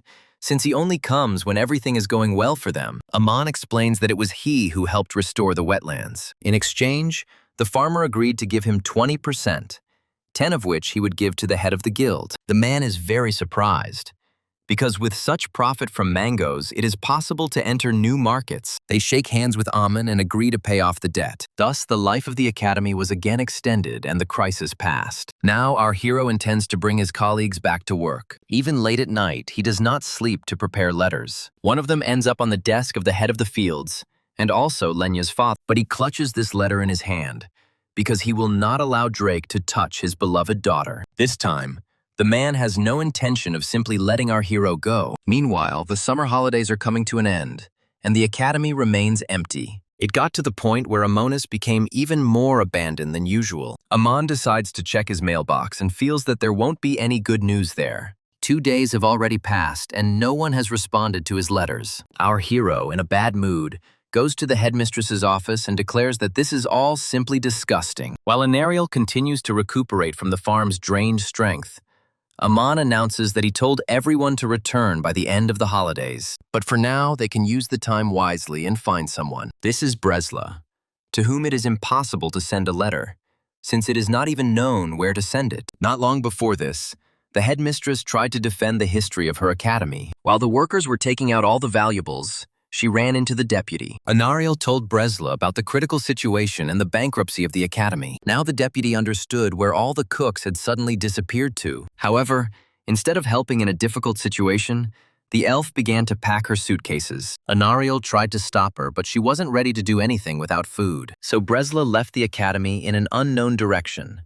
And now the headmistress has to spend her energy searching for her. Seeing that the girl has become ill, Amon suggests conducting an investigation on his own. However, Anariel asks not to worry and explains that she is ready to burn to the ground if it helps her get to the deputy. Suddenly, the elf finds the location of Bresla in the south of the Amur. Amon had never been in these overgrown and dense forests before. If he is not careful, he risks wasting too much time. While our hero is searching, a strange smell hits his nose. Amon smelled the aroma of meat and decided that the deputy was somewhere nearby. In front of him, he sees a woman sitting by the fire and decides that it is Bresla. He tries to make a cutlet out of her, but instead of a substitute, it turns out to be an old man. Amon was almost scared to death and immediately removed his fist from the stranger. Our hero apologizes and explains that he came from far away for the sake of an acquaintance. While the old man eats his meat, he asks if he has seen the dark elf. To Amon's surprise,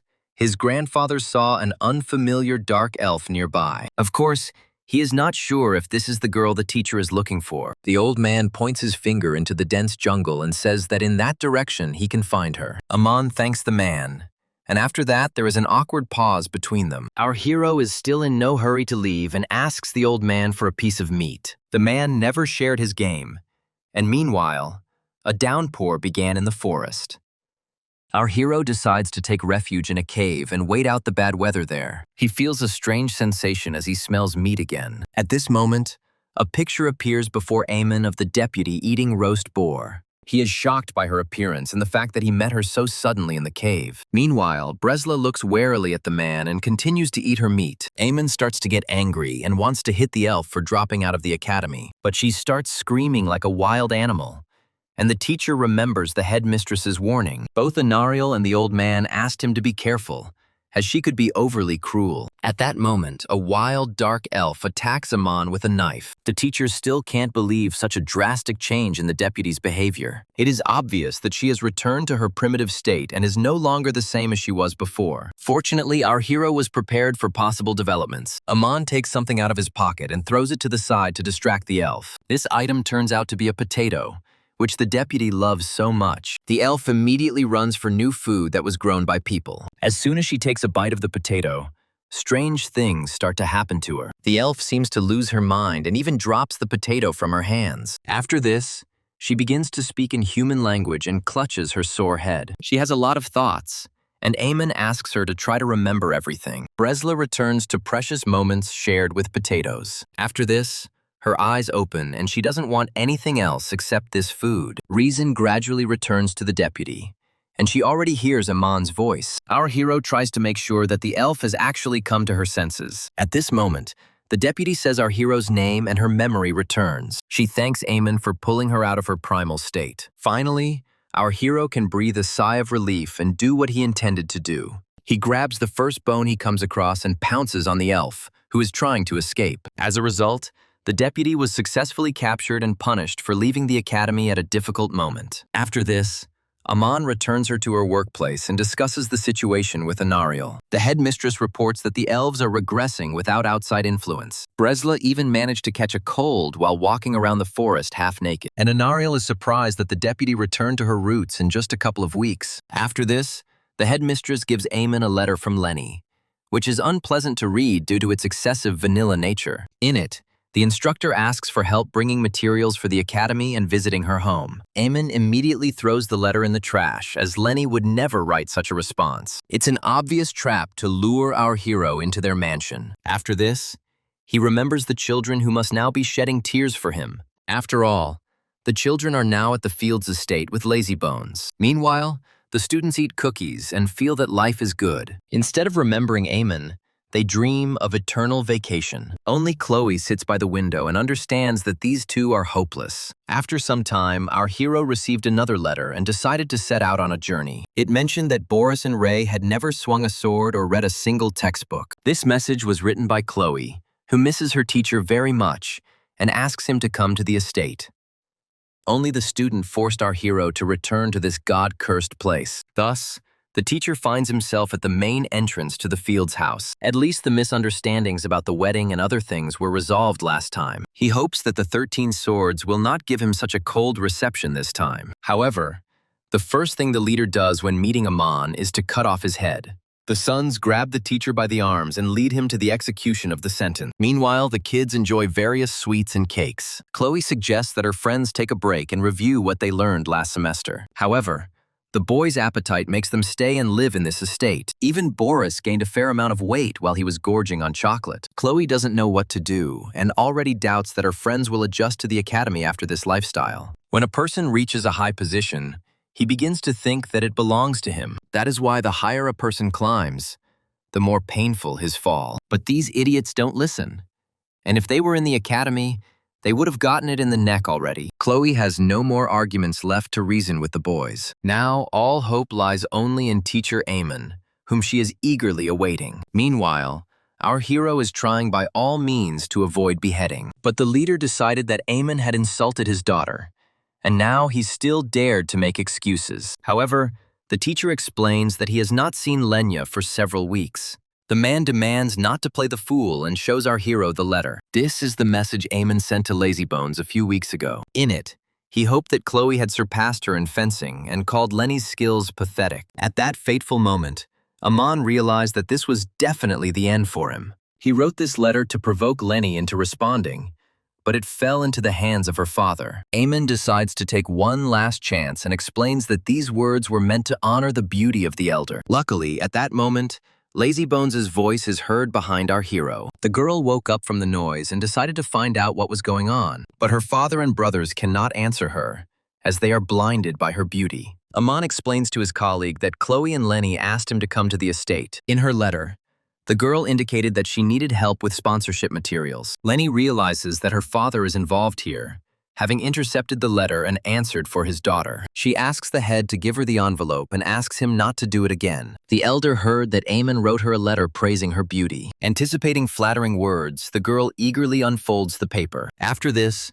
the instructor becomes enraged, and our hero justifies himself by saying that she did not respond to regular letters. This time, Lenny decides to forgive her colleague and sticks the sword next to him. The girl explains that she wants to show the teacher something interesting. At this moment, the sword begins to emit a fiery aura and shine brightly. Lazybones has finally become a master of the sword, and Chloe will never surpass her in fencing. Amon realizes that even Ray, who has become a master swordsman, will soon surpass her as a student. But he speaks flattering words to Lazybones and praises him for the work he has done. The eldest one bought it.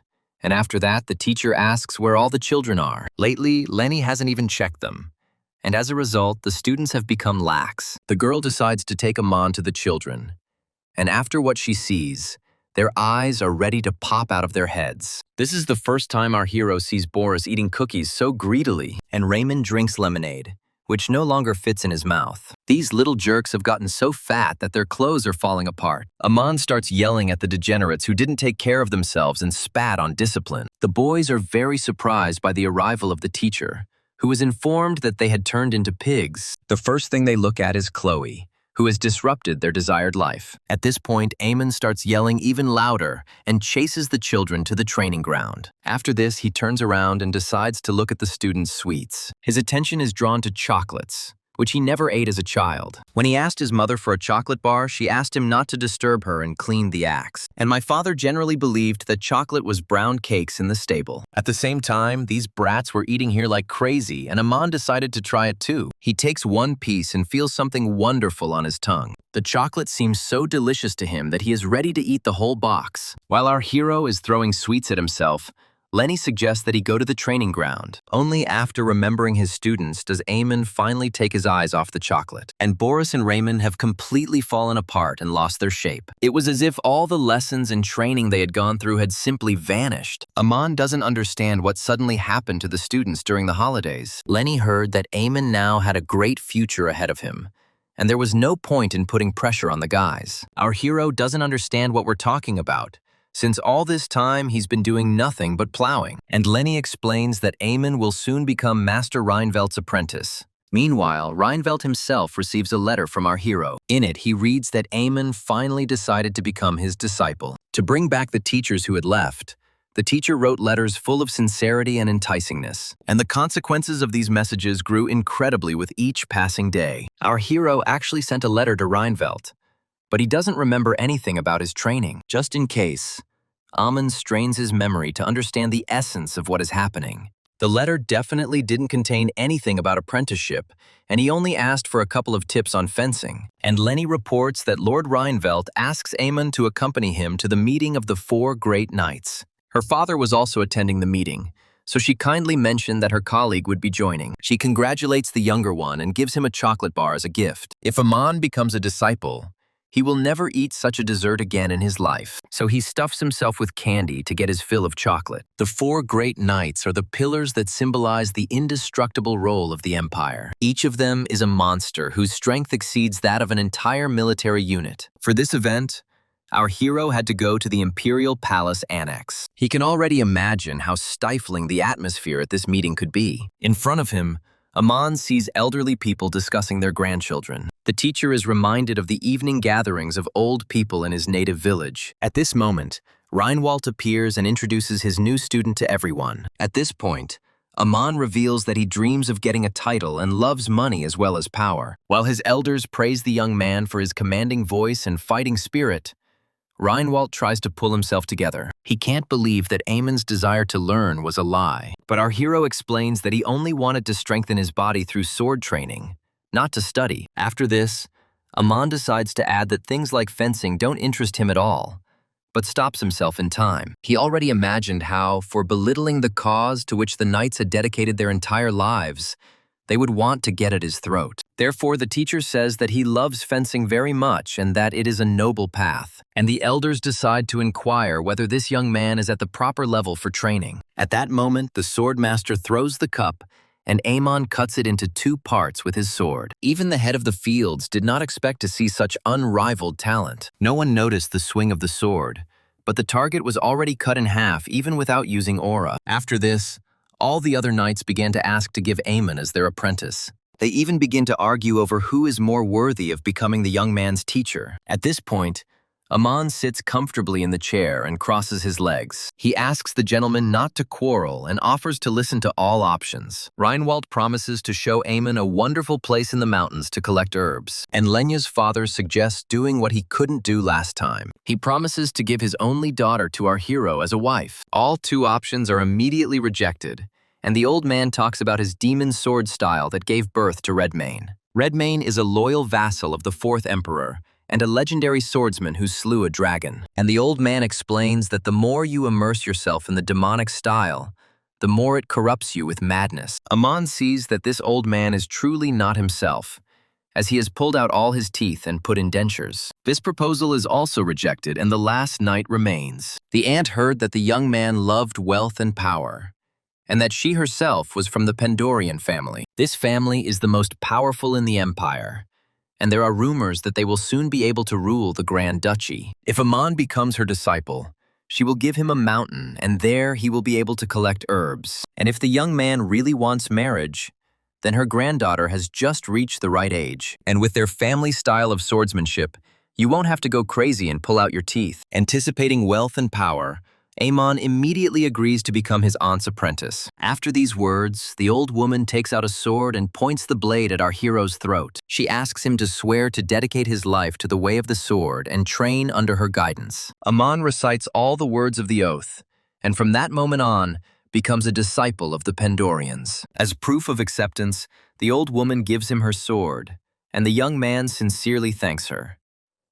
At this moment, the emperor appears, who again sees Amon before him. He is enraged that this runt calls Lady Diana his teacher, and is even ready to die because of this. While everyone tries to calm the emperor, Amon feels that his dream may not come true again. His highness becomes so ill that he loses consciousness. As night falls, the situation in the imperial palace calms down, but our hero was so upset by what happened that he had to resort to alcohol. Deeply depressed, he lies down on his bed and wonders why this always happens in his life. Greenwald tried to calm him down after the Pandorian family chose the side of the throne. Amon comes to the conclusion that as long as the emperor rules, he will not be able to rise. That is why he wanted to raise a worthy disciple, so that at least he would rise. Meanwhile, the students even felt a chill after Amon remembered them, and our hero gets up from his bed because he felt an ominous aura. The teacher notices that it comes from a letter lying on the table. Our hero opens the envelope and sees that Marion promises not to leave a single mark on him upon his return. In his letter, Amon asks the drunk old man when he would answer him. Has alcoholism and dementia really caught up with him and are preventing him from reading and writing? At the very end, the teacher announced that he had drunk the liquor that Marion had hidden in his room. This completely infuriated the elder. But at that moment, he was informed that he had a guest. The elf from the magic tower calls the visitor some Amon, and Marion immediately takes off. The magician thinks that the man has fallen apart so much because he hasn't had a drink for a long time. Meanwhile, Marion is running as fast as she can towards Amon to finish him off. The Mage Towers are a sanctuary for scholars exploring the boundaries of magic. The Ingress Tower, to which Marion belonged, was known for its pro-imperial stance and ban on alcohol. Our hero finds himself in this place for the first time, and everything here seems unknown to him. At this moment, Marion enters the room, already tired of waiting for the embodiment of his revenge. Before Amon can say how much he misses his colleague, fire magic flies at him. Marion is furious that the teacher dared to drink his precious liquor. Our hero tries to explain that the letter was provocative and that he had never seen the all-night party. However, why then does the teacher know the name of Marion's liqueur? Here, Amon decides to confess and says that he only drank half of the bottle, so there's still half left.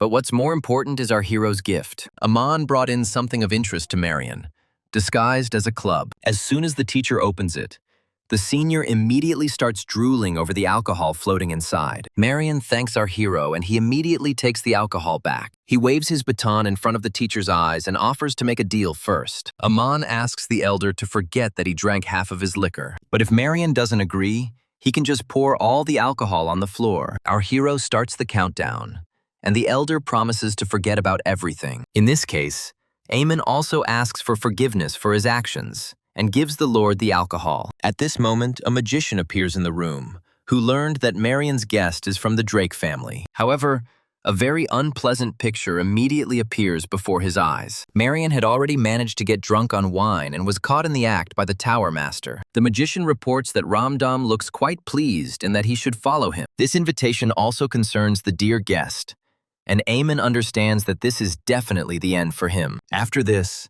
the Tower Master explains that the magical art is a dangerous and complex matter. This is why Tower Mages practice abstinence in order to practice in a calm state. But despite this, Marion dared to drink alcohol right in the sacred magic tower. While the teachers begin to shift the blame onto each other, the Master decides to stop their argument. He explains that he prefers silence and would appreciate it if they acknowledged his presence. After this, the Master explains that Marion is no longer a member of the tower, and Amon Drake must have known that alcohol was prohibited here. Our hero offers a sincere apology, although he went to all sorts of lengths to smuggle in the booze. However, the Tower Master decides to forgive Amon since he is here for the first time. But before letting Drake go, the magician asks if he knows a man named Kime. Kame Drake is our hero's father, and he recently suggested improvements to the magic circle, but then disappeared. This was undoubtedly a first-class discovery, so it was reported to the emperor. Despite the significance of the discovery,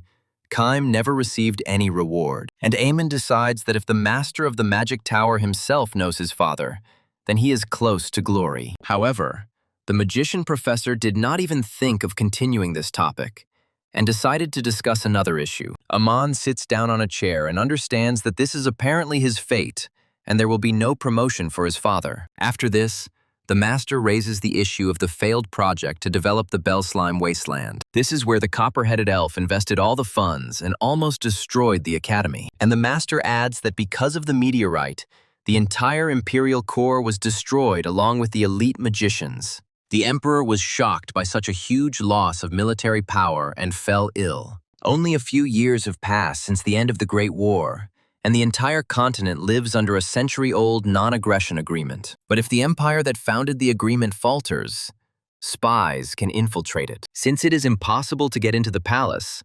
spies will target educational institutions. After such a dialogue, the teachers begin to wonder whether a spy could have infiltrated their academy. Logically speaking, Amonis has only 3 students and 7 employees. There are much better places to spy, so Marion decides to relax and catch up on all the drinking. Although it took a long time, almost everyone returned to the academy. All that remains is to find the arrogant junior who dared to leave during the internship period. While Amon is lost in thought, he doesn't even notice how he collides with a huge man. The man turns his head and our hero recognizes him as the newcomer, Kai. During this time, the younger one managed to fill his belly so much that he became unrecognizable. In fact, the prince spent the entire summer on state affairs while his father was bedridden. To relieve stress, he resorted to his binge-eating method and gained weight. Amon decides to support his colleague as best he can, but the latter only develops a strong desire to hit him. All this time, the prince could not even answer the teacher's letters,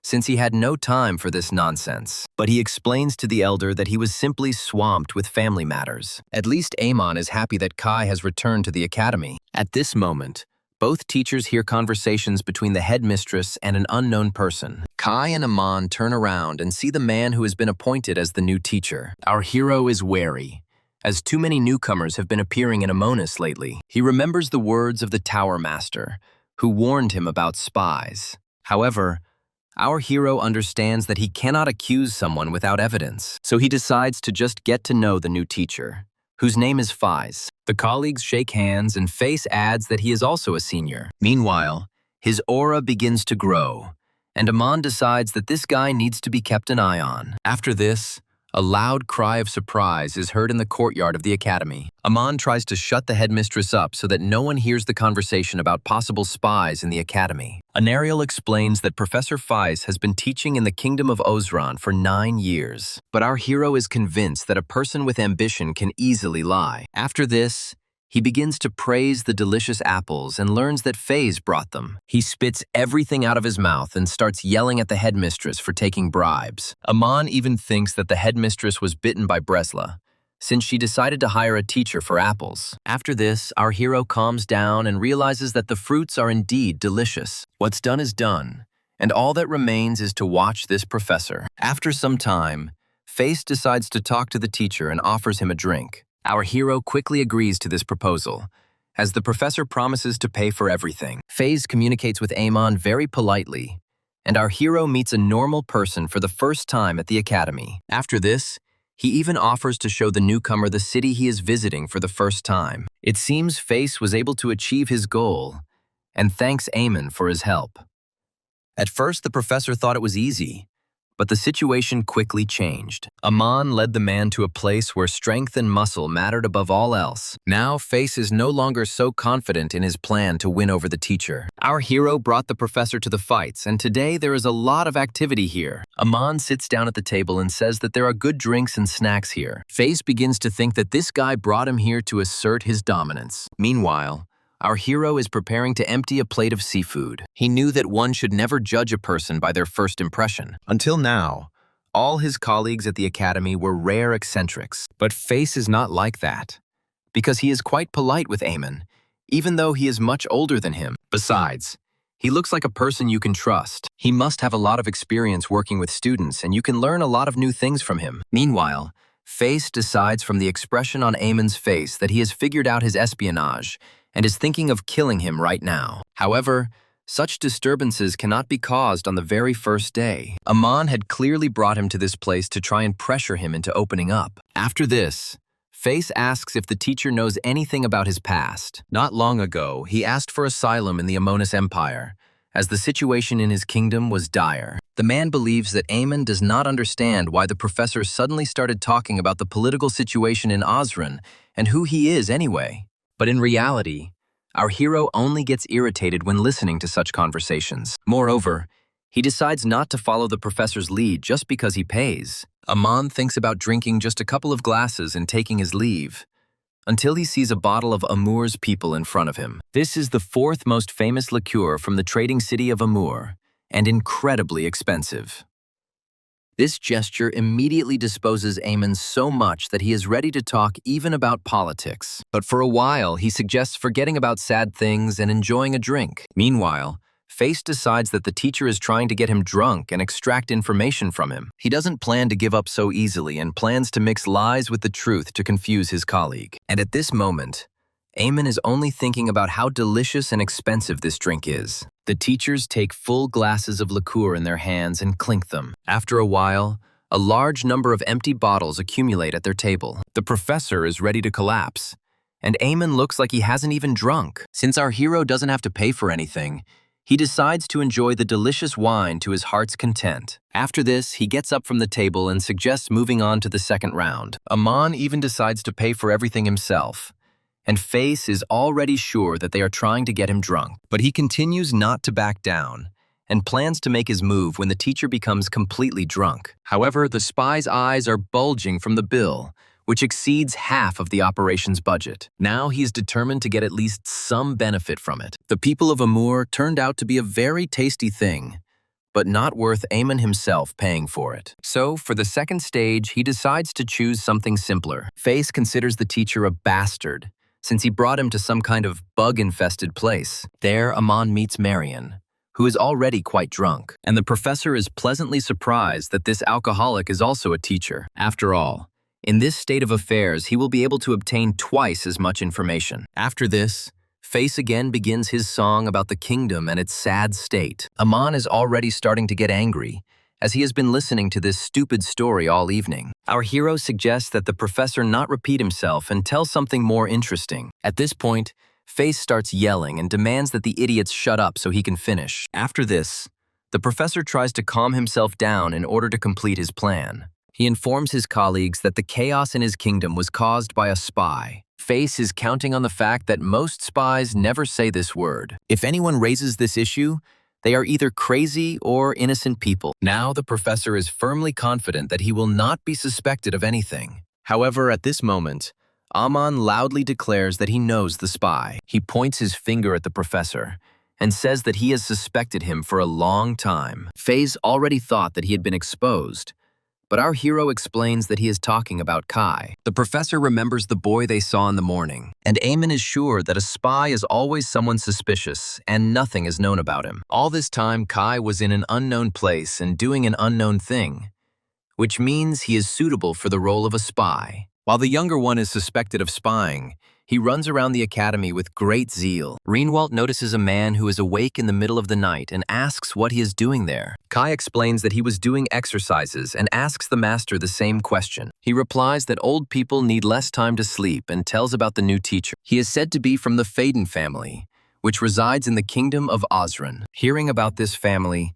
the prince immediately remembers their only heir, who is already dead. Meanwhile, the real spy enjoys the suspicions of Amon and Marion. The teachers are already quite drunk and continue to blame poor Kai. Marion already realized that something was wrong with the newcomer when he forbade him to drink. But when the magic teacher calls his last name, Face experiences a strong shock. He realizes that in front of him is a war hero, also known as the Crimson Demon. Hearing this vile nickname, Marion points a shard of a bottle at the professor's throat, but Face doesn't understand when he managed to end up behind, and why the Crimson Demon works as a teacher. Did that idiot Eamon really lead him to this man on purpose? Now the spy has no choice and only one last chance. He puts on an innocent face and explains that the title of Crimson Demon was created to honor Marion's achievements. Even such a simple citizen as Face heard many stories about his exploits. While the professor tries to flatter Ramdan, he hopes it will work. The spy's plan works,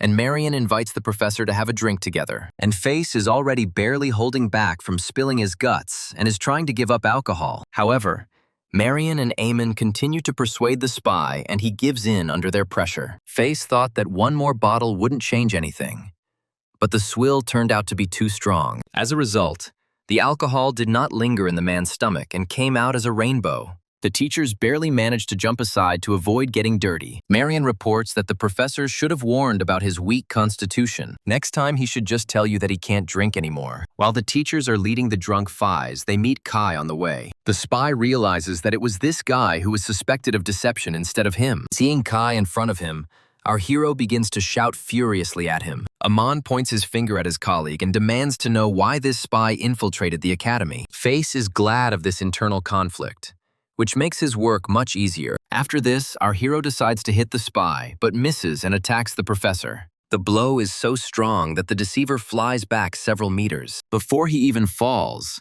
Face tries to understand where this teacher gets so much strength from. After this, all three look with fear at the professor, who is lying on the ground. The man stuck his head in the sand, and it seems as if he will soon blossom like a flower. The next day, Face approaches the director to submit his resignation. Anariel is surprised that the professor made such a decision in just one day. But Face points his finger at Eamon and explains that he is like a tiger in a cage that could bite at any moment. The headmistress turns to our hero and warns him that next time he will say goodbye to his position as head. So now he has to stand head down until he gets permission to get up. After this, Anariel signs his resignation letter and apologizes to Face. The professor promises to pay the penalty for breaking the contract, but suddenly remembers an important detail. Yesterday he drank all the money and now he doesn't have enough money to pay. Therefore, he asks the headmistress to reduce the fine, but she flatly refuses. The desperate situation makes the spy think that Amon deliberately left him penniless, so he tries to force him to stay at the academy to find evidence of his guilt. And Anariel is very glad that the professor cannot afford to pay the fine and will continue to work. A new teacher has been hired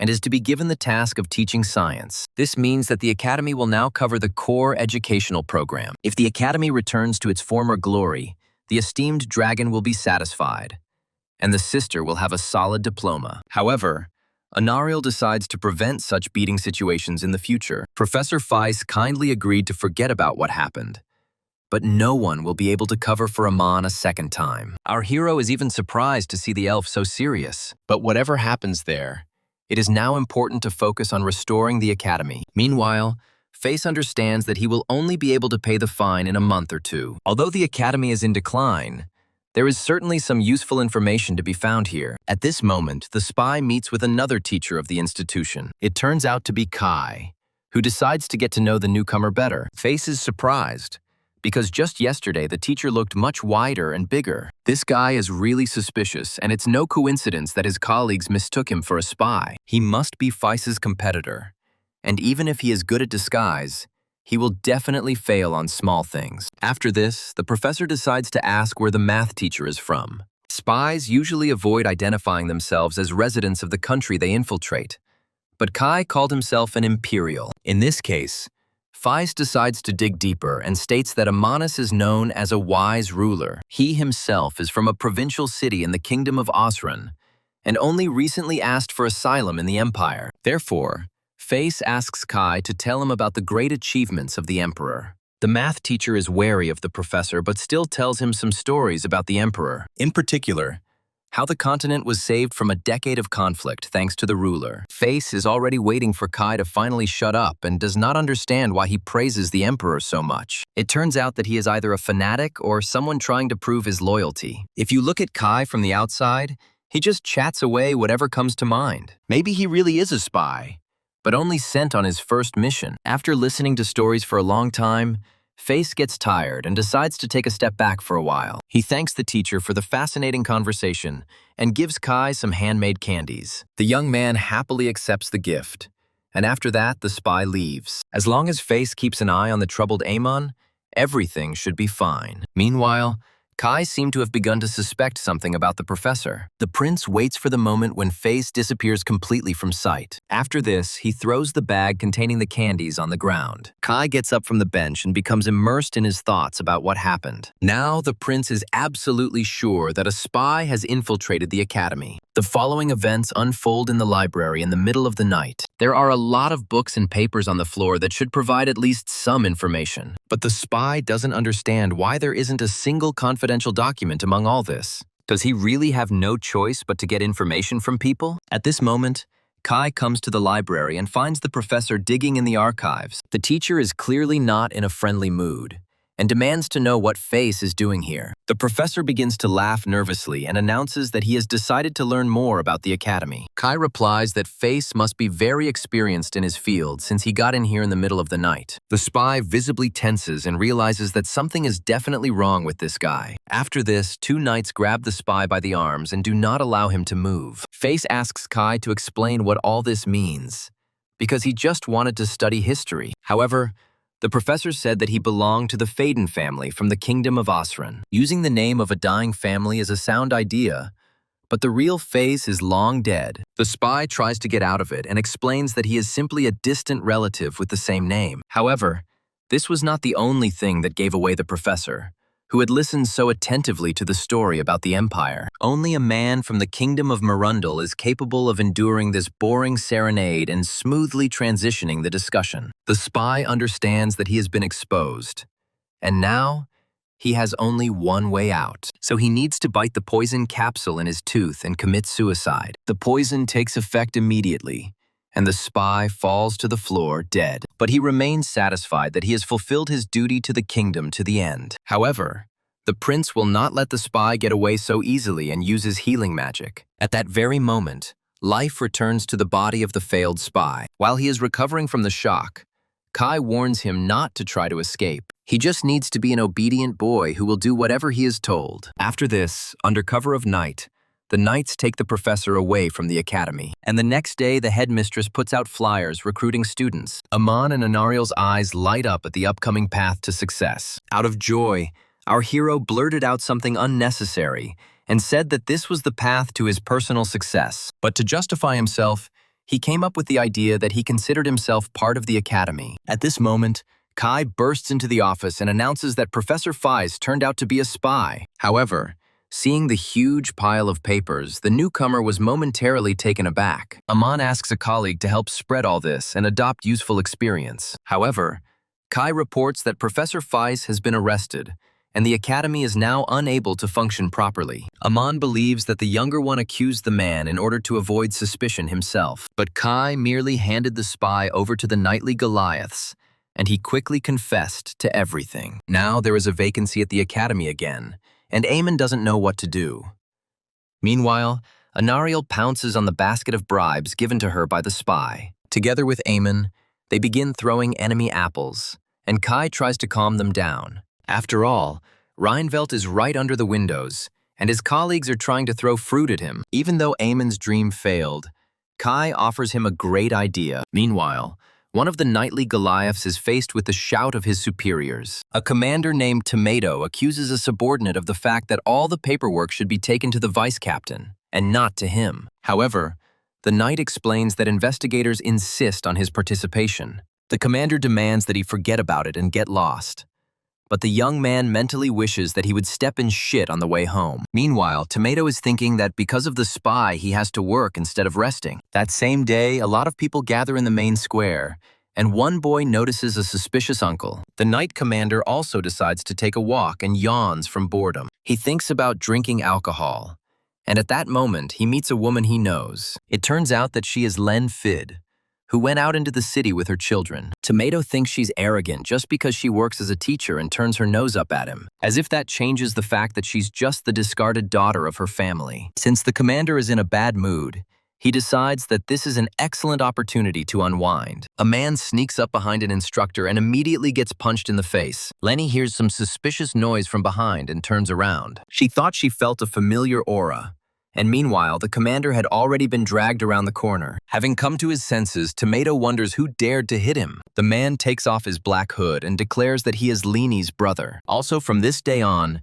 he is appointed as the new commander of the Goliath Knights. Meanwhile, the children and their instructor head to the training arena. Lenny already thinks that she brought too much chocolate from home, since the boys eat it even on the run. She decides to treat Eamon, since last time he was crazy about it. Besides, this should help her to work less next semester. At this moment, Lenny sees some leaflet and decides to read it. On the day when the long summer came to an end, a light breeze blew and many paper airplanes appeared in the sky. Nobody understood what it was, but the children really wanted to catch at least one. There were so many airplanes that even Marion was distracted from his drink, and Reinfeldt was very angry, because he would have to clean up the whole area after them. And the instigator of all this turned out to be Kai, who suggested throwing out all the leaflets in this way. One of the planes even flew into the golden dragon's face. He muttered discontentedly that these were some strange birds. So, unnoticed, the time came for the start of a new semester at the academy. The students remained the same as last year, and the teaching staff, along with Eamon, still consists of weirdos. Our hero is surprised that the security guard decided to stand up along with all the teachers, but Reinfeldt explains that he too can stand on this stage. Moreover,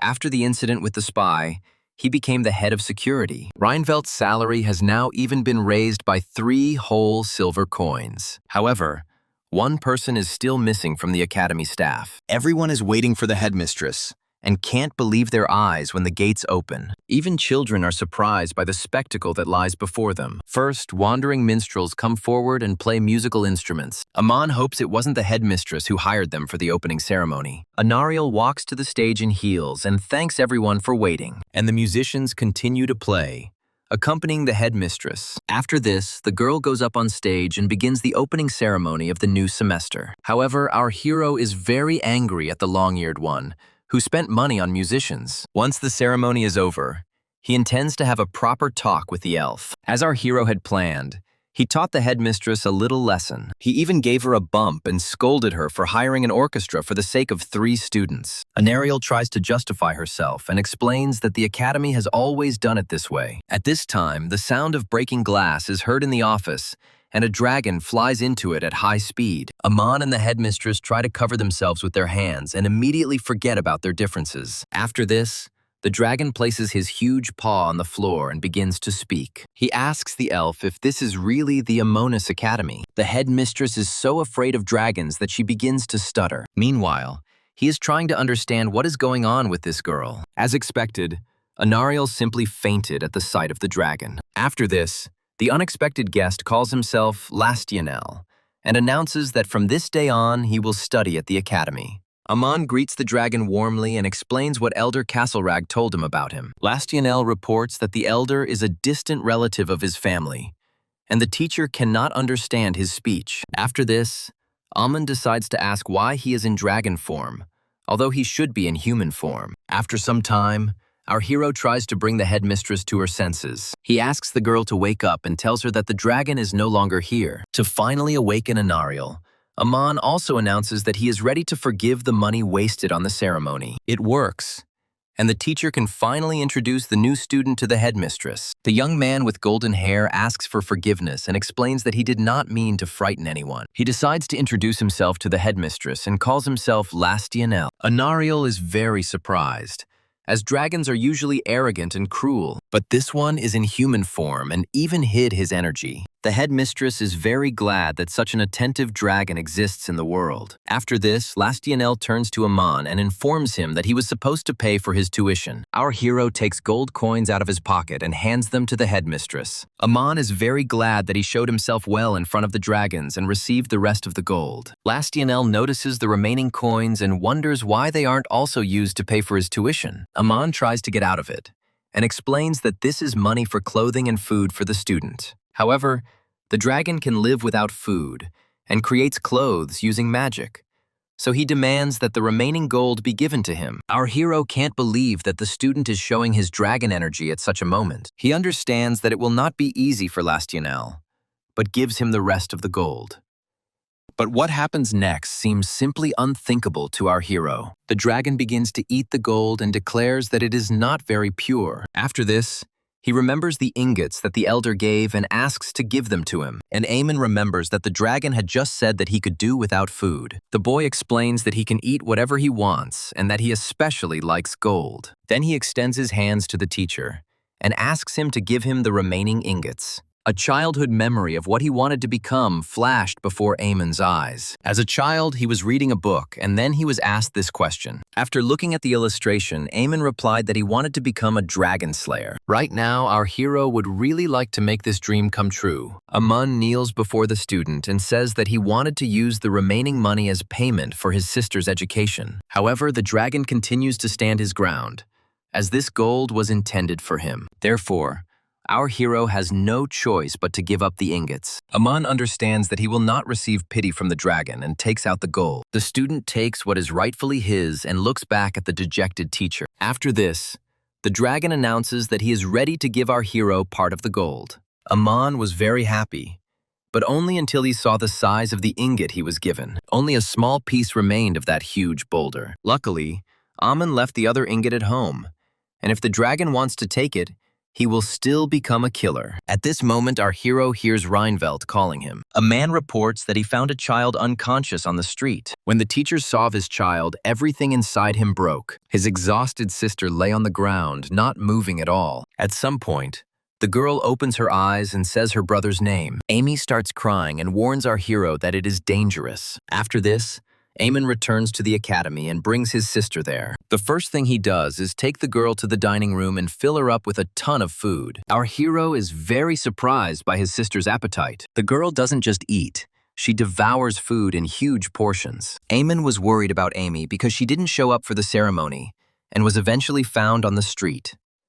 But as it turned out, the girl called her hunger the danger, since she had been running non-stop since yesterday. Our hero starts yelling at his sister for getting exhausted so quickly. Anyway, he asks Amy to try harder now that she is studying at the academy. The girl reminds her brother that he must give her good grades and asks him not to advertise their relationship. However, Aman explains that the headmistress already knows that she is his sister. Amy asks not to spread the secret, at least among the students, but Chloe immediately reveals this secret. The girl doesn't even understand how the student could have found out about this. And the next day after the ceremony, the first lesson of the new semester begins. Eamon introduces Amy to everyone and explains that she is now a student at the academy. After this, he invites the girl to tell him about herself, and he goes off to get some study materials. Amy says that she wants to get along with the students, and she is looking for some aristocrat to get closer to. Ray is the first to generously respond to her wish for friendship. He extends his doll's hand to greet the new girl, but Amy begins to think the boy is strange and does not understand what is on his mind. Ignoring Ray,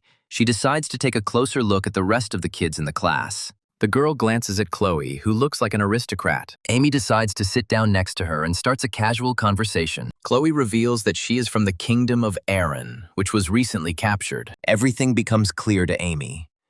And at that moment, the student loudly slams her textbook shut. After this, Chloe wonders if the girl is Professor Eamon's younger sister. Amy tries to stay calm, but she doesn't understand how the student figured everything out. After all, she looks like her mother, and Eamon looks like his father, and you can't come to such a conclusion based on appearance alone. Amy decides to play dumb and says she has no idea what they're talking about. And Chloe explains to the girl that she is behaving exactly like a professor. Amy has never been insulted like this before, because she is sure that she is different from this idiot. She explains that she is not Aman's sister and that she saw him for the first time today. But after this, Chloe remains confident in her assumption. However, Ray doesn't think that Amy is Eamon's sister just because they act the same. Then Chloe reports that she was very attracted to the smell. Boris begins to blush with embarrassment and asks the girl not to say such rude things. In shock, he even drops his book with a romantic plot, which he tried to disguise as a textbook on magic. And Chloe keeps insisting that Amy and the professors smell the same. The girl was from the kingdom of Aaron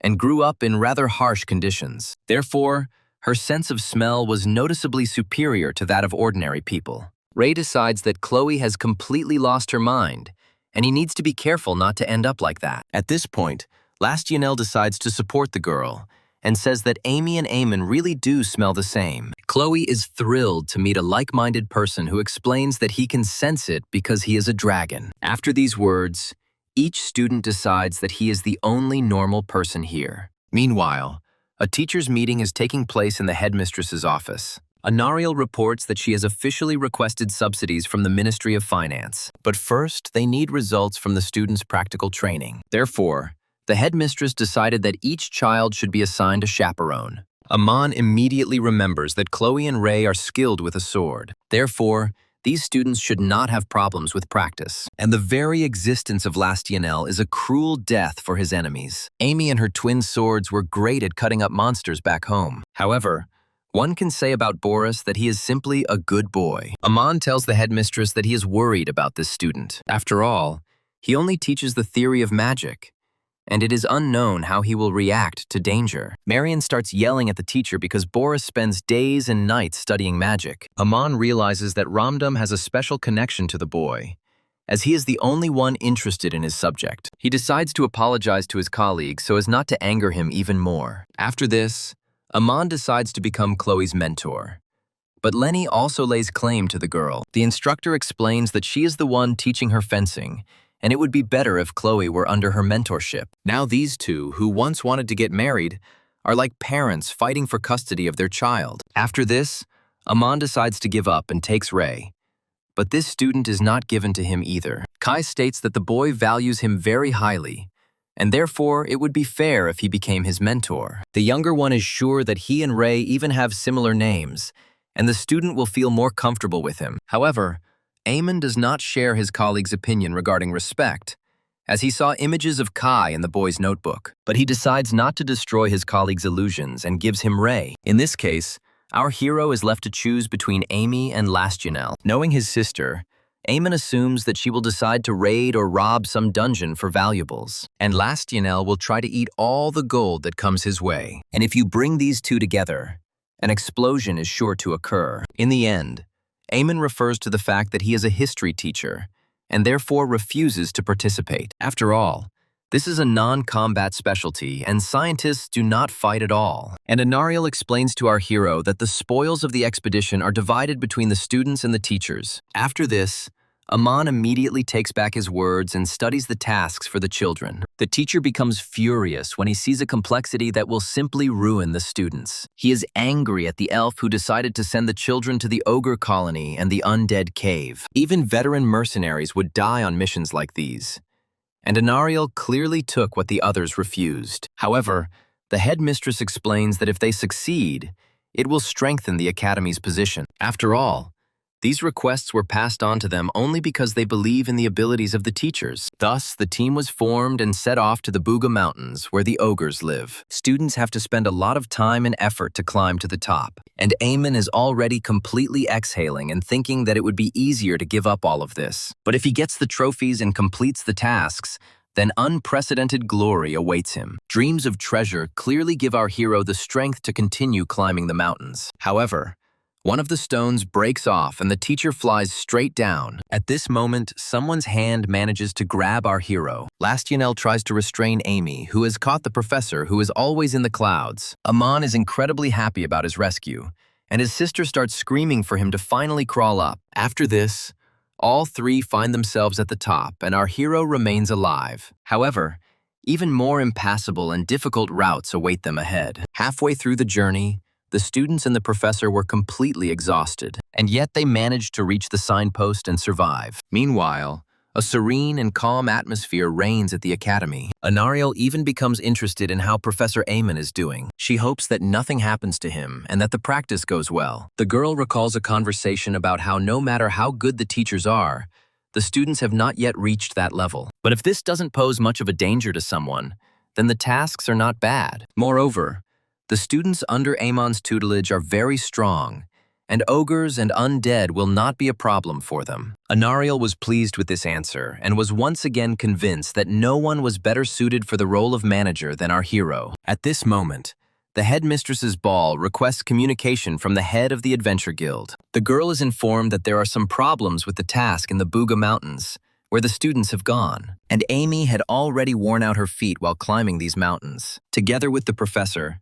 the students decide to stop and catch their breath. Eamon asks the children to gather, as the real test is about to begin. Amy knew her brother was very resilient, but not that resilient. At this moment, our hero sees a village, next to which a colony of ogres has appeared. But for some reason, she looks so peaceful, as if nothing happened here. Aman remembers how the cruel ogres always tried to invade their lands. These are cruel creatures that trampled potatoes and ate people. Our hero hopes that there are still living inhabitants left in this village, and Amy begins to sniff and smells the scent of ogres and more. After this, the boys look out from the bushes and see a monster in front of them. Aman pounces on an ogre to show his students how to properly gut a monster. He kicks him in the head and makes him spit out the man he ate. Our hero doesn't stop there and continues to beat the ogre. At this moment, a man appears from behind and points a sword at Aman. The teacher sees the Goliath Knight symbol on his cloak and doesn't understand what's going on. The stranger calls Aman crazy because he attacked the ogre. Meanwhile, the monster runs away and shows the middle finger to our hero.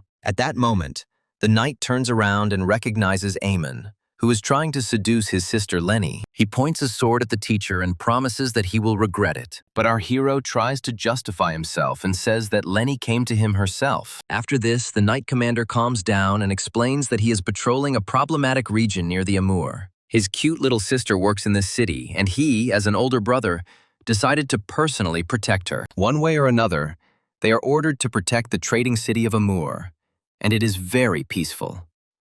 Aman suggests slaughtering the remaining ogres to resolve the situation in the surrounding areas as well. However, the knight's commander explains that they will not do this. After all, the most important thing for them now is to maintain peace and harmony with the ogres. After this, everyone is shocked when they see the right hand of the ogre chieftain named Ugarak. At the same time, the huge monster smiles sweetly and says that he loves people. He even extends his hand to our hero and offers to be friends. At this time, Anariel receives a message that the ogres have a leader who wants to make peace with the people. Sometimes you actually come across intelligent monsters, and the headmistress is very glad that no one was hurt. But the real problem is the request to destroy the undead in the cave. Rumor has it that even the elite orders of knights who went to that village disappeared without a trace. Anariel wanted to tell Professor Aemon about this, but the interference from the dragon student was too strong, so the headmistress can only hope that the teacher will be okay when he meets the undead. And at this time, our hero begins to have real problems. Neither Aemon nor his students suspected the danger that awaited them. For now, they are sleeping soundly,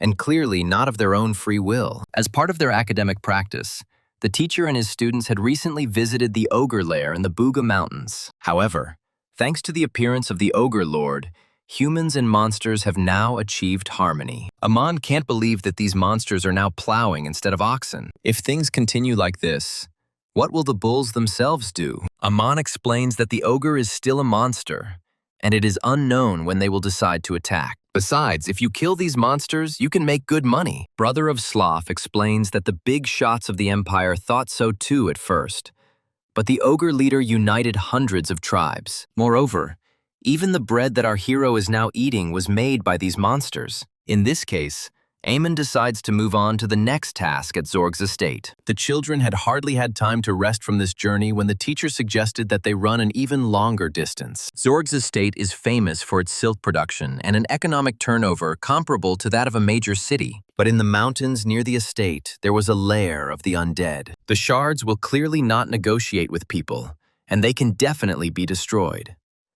This time, Aman hopes that they will have great success. However, the teacher notices that the children have become somewhat lazy and have fallen apart after a short run. His sister starts to get upset because they ran the distance 5 times faster than usual. In any case, he advises the children to catch their breath and draws attention to the local resident. He greets a man who did not expect to meet anyone and was scared. Aman introduces himself and his students to the villager and explains that he is here because of the undead in the mountains. After this, the man's expression changes and he asks to follow him. He takes our hero to the village elder, who was not expecting such important guests. Their lord views the territory only as a source of income. After this, the elder offers Aemon traditional local tea. He advises guests to relax and take a little break from the road. This tea is prepared according to a secret recipe from dried leaves. The elder is glad that the guests liked everything, and Aemon suggests starting to deal with the undead. The man explains that to do this, they simply need to follow the path leading into the mountains. However, before that,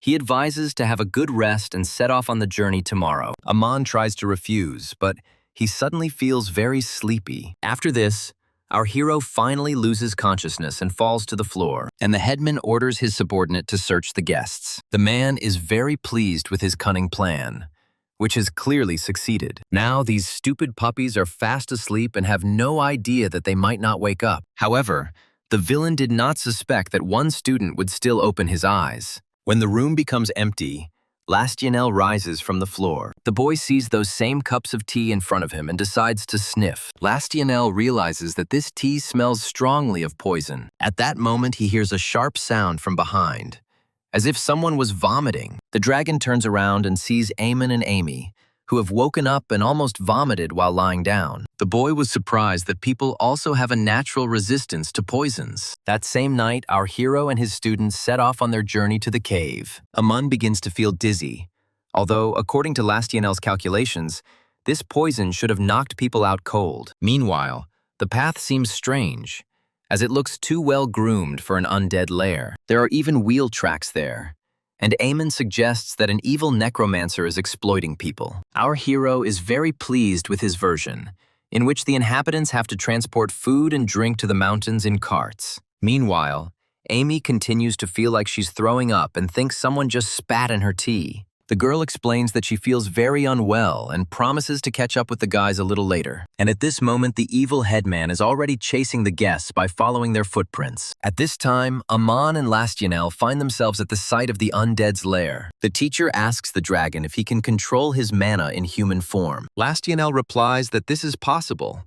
And at that moment, a strange sound is heard from the cave. The first skeleton in iron armor appears in front of our hero. Eamon is very happy about this meeting and the opportunity to earn some extra money. However, at that very second, he freezes in place from the surprise that arose. Before our hero's eyes, a whole factory workshop opens up, where the undead work. All the skeletons are sitting at their machines and for some reason sewing silk. At this moment, one exhausted young man wonders if these people were really sent by the village elder. Aman replies something like that, and the stranger promises to work even harder. Our hero finds out that this guy is a necromancer. With the help of his magic, he makes the skeletons work. Now all the pieces of the puzzle come together in the teacher's head. A good road, cart tracks, and the undead at work. It turns out that the necromancer works for the village elder and is afraid of being spanked by him. At this moment, a piercing human scream is heard from behind. Eamon turns around and sees Amy dragging a body. The girl tells her brother that someone got a shiv from her in the kidney. This whole village is a bunch of crazy freaks who produce silk using skeletons. Amy also found several guys with swords hiding in ambush at the entrance to the cave. After this, she points a dagger at the headman and demands that he fulfill his promise. From this day on, the man gives his word that he will cancel the contract with the necromancer and refuse the precious silk. Aman no longer understands what is happening, since first the ogres made peace, and now the undead are in slavery. Our hero can already imagine his money flying away from him. He was so eager to get rich on these assignments that what was happening completely knocked the ground out from under his feet. While all the people are going crazy in their own way, Lastianel doesn't understand what's happening. The latest events horrify him and make him think that the human world is very scary. Now the first dawn breaks at Zorg's estate with evil defeated, and Amy shared with her brother that she managed to persuade the headman by simple intimidation. At this time, in the village of Baraban, all evil spirits are defeated by a strong woman. She hurried here after hearing about the lich's appearance, but everything turned out to be much simpler. A lich is child's play in the face of one who has mastered the sword to such a level. After this, the grandmother turns to her granddaughter and tells her that all that remains is to find her a job. At this time, Aman and his students are trying to recover from the events that have taken place. Amy even suggests going back since they haven't completed a single task, but Eamon believes that the adventures are just beginning, and that all that remains is to deal with the Lich's army. They go to the village of Baraban and find that all the evil spirits have already been destroyed. Amy informs her brother that their adventure is apparently over. Aman clutches his head, as some bastard has interfered with them again. At this moment, he is met by Diana Pendorian, who is one of the 4 knights of the Empire. She was just returning from a battle with the Lich's army when she heard about the attack on this village. Aman explains to the woman that he is also here for this reason, albeit late. Diana notices that the teacher is angry because she defeated the entire army. She suggests going to the undead or ogres, but they were first on our hero's list. After this, the granddaughter informs her grandmother that all the trophies have been collected and they can go home. Diana decides to introduce Aman to a girl named Fiora Pendorian. Our hero is glad to meet him, as he is the only normal person who is different from the weirdos from the academy. After this, Diana inquires about Amon's affairs, and Amon explains that they are barely holding on. They only need one teacher to function properly. After this, Diana and her granddaughter leave and promise to see each other again. And Amon turns to the students and tells them that it's time for them to go too. However, the guys were so exhausted that they simply fell asleep on the go. Our hero takes the children and says that he is very disappointed in them. His sister and the dragon turned out to be such weaklings that they couldn't cope with the load. Lastionel is okay, he is a child. But Amy has become too weak. Aman and her sister start arguing, and the teacher promises that the girl will run 1,000 laps every day. Afterwards, they meet Chloe and ask how her expedition went. The girl reports that everything went well, and she even became an expert. Aman is surprised that Chloe skipped one level of swordsmanship and immediately reached the next result. The girl learned a lot on this expedition after numerous training sessions, and Lenny hugs the girl and explains that this is proof of her teaching skills. At this moment, Aman hears Kai start swearing at Raymond. He compares the boy to Chloe, who has already reached the expert level, while he is just a sword master. Amon is outraged by this behavior and gives Kai a strong slap in the face. He then asks Ray not to listen to the teacher and calls the student a good boy. And Lenny notices that Marion and Boris are still not among them. Not long before, the magic teacher and his student visited the cave. There was a magic circle drawn there that needed to be activated. Boris applies all his knowledge and begins to influence the circle. However, no matter how hard the boy tried, nothing worked for him. Marion tells the student that he is very sorry that this happened. All this happened only because he screwed up as his teacher. Marion understands that magic depends largely on innate talent. He himself reached the first circle after just a few weeks of training, but Boris still hasn't demonstrated any abilities, and the instructor suggests that he return. The hardest part of mastering magic is reaching the first circle. Boris's theory and calculations are excellent, but due to a lack of mana, he cannot bring all this to life. Marion can't help him in any way and decides to simply support him. After this, the professor meets Amon, whom he did not expect to see. Lenny told our hero about the difficulties with Boris, but he decides not to raise the topic. Aman would very much like to help a student who was completely depressed due to failure. All this time, the boy diligently studied the theory and drew magic circles. And now Boris thinks that he has absolutely no talent for magic. Besides, he has no home or family to return to. The boy thought he had finally found his way, but he only ran to the edge of the cliff. At the same time, all his friends had already achieved high results. Apparently, magic has always been the preserve of aristocrats, and it is foolish to think that a peasant could follow this path. Boris believes that nothing will happen to a worthless person like him. At that moment, he hears a knock on the door and the voice of his teacher, Amon. Our hero places several sacks on the floor and explains that they are potatoes. Boris clearly didn't expect such a sudden gift from the teacher. After this, the boy asks if the professor has a knife to peel potatoes for him. However, Amon explains that this should not be done, and Boris decides to remove the soil from the bags. But the professor asks the boy to calm down, since he did not call him for this. Boris starts to cry because he can no longer offer anything that he could do. At this moment, our hero calmly asks the boy to get ready. After all, there is nothing that Boris cannot do, since a bright future awaits him. And now he can take advantage of the moment and just eat some potatoes. Amon asks the boy to eat it 3 times a day for a whole week. The next day, classes begin again,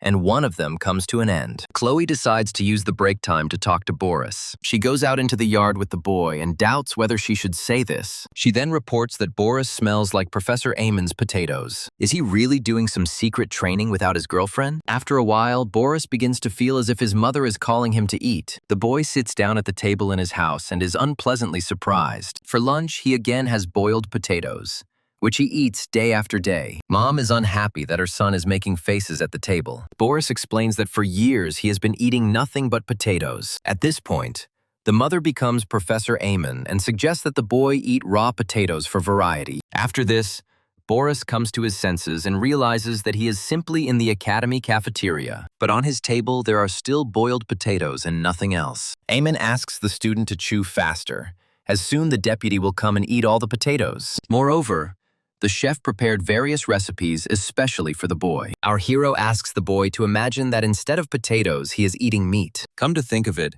Boris has been eating potatoes for a whole week now, and should at least feel something. To test the boy's strength, Aman invites him to go into the dungeon. After this, they find themselves near a sign that leads to the dungeon of the First Circle magicians. Marion noticed that something was happening to Boris, but he didn't understand what it was connected with. Aman suggests simply watching, and the professor decides to create the illusion of a monster. Boris will have to cast the spell and not worry too much. Although the boy is not yet mentally ready, Marion nevertheless begins the spell. He pours the remaining wine onto the magic circle to create a monster. At this moment, black smoke begins to appear from the ground, forming a silhouette. After this, monsters appear who love alcoholic drinks. Boris covers his nose from the fumes, which smell just like Professor Marion. Aman decides to support the boy and tells him that he will succeed. While the monster attacks Boris with his bottle, the teacher asks him to believe in the power of potatoes. The boy closes his eyes and decides to listen to the words of our hero. He strains to force the magic circle to activate. After this,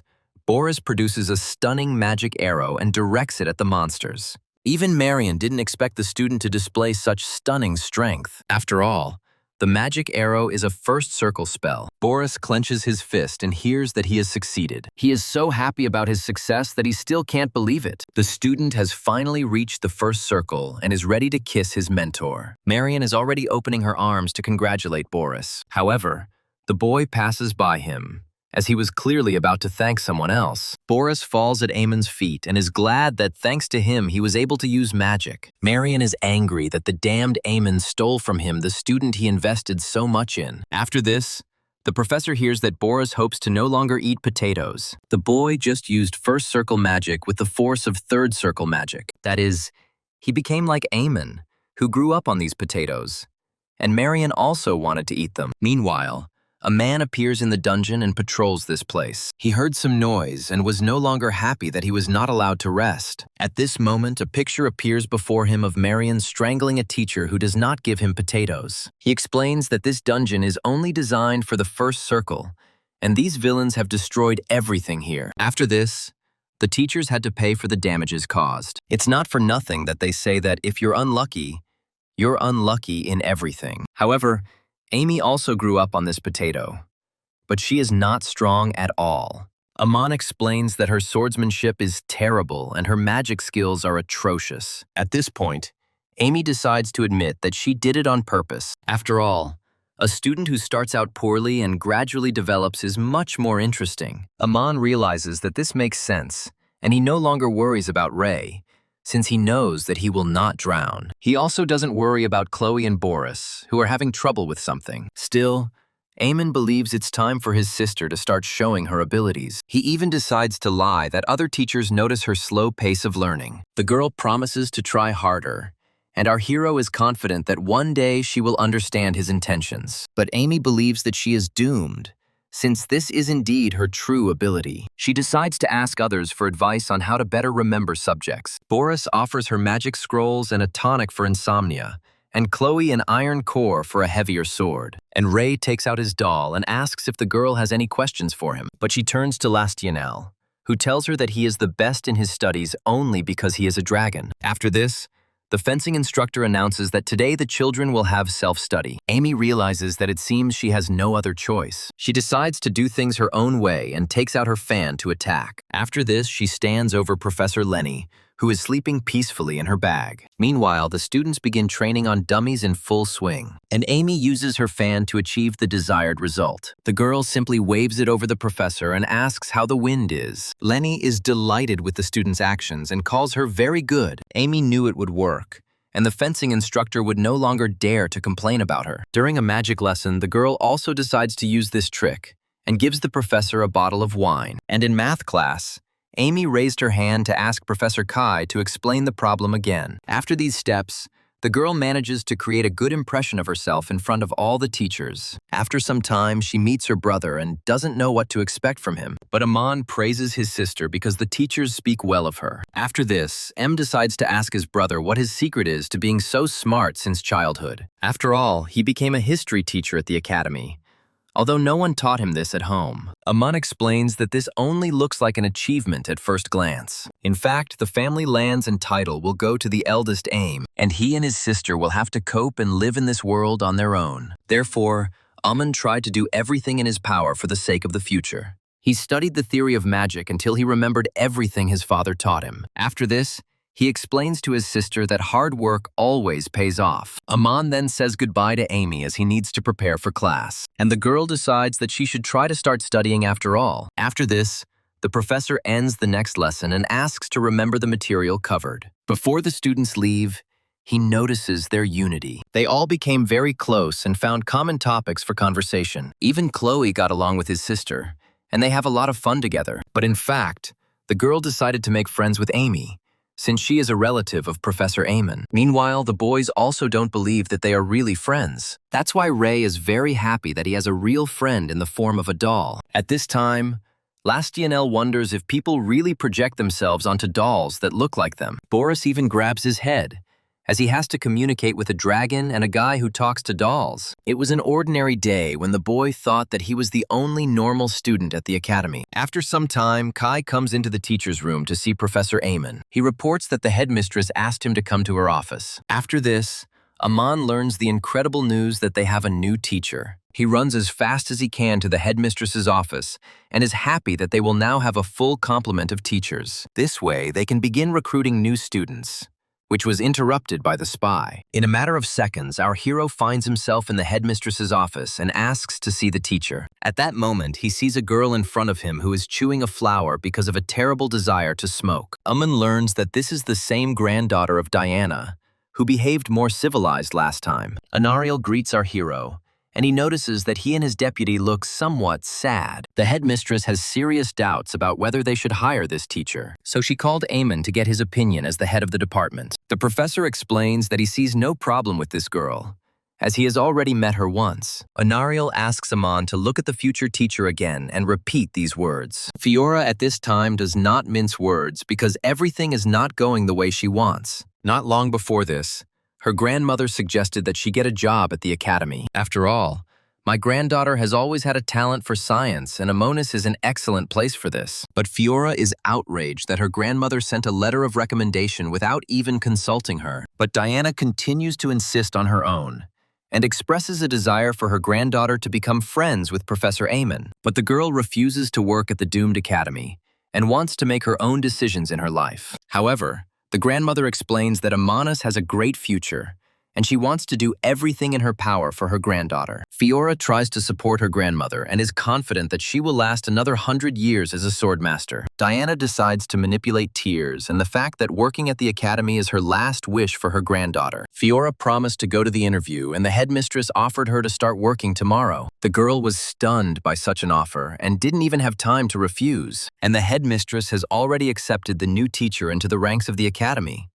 Although she only came for an interview, Fiora decides it would be a shame on her family if she turned down the job once she was hired. In that case, she decided to make it so that they would simply want to fire her. After this, the girl spits and gets saliva on her dress. Then she starts swearing because she ruined an expensive dress. She is terribly ashamed of behaving like this, so one can only hope that she will be fired quickly. Although such behavior may affect her family's reputation, no one will believe it. At this time, Eamon decides that in front of Diana, his granddaughter tries to behave civilly. Our hero makes an attempt to befriend Fiora and extends his hand to her. But instead of a warm welcome, he receives a strong bite from her. Fiora can't wait to finally get fired. At this point, Eamon declares that they will not be able to work with this girl. However, Anariel says that she still wants to hire this teacher. At that moment, not only Eamon was in shock, but also Fiora herself, who had staged this performance. Our hero tries to dissuade the headmistress,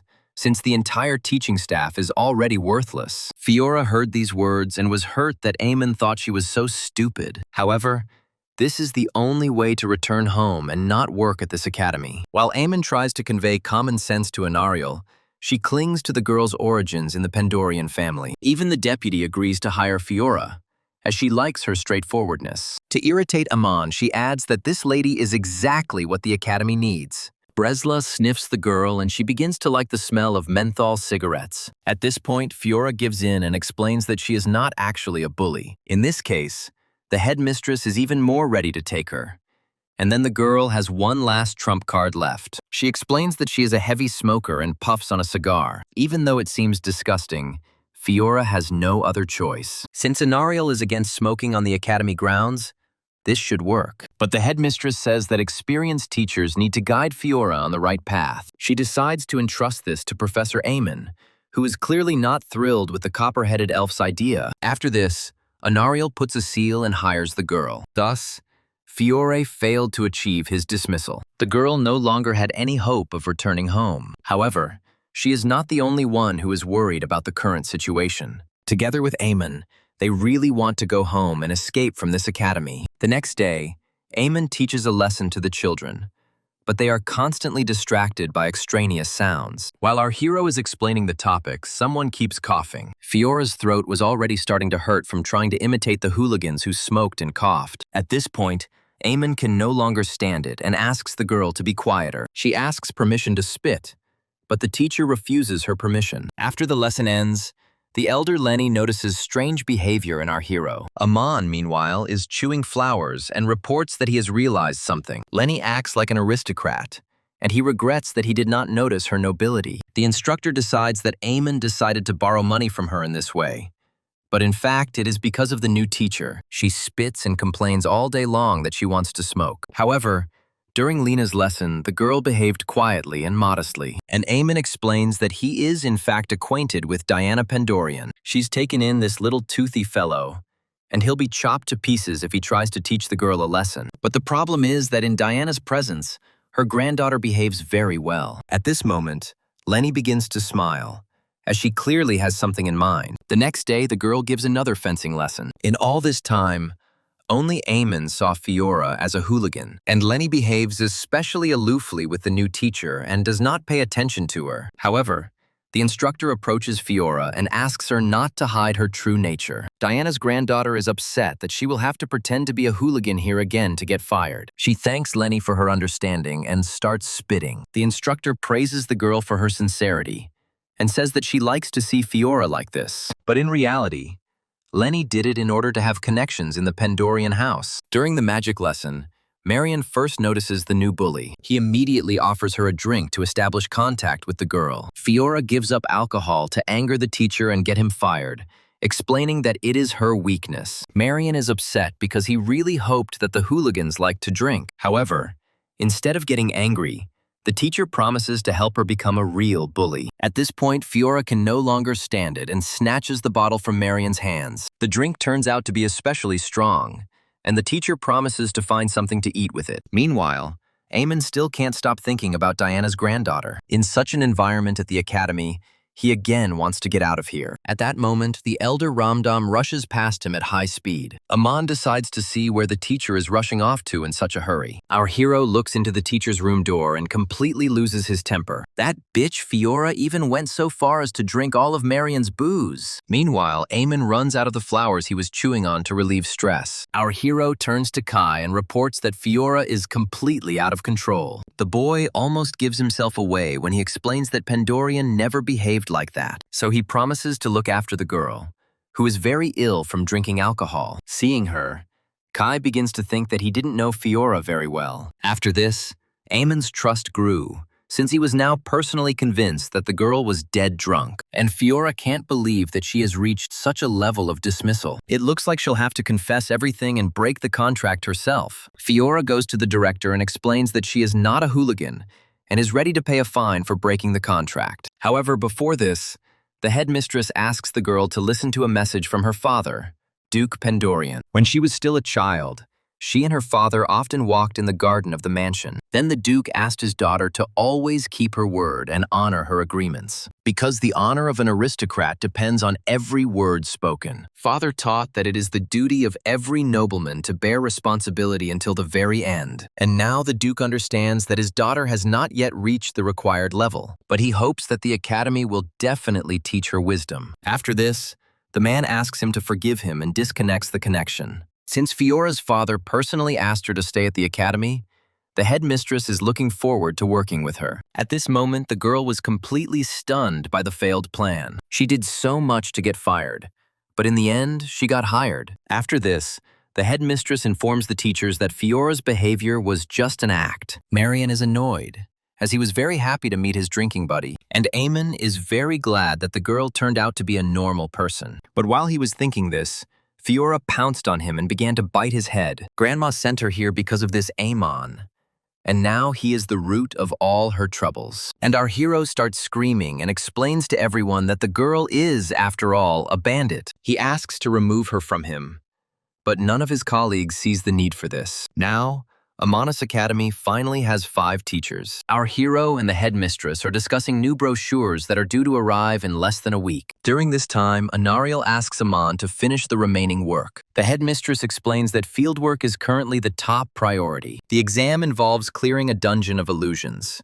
but the children should be able to handle it without any problems. For this reason, Anariel invites Eamon to go to his home, but our hero has a better idea and decides to visit the headmistress's homeland. Amon is confident that this will be a wonderful experience for teachers and students. After this, the teacher notices that the headmistress has actually thought about this option. She can't be given a chance to refuse, so Eamon decides to ask other teachers for their opinions. He offers Marion to try the excellent dew-based drink in Anariel's homeland, and Lenya's teacher entices him with the opportunity to sleep on the world tree. Even Kaya agrees to go and see this for the sake of the future of the empire. Although Fiora is happy to visit the kingdom of the elves, she responds to Amon insolently, since no one asked her opinion anyway. Thus, our hero informs the headmistress that most of the teachers want to go to her homeland. Anariel realizes she has no choice and asks to organize field training at Eamon's home next time. Thus, after a short time, all members of the academy find themselves in the kingdom of the elves. Chloe looks with interest at what she sees for the first time in this place. She doesn't understand what kind of things are crawling on the tree, and Eamon calls them snails. After this, our hero asks Anariel why there are so many snails in the city. He clearly doesn't understand the aesthetics of the elves, but he is happy to visit this kingdom. Meanwhile, each of the teachers is preparing for why he came here, and the students still don't understand what they can do here for their education. They look with interest at everything in the kingdom they have found themselves in for the first time. Fiora, however, continues to be hostile towards Eamon and wonders why he is targeting her.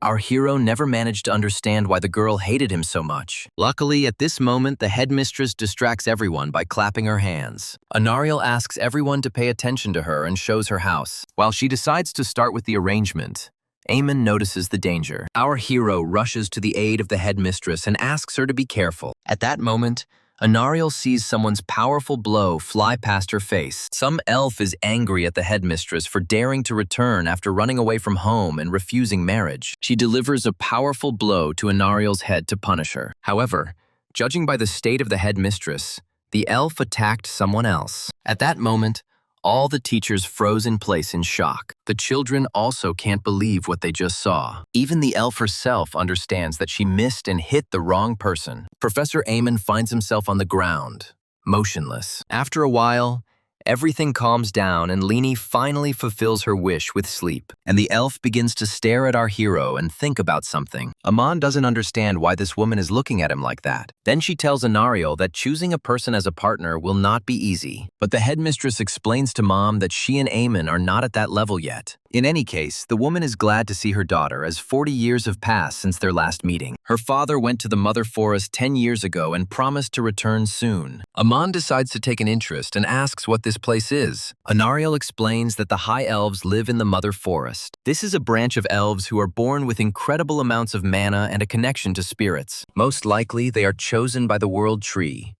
and the High Elves become the rulers of the kingdom. After this, Eamon suggests that Anariel's parents are High Elves. However, The girl explains that in their family she is the only high elf. Our hero cannot believe that the headmistress has such abilities. All this time he imagined her as an ordinary copper-headed elf. Besides, why is she running an academy and not an elf kingdom? Anariel explains that because of her young age, her father took the throne and she thought that Amon knew about her abilities. After all, one exchange of glances should have been enough for the teacher to understand everything. Amon asks not to say such a thing, as it may give the impression that they have a good relationship. Anariel thought that all the other teachers knew about her origins, but Marion was also hearing about it for the first time. The headmistress is shocked by this and decides to conduct a survey among the other teachers. She finds Lenny, who was also unaware that the headmistress was a high elf. Only Kai knew about Anariel's origins, but he did not talk about it so as not to give himself away. After this, the headmistress felt unwanted and uninteresting. But Amon extends his hand to the girl and explains that the academy is a place for study. So now everyone has learned something new about the headmistress and the elves during this trip. However,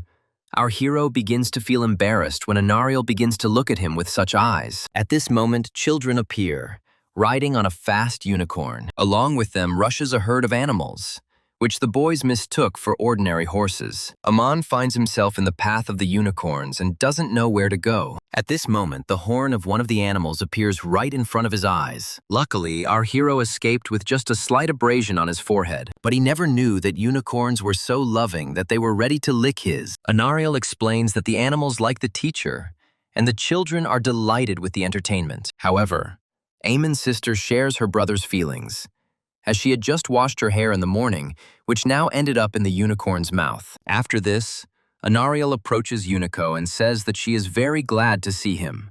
Now the headmistress finally looks like an elf who can talk to animals. At this moment, the girl tells Amon that they need to go somewhere. There is a special all-star snail race today, and they must attend this event. The winner of the last race was Hannah, and a hero from 30 years ago will be participating with her. Amon decides to run away from the headmistress, as snail racing has been enough for him for a couple of lifetimes. Finally, our hero feels relieved, as he was able to go to a quiet place. There's clearly something wrong with these elves, because a normal person would never root for snail races like that. After this, Chloe informs the professor that there is some noise coming from the tree. He asks the girl not to look at this horror, but Boris finds something more interesting. The boy sees a twisted honey nut in front of him and asks permission to eat it. Amon goes to meet the child and takes out Princess Anariel's guest token to buy 20 nuts. After all expenses are recorded on the headmistress's account, Boris can enjoy the treat. The boy is delighted with this taste, along with the rest of the students. However, Ray is more interested in the elven-style fried grasshopper legs. Our hero didn't think it was possible to eat a grasshopper until he saw this huge leg. He clearly wouldn't want to meet such a huge insect in his life. After this, the children happily switch their taste buds to the fried leg. Raymond feeds the grasshopper not only to himself, but also to his favorite doll. Amon also decided not to refuse such a delicacy, and is pleased with how their field training is going. At this moment, our hero begins to hear some noise nearby. He turns his head and sees the bully Fiora attacking the elf. Amon asks her to calm down and behave like a human being for at least one day, but the girl explains that she cannot be calm when a war has begun in the Empire. After this, a newspaper containing information about this tragedy falls to the ground. Our hero is stunned by this news and cannot believe what is happening. So the fieldwork was interrupted, and the teachers who had returned to the academy gathered for an urgent meeting. The empire was invaded by an army from the Gunther Islands, which consisted mainly of pirates. Since ancient times, they have set their sights on the fertile lands of the continent. Reinfeldt explains that no one took the pirates' declaration of war seriously, and the attack came as a surprise. Lenny never thought that the Island Alliance would have enough strength to fight the Empire. Kai explains that the pirates took advantage of the confusion caused by the failure of the Bellslime exploration, and their elite Kraken troops are quite strong and have a sword expert and above. Amon reports that a few Imperial soldiers could easily defeat this army. But the teacher is told that the pirates decided to attack anyway because the mother of the Krakens has appeared. Amon can't believe it, as she only appears in legends. After this, Reinfeldt informs the headmistress that he is leaving to fulfill his duty as a knight of the Empire. He also adds that an emergency volunteer recruitment center has opened in the city. Reinfeldt hopes that his colleagues will not abandon the empire in this difficult hour. Amon understands that teachers are not obliged to participate in the war, but he cannot ignore the situation either. At this point, Lenny announces that she is not going to go to war. At the same time, the girl tries not to show how much her hands are shaking. In this case, Kai decides to ask our hero's opinion about voluntary participation in the war. Trying to make money for him is a real war, and there is no point in retreating just because a real one has begun. It also gives you a small chance to make a name for yourself and advance in your career. Our hero firmly declares that he is going to war, and hears the sound of a fist hitting the table. Marion becomes very angry and tells her colleague that he is not going anywhere. For some reason, the magic teacher is categorically against Amon's sincere desire. Our hero decides to find out why he is suddenly trying to stop him. At this moment, a huge stream of magic is directed towards the teacher. Amon manages to dodge and does not understand why Marion is so angry with him. After this, the elder explains that he knows the young man's strong desire to succeed in life. But the only time young men should go out onto the battlefield is when the enemy has a sword at his throat. Therefore, he asks our hero not to make the same mistake as the drunkard he sees in front of him. At this time, Fiora feels that the atmosphere has become tense, and the prince realizes that the consequences of the Great War still affect Marion. Amon thinks seriously about what the professor told him. However,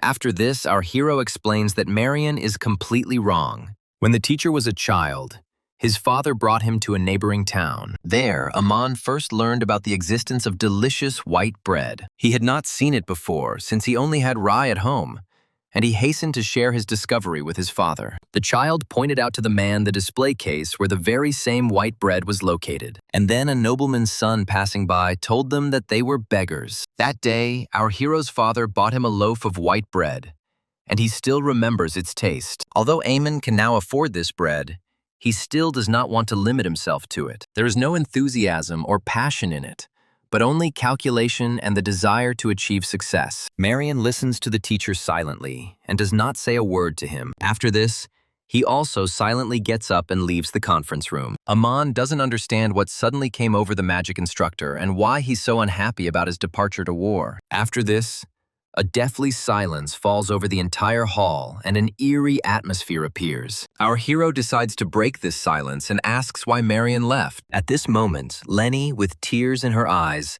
hands Amon a box of chocolate. The teacher thanks the girl and says that he will still go to war, and he asks the headmistress Anariel to take care of the academy during this time. After this, Kai promises to help our hero in any way he can, but Amon does not understand how the younger one can help him, and he remembers that he must hide his origin. After this, Bresla asks if it is time to finish the meeting and go eat. Anariel becomes furious and demands that his deputies stop talking like that. That same evening, Marion goes to a secluded place on the lakeshore. As always, he stocks up on bottles of alcohol and drinks straight from the bottle. Amon finds the professor, who has already managed to get quite drunk. Our hero notices that this drink looks more expensive than what he usually drinks, and Marion says that he can't drink any crap when they are about to go to war. After this, they both take a sip from the bottle and decide to talk. Marion informs that as a mage, he will serve with the battle mages, and Amon will command the volunteers. The professor asks our hero to remember every face. Otherwise, he will later see images that have lost their shape, and this will happen to the teacher both in dreams and in reality. Amon now realizes that no one drinks alcohol for the taste, but Marion refutes this version and pats our hero on the back. The professor asks our hero to try to take care of himself. Amon thanks the elder and wishes him the same. After that, they decide to have another drink, and our hero promises to hit the professor even harder when they return. So 2 teachers from the academy went to war, and those who remained missed them terribly. Boris even decided to support Amy and promised that everything would be fine with the teacher. And Lenny even stopped hearing the students and became immersed in her thoughts. She worries about her brothers, who also went to war. After this, the instructor ends the lesson and praises the children for their good work. And instead of a magic lesson, the kids have free time. There is no teacher in the classroom, and the children decide to do their own thing. But suddenly, Kai appears and asks the boys to sit down at their desks. Senior Ramdam and Amon are absent, so he will replace them in the magic and history lesson. Today, the teacher starts a topic that seems boring from the very beginning. This is a very long and boring lecture, capable of putting a mammoth to sleep. Meanwhile, our hero leads a whole squad of warriors. They are not accustomed to such a load and are afraid of dying before the battle even begins. But Amon explains that their opponents are the troops of the mother of Krakens. However, the warriors are confident that the commander of the doomed academy will not be able to give them a future. At this moment, one of the knights rushes at full speed with urgent news. However, for a moment he freezes in place at the sight he sees. The knight sees a knife in the captain's hand, which he wants to use to cut the rope with the warriors. But the man asks not to waste time on this, since the commander is gathering all the captains. After this, everyone gathers at the camp organized by the Empire. The commander of the Combined Volunteer Detachment, Count Salmon, addresses the captains. There are a lot of leaflets lying on the ground in front of him, and stunning news is heard. The Count announces that from this day on, the war with the pirates is over. Previously,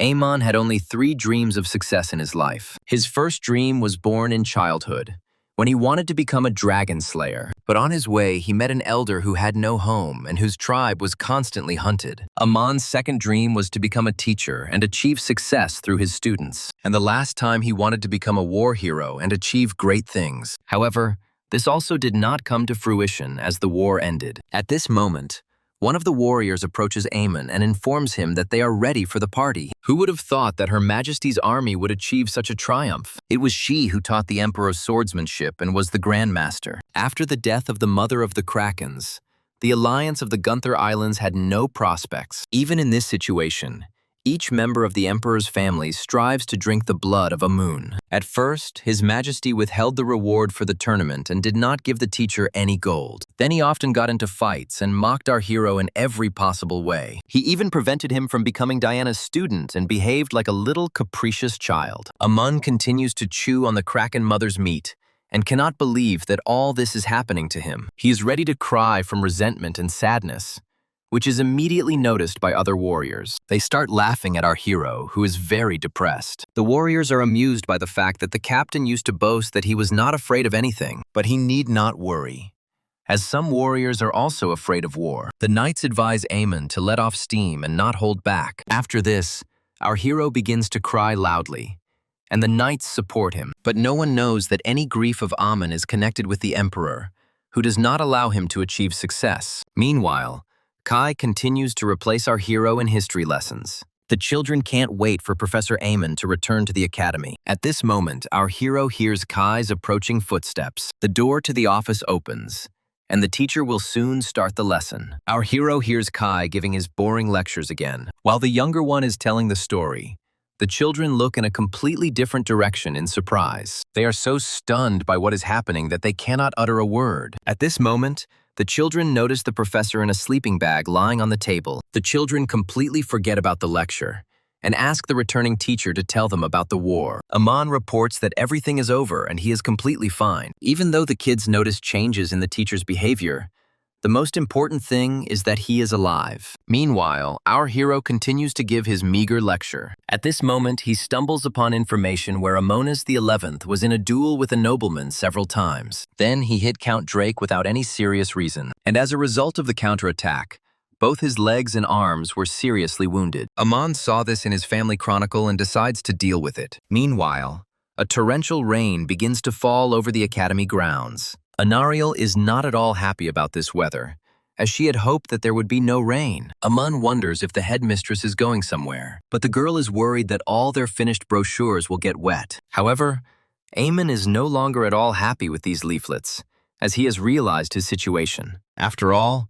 no matter how hard he tries, nothing ever works out for him. Anariel has never seen the teacher so depressed, and decides to help the future deputy head of the department. The headmistress sends Amon to her home and creates a portal for this. Our hero doesn't even have time to do anything, because the elf simply pushes him and leaves him no choice. Meanwhile, even the Armagh Mountains are hit by heavy rain. His parents received a letter saying that Amon had gone to war. Their son went to the battlefield without even hearing one piece of good news. At this moment, the spouses hear a knock on the door and do not understand who could come at such a late hour. The father decides to open the door and check who has come to visit them. At this moment, our hero appears before them, looking like a ghost. After this, Amon is once again convinced of how strong his mother is. Our hero scared them so much that they had to hit him. The parents thought their son was at war, but he reports that it is over. At this moment, Eamon decides to find out about the good news in the family. The man begins to talk about a small village near the Arma Mountains. The village of Eden is so small that the nobles are too lazy to take care of it. Therefore,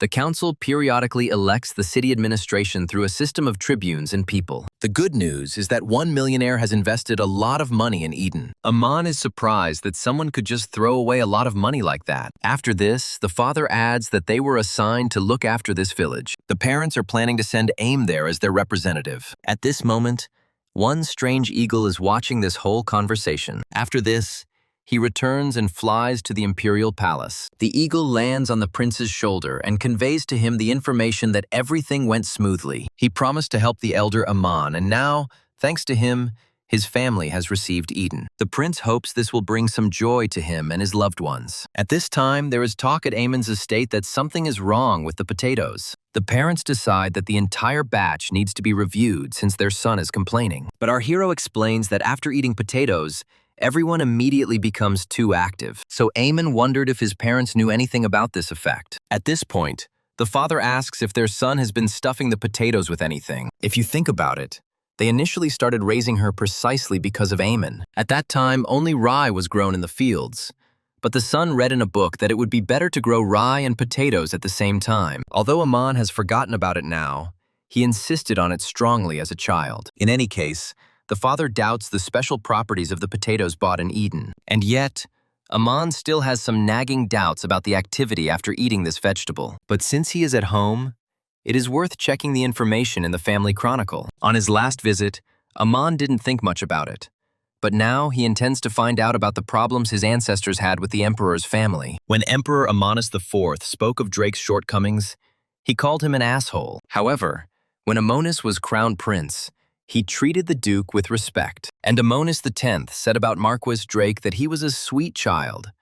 But now he is constantly capricious. According to records, at least in their youth, Amun's ancestors were friends. There is probably still a chance to fix everything and end the cycle of feud between the families. The first thing our hero decides is that he needs to make friends with the crown prince. However, Aman did not take into account that it would be difficult for him to find such a person. Meanwhile, Kai is calmly walking around the academy grounds. Barely catching his breath, Reinfeldt catches up with him and reports that they are looking for the younger one. However, Aman is not looking for Kai's teacher, but for the real Crown Prince Caius. The first thing the prince thinks is that the elder one found out that it was he who invested money in Eden. But Reinfeldt explains that most likely our hero simply wants to know more about the prince. The teacher asks everyone about his hobbies and interests, so he will be here soon. The prince remains calm, since with such a disguise, no one will recognize him. But healing the family feud might be even easier than he thought. At this time, our hero is very puzzled by something and cannot believe it. He asked all the teachers, but no one knew anything about the crown prince. Even the representative of the house did not give our hero any answer. Aman decides to question Kai, but is not sure that a man from a simple family will be able to tell anything. Meanwhile, the crown prince waited until the evening, but the eldest never came to him. The next morning, all the teachers go to the cafeteria. At breakfast, Eamon admires the excellent taste of the food. At that moment, Kai comes up to him, with bags under his eyes from lack of sleep visible. He tells the teacher that yesterday he asked everyone about the crown prince, but never approached him.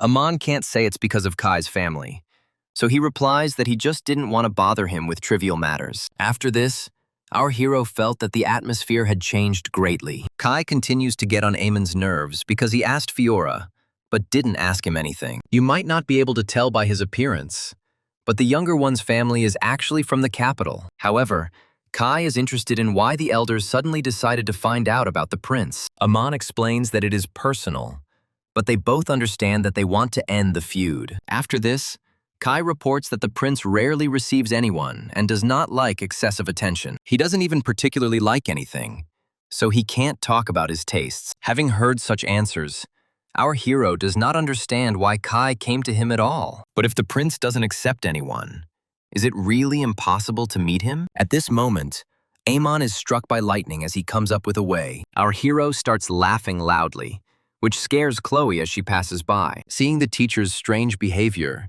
she decides that this has happened to him since the war. Meanwhile, events unfold in the imperial palace. Anariel comes to the empress, who she is very happy to see. Victoria thanks the girl for making this journey. All this time, she lacked her teleportation magic, which the Empress constantly used. After this, Anariel inquires about the affairs of the Emperor, who still loses his temper at the mention of Bellslime. And recently, the Gunther Islands Alliance has also given them problems. So Victoria and the headmistress chatted non-stop for half an hour. And even after 3 hours, they still couldn't stop talking. Only after this did the ladies notice that they were not alone at the table. Eamon looked like a pale shadow who hadn't even been offered a seat. Seeing our hero's polite behavior, Victoria is very surprised since other drakes would have already lost their temper. In fact, Eamon wanted to use Anariel to see the prince, but the Empress did not make things easier. After this, the headmistress herself said that she wanted to see Victoria's eldest son. Amon is surprised that Anariel asks this so point-blank. The headmistress explains that she has never met the prince,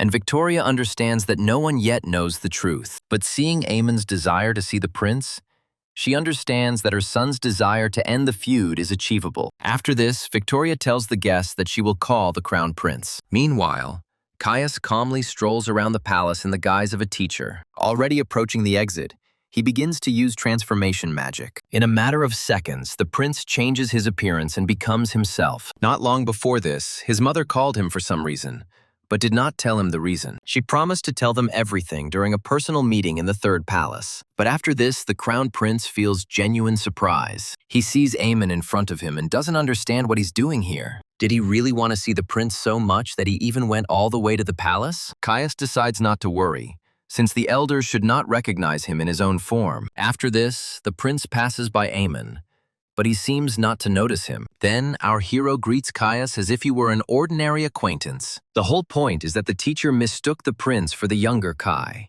It was worth seeing Caius's expression at that moment when something truly incomprehensible began to happen. And Eamon is already absolutely sure that it is Kai in front of him, and he does not understand why he does not greet him. He wonders why the younger one ended up in the palace and in such clothes. Caius doesn't understand at all what's going on, but decides to play along with the teacher. He admits to being the younger Kai and wonders why Eamon was in the palace. Our hero explains that he came here on business for the headmistress and notices a strange detail. On Kai's chest, he sees the insignia of the imperial family. After this, Amon looks closely at the prince's face, and he already thinks that he has been seen through. However, our hero comes to the conclusion that Kai simply belongs to a family that serves the emperor. The prince is very pleased that Amon is not very smart in some things, and decides not to reveal himself. He confirms the elder's assumptions and explains that his straw family serves the emperor. Amon begins to pat the prince on the back and tells him that he should have approached him immediately. At this point, Caius decides to ask if the elder has noticed any changes in his appearance. Our hero explains that he is the same as always, and the prince wants to use this to prevent his mother from revealing his identity. Kai turns away from the teacher and uses transformation magic again. Then he appears before our hero in the guise of a younger brother and asks what he looks like now. Amon doesn't understand why he's dirtying his face, and the prince realizes with horror that the magic didn't work on Drake from the very beginning. Meanwhile, in the queen's chambers, the ladies languish in anticipation. The empress decides that her son is delayed because he accidentally met young Drake. After this, Victoria begins to hear someone's footsteps and sees men in front of her. Kai, in his guise, bows and greets the empress. At this moment, Anariel does not understand what the professor is doing in the imperial palace. Victoria feels her son's aura, but is surprised that he came in a different guise. After this, Caius focuses his gaze on his mother and mentally asks her to listen. The prince asks the empress to play along with him using her aura. Victoria immediately understands everything and explains Kai's appearance as help for her son. The headmistress and Eamon decide that the prince is busy and offer to visit him themselves. Since they have come all this way and ended up in the palace, it is worth getting to know it better. Caius tries to buy time and invites the guests to explore the palace. And Victoria notices the fly in her mug and says the first thing that comes to mind. The empress explains that her son is now communicating with insects, and there are some difficulties here.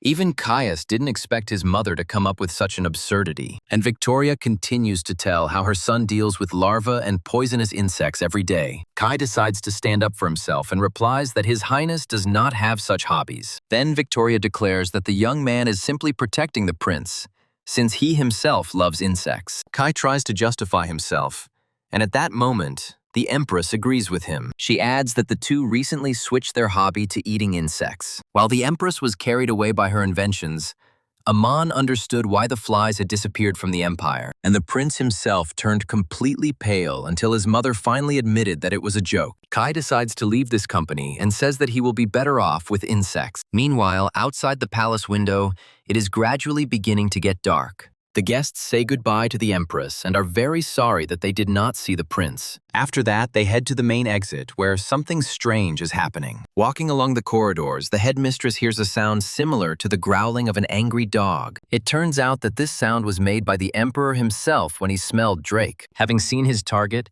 Amonis immediately chased after our hero. Aman decided not to tempt fate and ran away from the Emperor at the first opportunity. After this, the headmistress creates a portal and returns to the academy. Our hero is happy to move and doesn't understand why the palace is always in such disarray. In fact, Eamon even lost his desire to date the prince who eats bugs. Even though Victoria called it a joke, there's still no smoke without fire. At this time, Kai stands outside the office door and eavesdrops on the entire conversation. He heard about the distribution of leaflets, and the first thing he did was volunteer to help. But Eamon remembers that last time he folded them into airplanes and threw them away. Besides, while distributing leaflets, Kai might get hungry and eat insects. While the younger one tries to justify himself and defend himself, Anariel asks everyone to calm down. Since distributing leaflets is a one-person job, it's worth earning the right. The headmistress takes out a dartboard and darts to determine the winner. Kai doesn't understand how to play this, and Anariel decides to show him clearly. But instead of hitting the target, the elf hits Kai's forehead with a dart. The headmistress explains that this also happens, and nothing can be done about it. Meanwhile, the leaves on the trees indicate that autumn is already in full swing. Reinfeldt tries to maintain order and takes on the fight against falling leaves. His swordsmanship skills come in very handy when cleaning up the area. In a matter of minutes, the leaves are arranged in neat piles. Suddenly, Reinfeldt's piece is broken by a foot that knocks down all the collected leaves. Several gangster-looking men demand that this guy get out of their way. At this time, events unfold in the Golden Road Merchants Guild. The branch manager, Delman, is very surprised by Mr. Eamon's actions. Judging by the number of leaflets, the teacher decided to leave the academy and take up printing. But Aman explains that he plans to distribute announcements throughout the north of the continent and that the guild has connections there. And Delman explains that they already have plenty of their own worries and important matters. In that case, Aman reminds that he recently transferred 10% of the farm's shares to the guild. Our hero thought about giving the same amount, but Delman turned out to be too unfriendly. Hearing such a tempting offer, the guild leader immediately decides to discuss all the details. And Eamon adds that on the way here, he stopped by another guild and they promised to provide full support. Delman decides to clarify that they should receive 20% of the net profit from the mango farm. Our hero confirms his words, but before that, he needs to convince one dark elf. At this moment, the men freeze in place as they hear a loud noise. They look out the window and see a thick cloud of dust rising from the academy. At this time, the uninvited guests crowded around some man. The men were shocked that their strong captain was wounded. Reinfeldt explains that the youth have become completely brazen and are attacking a security guard of this level. The men immediately apologize for their captain's rudeness and explain that he is not really that bad. After this, the uninvited guests say that they are just tourists. They came to Amur and decided to visit the prestigious academy. Reinfeldt thinks that these abnormal people have completely perverted tastes. At this moment, the guard notices that someone is hiding behind the bushes. To avoid being caught, the saboteurs explain that some of their group have scattered. The men understand that this is not an ordinary security guard, and it is even more frightening to see teachers. At that moment, Reinfeldt suddenly jumps out in front of them and asks what they are discussing. Be that as it may, he asks the guests to put their passes around their necks and follow him. The saboteurs are very happy that they managed to get inside safely. No one at the academy yet suspects that they have let the Gunther Islands Alliance get close to them. Anariel politely greets the tourists and promises to give them a tour. And at this moment, men cannot take their eyes off her beauty. While Aman is away, Anariel decides to perform her duties perfectly. The first thing she does is take guests through the nooks and crannies that are not used. The saboteurs take advantage of this moment and plant a bomb in the academy. After this, they summarize the installed dynamites, which are supposed to blow up 7 buildings. There is only one last place left, which turns out to be a doll exhibition hall. When the saboteurs enter, they are enveloped in an incomparable horror. They start screaming frantically and fall into a real panic. One of the men even decides to throw something at this terrible doll. This item turns out to be the dynamite he was supposed to save. After this, a devastating and powerful explosion occurs in the building. The headmistress and the saboteurs manage to run outside and rush away from this place. Since things have come to this, the men decide not to delay any longer. One of them takes out a red button that activates the dynamites. After pressing it, terrible explosions occur throughout the academy. The noise is so loud that Eamon is already rushing to help. Having arrived at the scene of the tragedy, our hero cannot believe his eyes. Until recently, this academy was the most prestigious, but now it is drowning in fire. At this moment, our hero hears several children's voices. The students came running to the explosion and asked if their teacher was okay. Luckily, the dormitory was in another part of the building, and none of the children were hurt. However, for some, these explosions turned out to be an even greater tragedy. Ray almost lost consciousness when he saw the exhibition hall and the doll children burning. While the boys try to calm him down, Eamon takes an interest in the other teachers. At this moment, Marion, Lenny, and the deputy, who were not at the academy at the time of the explosion, appear, and Kai reports that there was no serious damage to classrooms or dormitories. However, this positive fact does not reassure the headmistress in the least. Aman hears her loud cry and realizes that Anariel is somehow involved in this tragedy. He starts yelling at the copper-headed elf and demands that she explain everything to him. The girl explains that guests came to the academy and called themselves tourists. Aman starts screaming even louder, because after the incident with the spy, no idiot would let tourists into the academy. However, at this moment, the guard Reinfeldt takes all the blame. Despite being one of the 4 knights of the Empire, he allowed this to happen. Even if he had 10 mouths to feed, he would have nothing to say in his own defense. Reinfeldt says he is ready to take full responsibility for what happened. In fact, this is indeed true, and the tragedy could have been avoided if the villains had not been allowed into the area. In addition, the staff must take into account the fact that there was a spy at the academy recently. The academy boasts a long history, but one mistake turned into a sea of fire. After this, Aman suggests getting rid of the root of the problem and replacing the head of security. Reinfeldt never expected that Mr. Drake would come up with such a thing. The Swordmaster realizes that there is no turning back for him, and his service at the academy is ending. At this point, Eamon asks the headmistress to say at least something. The girl agrees with the teacher, since ultimately all this is done for the sake of the academy. However, Ray stands up for his grandfather and asks him to forgive him. The boy explains that Reinfeldt works at the academy to pay for his studies. Every morning he was the first to get up and worked harder than anyone else. He did make a mistake,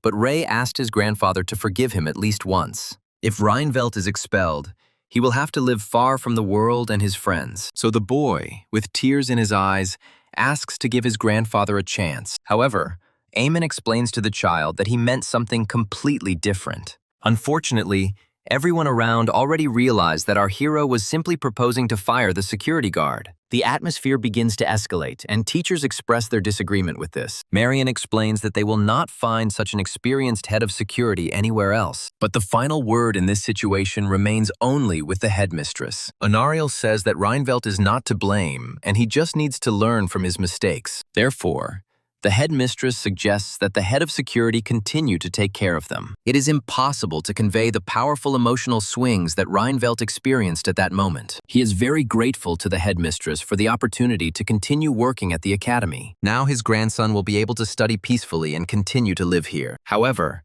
after this situation, Reinfeldt harbored a grudge against Eamon. Our hero realizes that now he looks like a bad guy to everyone. He decides to justify himself and explains that he simply took on the role of a villain to test his attitude towards the master. And now he is very happy to see that they are all one team. However, none of the teachers really believe his outright lies. Completely ignoring Aman, everyone goes to eat and start cleaning. Even our hero's sister considers him heartless after this act. Aman tries to apologize to the master whose life he just almost ruined. Reinfeldt decides to generously forgive the teacher, but only with one request. He needs Eamon to agree to become his disciple. Our hero refuses, and the enraged master demands that he take at least one lesson from him. After a strong blow to the head, the teacher even needed ice. In this state, Eamon has to attend a management meeting, even though he is an ordinary teacher. Meanwhile, Master Reinfeldt went to get the workers after handing over the villains to the guards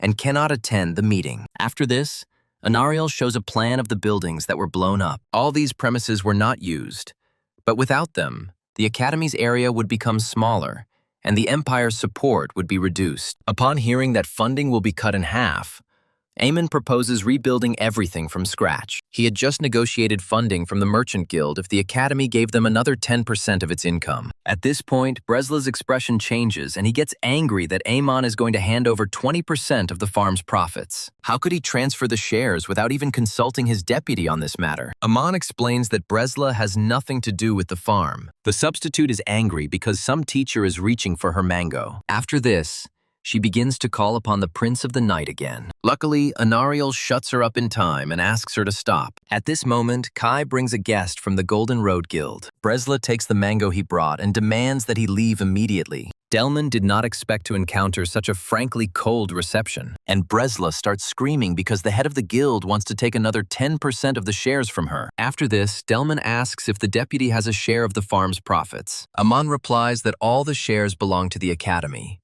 And then Bresla begins to threaten with his connections. Delman understands that the elf will not back down, but he also does not want to lose his extra 10%. In this case, he suggests that the deputies send mangoes personally every month. On the first of every month, they will send out a box containing her share. This way, the deputy will be able to get both the money and the mango. However, Bresla is only willing to agree to 10 boxes of royal mangoes. Delman is surprised by such a number, and understands that the deputy did not want to agree from the very beginning just because of the mango. The head of the guild agrees, and our hero and the headmistress feel ashamed of Bresla's behavior. After this, the elf goes to her office and fills out the paperwork. She then hands over the completed project for funding the Academy's restoration to Eamon. Our hero decides to check and sees that the document is drawn up very competently. Apparently, Bresla's brain only switches off when it comes to food. After this, the deputy tells Amon to get lost and empties his boxes of mangoes. Our hero leaves the office and finds Lastianel right in the corridor. The boy comes closer and explains that he has one thing to ask the teacher. He heard that our hero is now busy restoring the Academy. Therefore,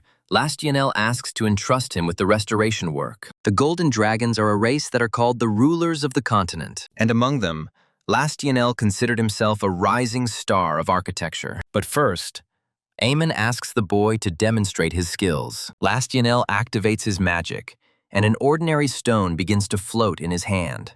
After this, a huge column appears that reaches up to the sky. Amon assessed the strength of the created column and inquired about the cost. Lastianel explains that there will be no costs if the existing debris is used. After this, Amon gives the boy the work plan to look over. Lastianel agrees to 70% of this amount in gold. Of the remaining 30%, Amon will have to give 10 to Bresla, and the rest will remain his.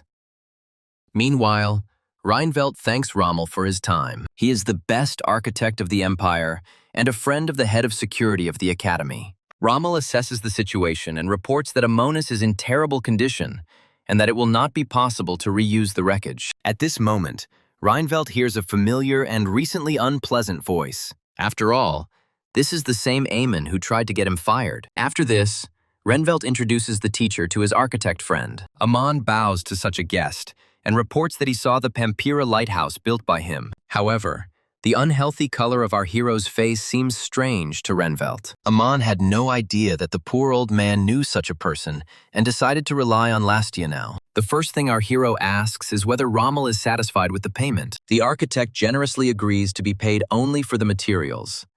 But Eamon considers this unfair to him. While our hero tries to protect Rommel's reputation, the chief of security tries to shut him up. After this, Lastianel reports that the teacher has entrusted the restoration work to him. He even names the payment amount as 70%, and everything becomes clear to Reinfeldt. The swordmaster can no longer withstand such impudence and strikes Eamon with all his might. After all, he is such a young teacher, and he is already planning to appropriate someone else's work. Reinfeldt decides to punish Eamon for his greed, and show him how useless money is. Our hero starts arguing with the master and gets into trouble again. At this time, Rommel and the dragon stand to the side and try not to catch the eye of these two. The architect switches to the boy and asks if he is ready to take on such a big project. After this, Lastienel shows the man the calculations, which he considers ideal. Rommel can't believe this boy did all this himself. But in fact, all the calculations were done by Bresla, whose ear even started itching at that moment. And Lastienel says that he can use the debris and they won't have to spend money on materials. But Rommel doesn't believe this,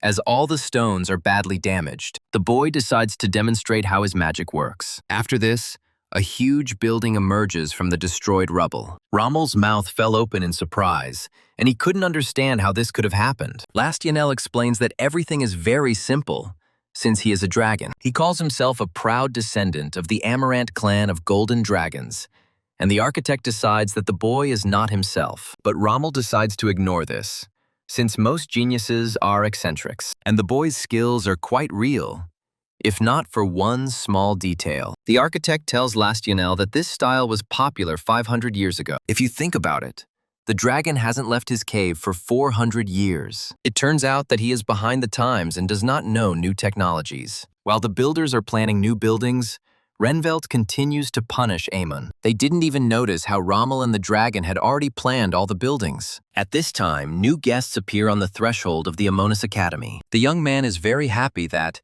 as the third son of a provincial nobleman, he will get into the academy. The men came here after distributing leaflets, but saw an ominous ghost school. They all decide that they have wasted their time and turn back. At that moment, Amon runs out after them and asks them to stop. People are shocked by the sudden appearance of a ghost in the ruins and run away with all their might. Following Amon is Reinvelt, who has not yet finished teaching our hero good manners. Seeing the beaten man and the demon-like master, the people began to flee even more quickly. Amon is disappointed because the new teachers did not like the state of the academy. Our hero can't wait for Lastienel to restore the buildings. However, instead of building, the boy destroyed a perfectly good building. Amon decides to gently ask why he did it. The dragon explains that this is an outdated style and everything needs to be torn down to build anew. Moreover, decorating buildings with pure gold is currently in trend. Therefore, the boy assumes that he will have to use all the costs in the estimate. However, in this way,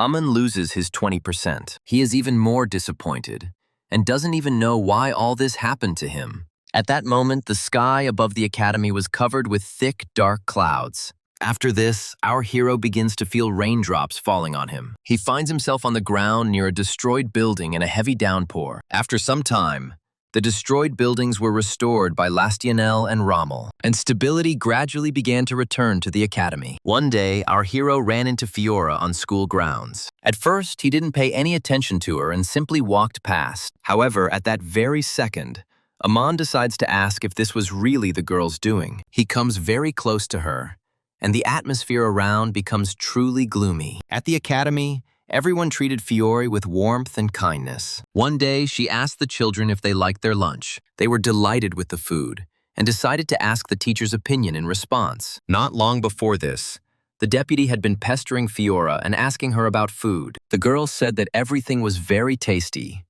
but it was too much for her alone. Every time Fiora sits down at the table, Bresla sticks to her and doesn't let her eat properly. After this, the children finish their conversation with the teacher and go to their fencing lesson. The girl breathes a sigh of relief, as she is finally alone. However, all this time our hero is watching her closely. After some time, Amon finds the girl sleeping on the table. Starting tomorrow, she officially starts work and should already be preparing for classes. Fiora explains that she is ready for everything and drives our hero away. After this, the girl begins to be overcome by obsessive thoughts. She is so confused that she can't figure out what she wants. Marion found a drinking buddy in her, and Lenny learned to sleep in a bag. Fiora didn't initially plan to become a teacher, but she feels more comfortable here than at home. After this, she meets Marion and decides to ask if he is preparing a curriculum. The magic teacher loudly explains that this is not necessary, since the teaching does not provide answers. After some time, Fiora goes into the forest and tries to find the elder sloth. At this moment, the fencing instructor is sleeping peacefully in his bag. Fiora's head is splitting,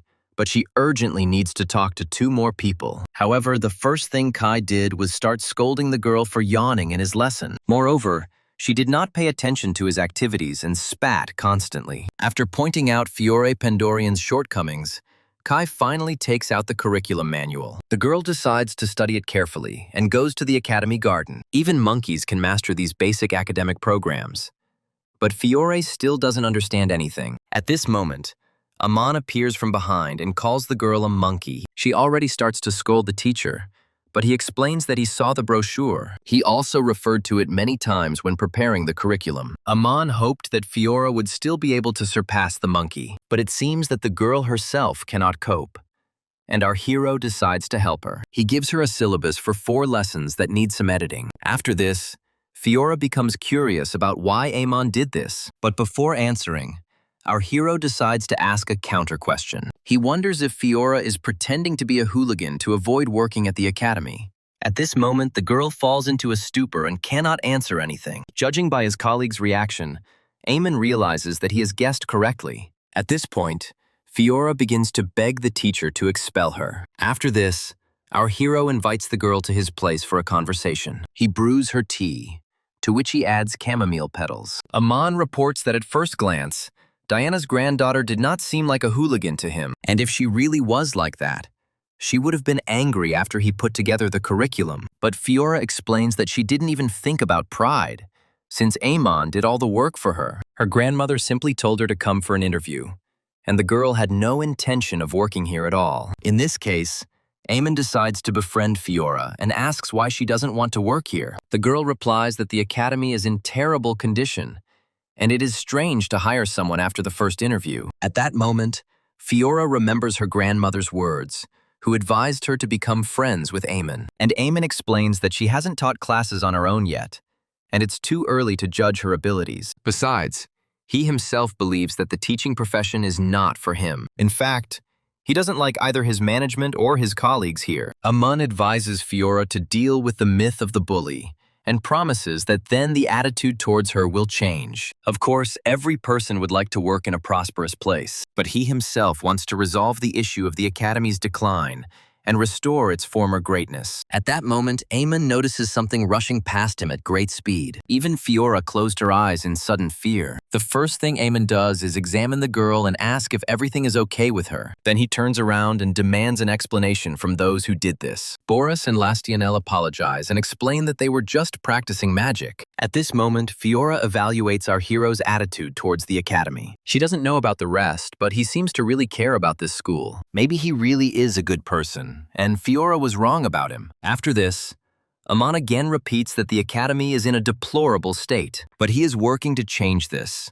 and asks the girl to wait a little. At this moment, Fiora begins to feel that something strange is happening to her. For some reason, after the elder's words, her heart began to beat faster. But Amon doesn't understand why the girl doesn't react to his delightful speeches. After this, Fiora finally announces that she is willing to wait. She adds that even if it takes years or millennia, she will still wait. For Amon, it was a little strange, but the main thing was that the conversation went well. Meanwhile, events unfold in the Pandorian castle. Duke Rasbold, who is the head of the family, hopes that his daughter is doing well. The man is worried that Fiora might fall back into her bad habit. Meanwhile, the girl asks the headmistress to extend the introductory period. Fiora explains that she still has a lot to learn and wants to observe a little longer. Anariel considers this a wise idea and suggests studying with Professor Amon. After all, his appointment was the most valuable event during his time at the academy. After these words, Fiora's face changes and she tells the headmistress that it's time for her to go.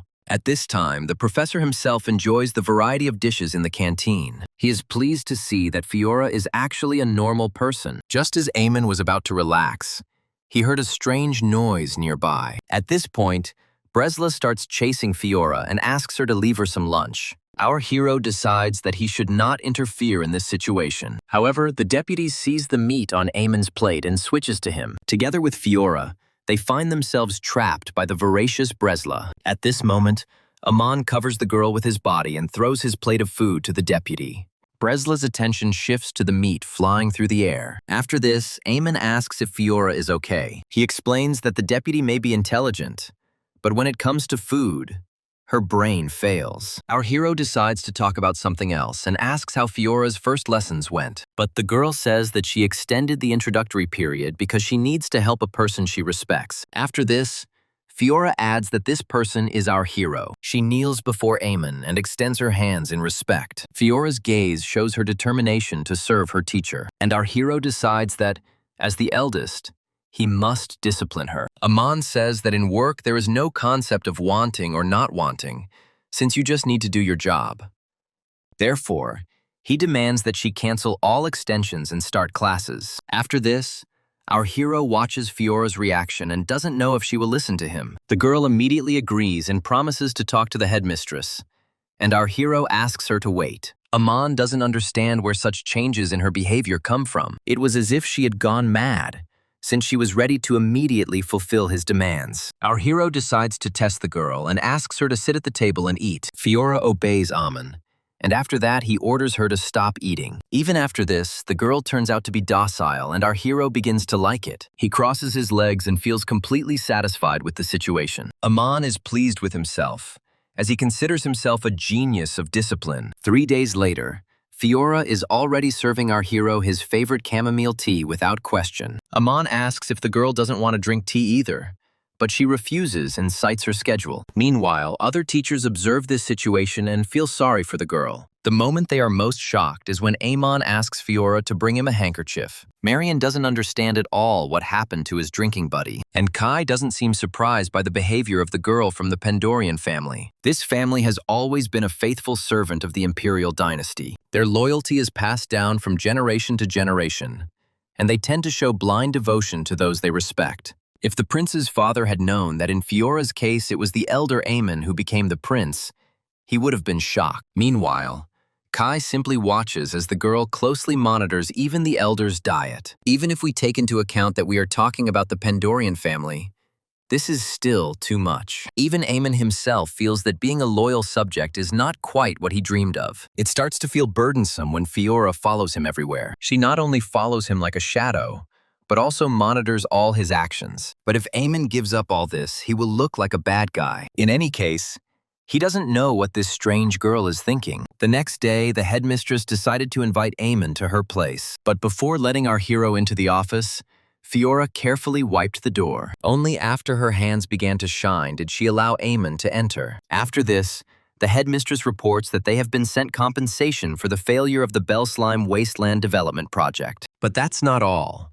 And Anariel asks Amon to look at one more project. Fiora snatches the paper from the headmistress's hands and personally hands it to the headmistress. Our hero no longer pays attention to such things and begins to discuss the cultural festival with the elf. Anariel explains that this is a tradition and asks the teacher to read on. If the academy recognizes their achievements, they will be presented with a special additional award. Our hero agrees that with the grant to hold the festival, the students will have a good memory. After this, he asks Fiora for her opinion, and the girl replies that she supports Amon's opinion in everything. Anariel decides to discuss one more issue with the teacher, but Fiora immediately snatches the documents from her hands. She again hands the paper over to Eamon personally, even though no one asked her to do so. After this, our hero sees a project to invest in a strange black substance. Anariel says that if they receive additional funding, she will invest in this area. Amon disagrees with the headmistress's choice,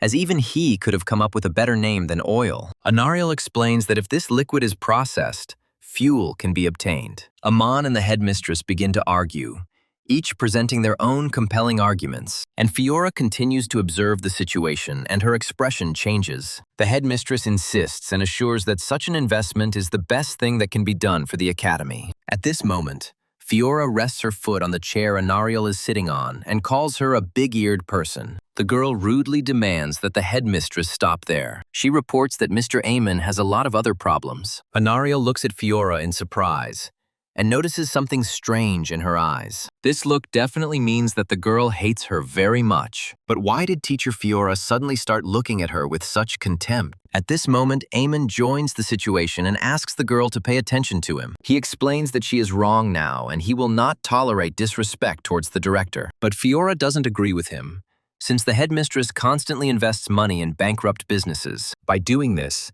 she breaks the elder Amon's heart and puts the future of the academy in jeopardy. Moreover, there is a strange painting of a winning snail hanging in her office. Fiora demands that she be removed in order to maintain the academic atmosphere. It had been a long time since Eamon had heard anyone speak with normal logic, but the main thing in the academy is the hierarchy, which Fiora clearly does not adhere to. At this rate, the deputy director and then our hero could soon become an object of contempt. Amon decides to put an end to the insubordination and demands that Fiora stop such behavior. He explains that the authority of the academy director is not something that a teacher can neglect, and if Anariel promotes some ideas, then it means there is a deep meaning in it. After this, Fiora asks the headmistress for forgiveness and explains that she did not understand her intentions. Anariel also begins to apologize and says that she is also to blame. Amon sees how low the girls bow their heads to each other and offers them to sweep the floors with their hair. After this, our hero says goodbye to the headmistress and decides to inform everyone about the festival. And Anariel at this time is glad that the professor took her side. She holds the investment contract in her hands and believes that Amon has approved of her idea. The elf enjoys investing so much that she is happy to put down another seal.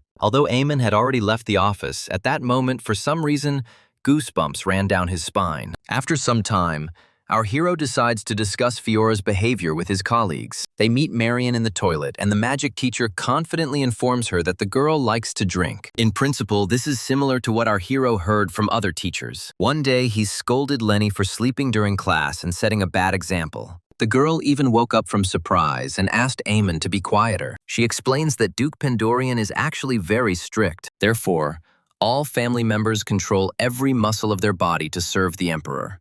Fiora didn't have time to rest with such a workload, so Lenny gives her the opportunity to rest during her classes. And Kai has no idea how a girl from the Pandorian family turned into a hooligan. Meanwhile, Amon comes out of the restroom and runs into Fiora at the door. The girl brought him a handkerchief, and our hero froze in place from shock. Amon starts screaming and explains that following him to the toilet is too much. This situation and what happened in the director's office is already beyond all bounds. Fiora begins to feel sad and explains that she just wanted to help the elder Amon. Our hero is already beginning to think that it would be better if he and the girl continued arguing. At this moment, a brilliant idea about how to fix everything is born in his head. Fiora's lazy behavior may indicate that she has tasted freedom at the academy. Then there is a chance to make her a normal person again if you let her out of the cage. After this, Amon has a serious conversation with the girl. Our hero invites Fiora into the garden and decides to get straight to the point. He informs that from now on, the girl no longer needs to serve him. At this moment,